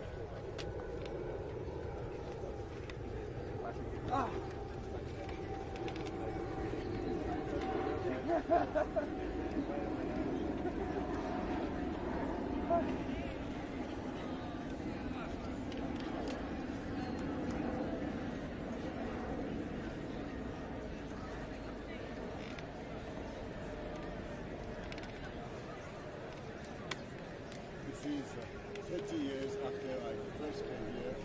I'm now playing for the 30th time with my friend here, a true legend, Mark Lipusis. Mansour is a legend. Legend, actual forward, at one of the best, most beautiful clubs in the world. You see ici à Hurlingham, à Londres, c'est le meilleur, un des meilleurs clubs au monde. Ambiance magnifique, avec des amis Halys. Okay, we are here. Halys, Hey. We are going to break that guy right now. Down the teeth? Okay, take it easy, please. I'm gonna put my ass. Take it easy. I'm gonna give you a big game, okay? Okay. Okay, Mark, come on. Look, I have a present. Take it easy, please. I don't know if the racket is big enough.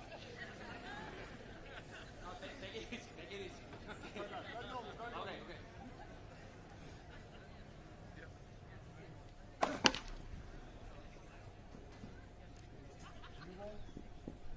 Excuse me, miss. Excuse me. Please go back to your seat.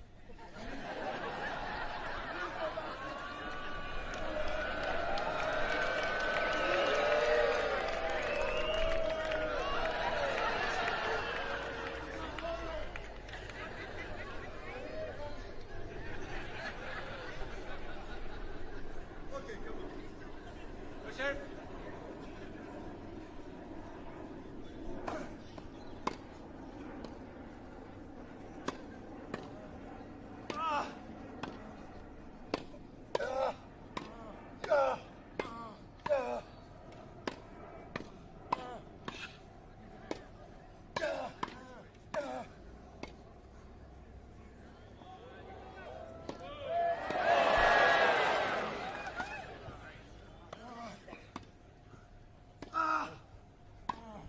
What about this one?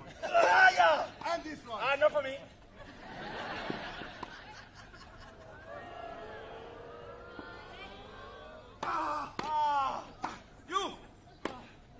You again.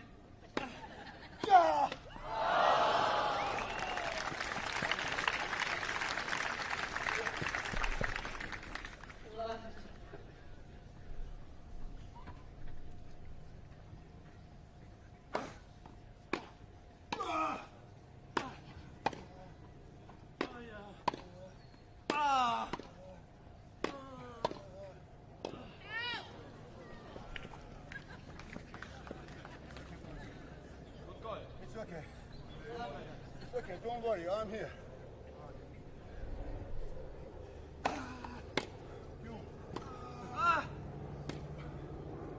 This is too much. This is too good. This is too good.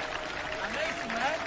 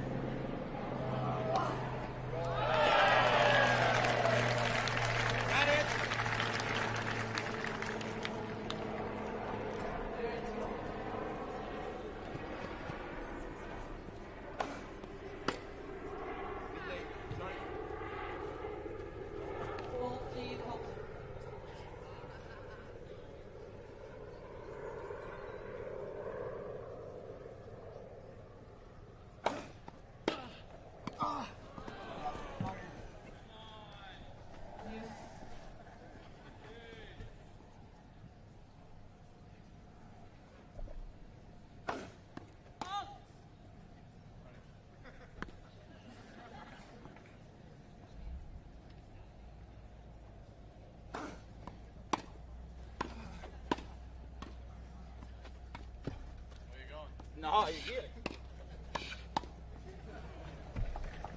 Easy.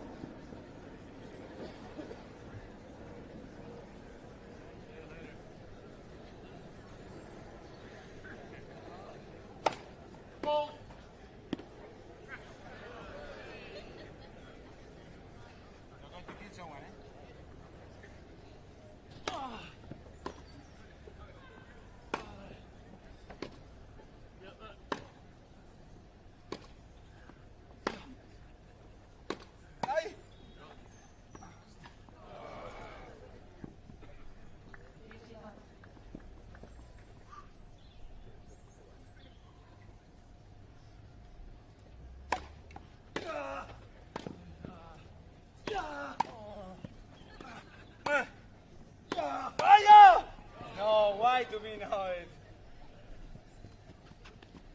What did you put? You put something there?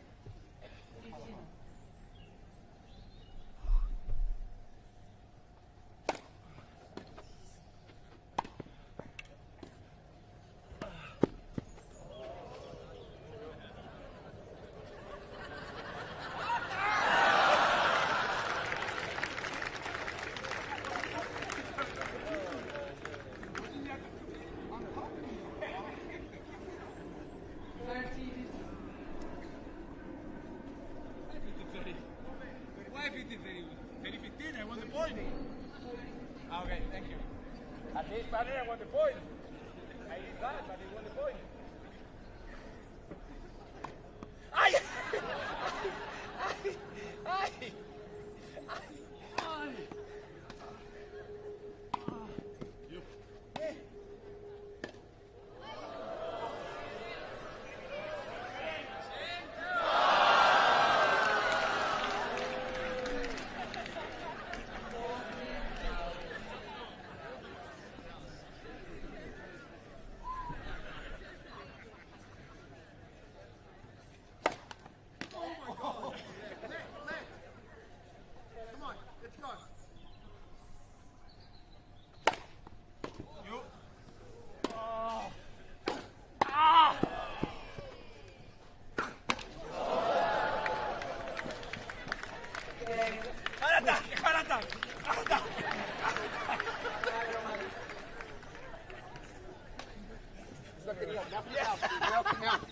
What's a heart attack?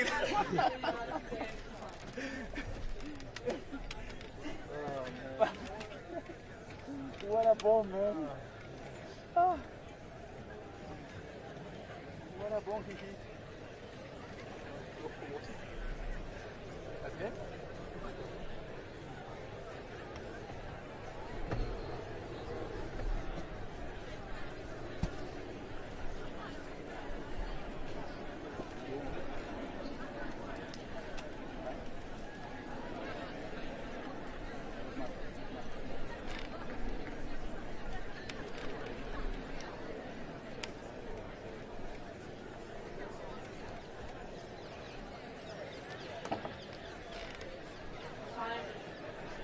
Right, partner. Okay.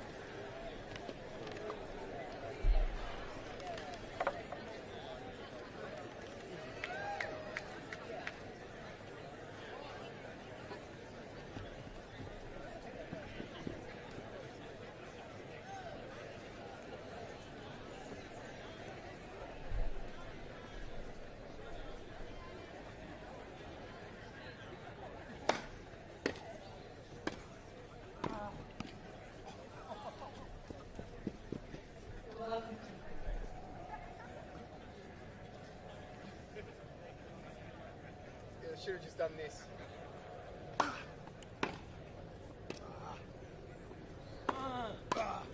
Yes.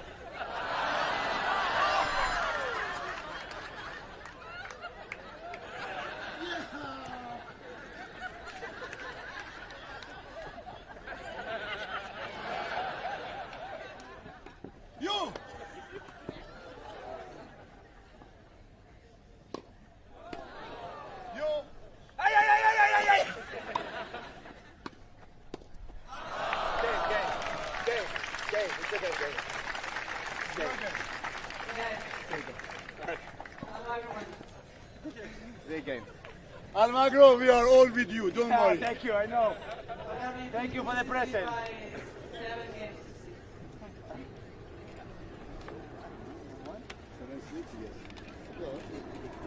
Last chance for you guys to come back. Thanks for coming, as you say.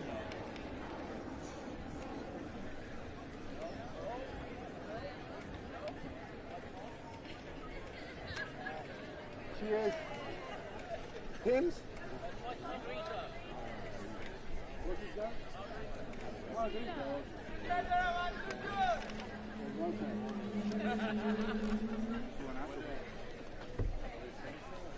Top tea. Whatever you want. If I give you a chance. Take it or take it.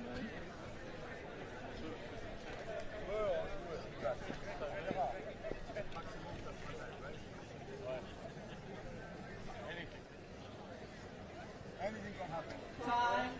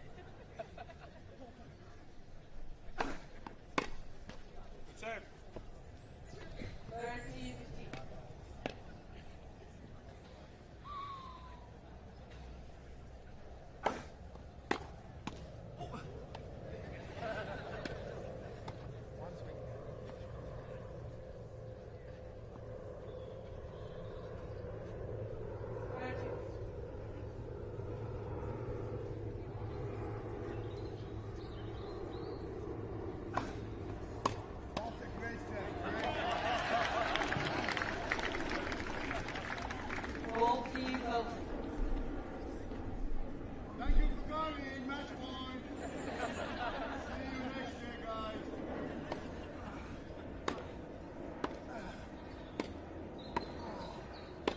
Oh my gosh.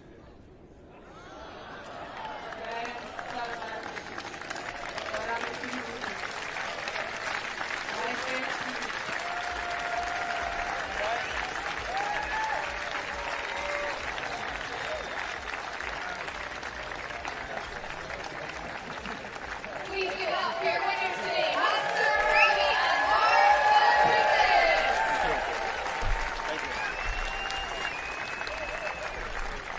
Of course, a round of applause for their opponent. Daniel Belisa, Nicolas Almagro.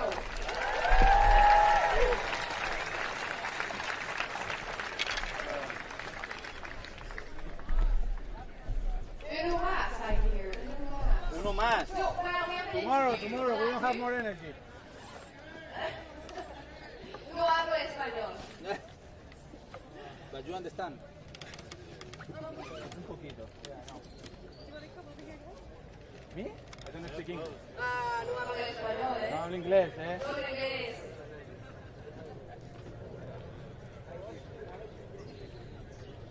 First of all, Nicolas, great to have you here. Your debut, not your debut, but welcome back to the Giorgio Armani Classic. Great to have you here for your first match. Did you enjoy it? Only a little bit.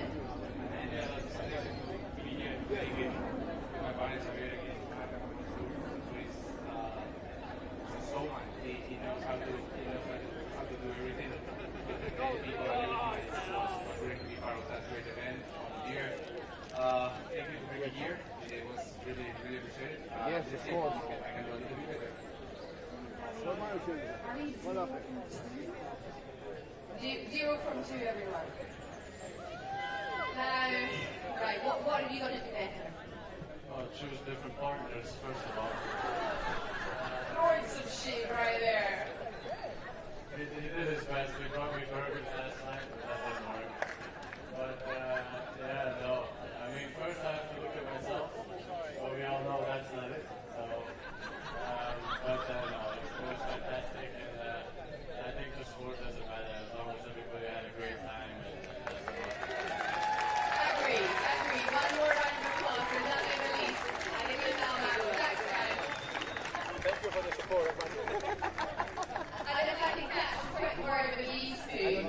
personal answer. Now, I'm wondering, you're 67 years of age, and you're in unbelievable shape. What is the secret?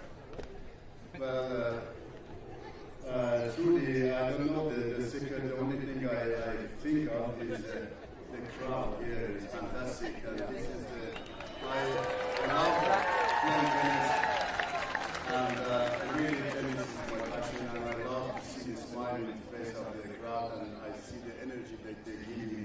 That is what makes me going and still coming back and play tennis. I love you guys. Thank you very much. I tell you what, Andrew, you're one of the most loved tennis players. I think Legends Doubles also lives on because of the way that you play and the entertainment that you bring. Isn't that right, Mark? 100%. Every time we get a chance to share a court with Quentin, it's an absolute pleasure. And he's right. You guys bring incredible energy, and it's when we can stand here for 2 hours and play. It's a lot of fun. Can you? Maybe 2 hours.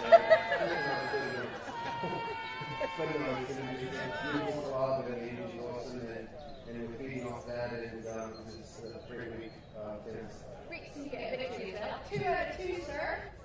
You're doing well. Well, no, because these guys are taking it easy on me. They're very kind to me. They respect my age. You say this every day, and it's nonsense. Well, I don't know, but I have a good partner. That's why he was a good, how to say, my enemy yesterday. Now today he was my friend, and he won. Thank you. It's always a pleasure. Always a pleasure. Well, I think after everyone's agreeing right here. But guys, thank you all very much. That was thoroughly entertaining as always. Folks,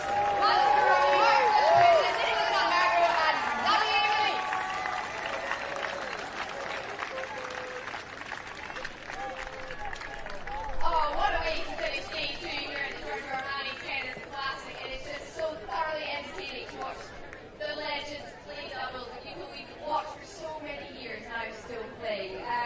I just want to say a massive thank you to everyone. It's been such an incredible day of tennis. To have Andy Murray here was simply sublime, and hope you have enjoyed your day. If you're back tomorrow, very much looking forward to seeing you then. If you're not, then I hope you enjoyed your experience here. Have a very safe journey home, everyone, and thank you very much.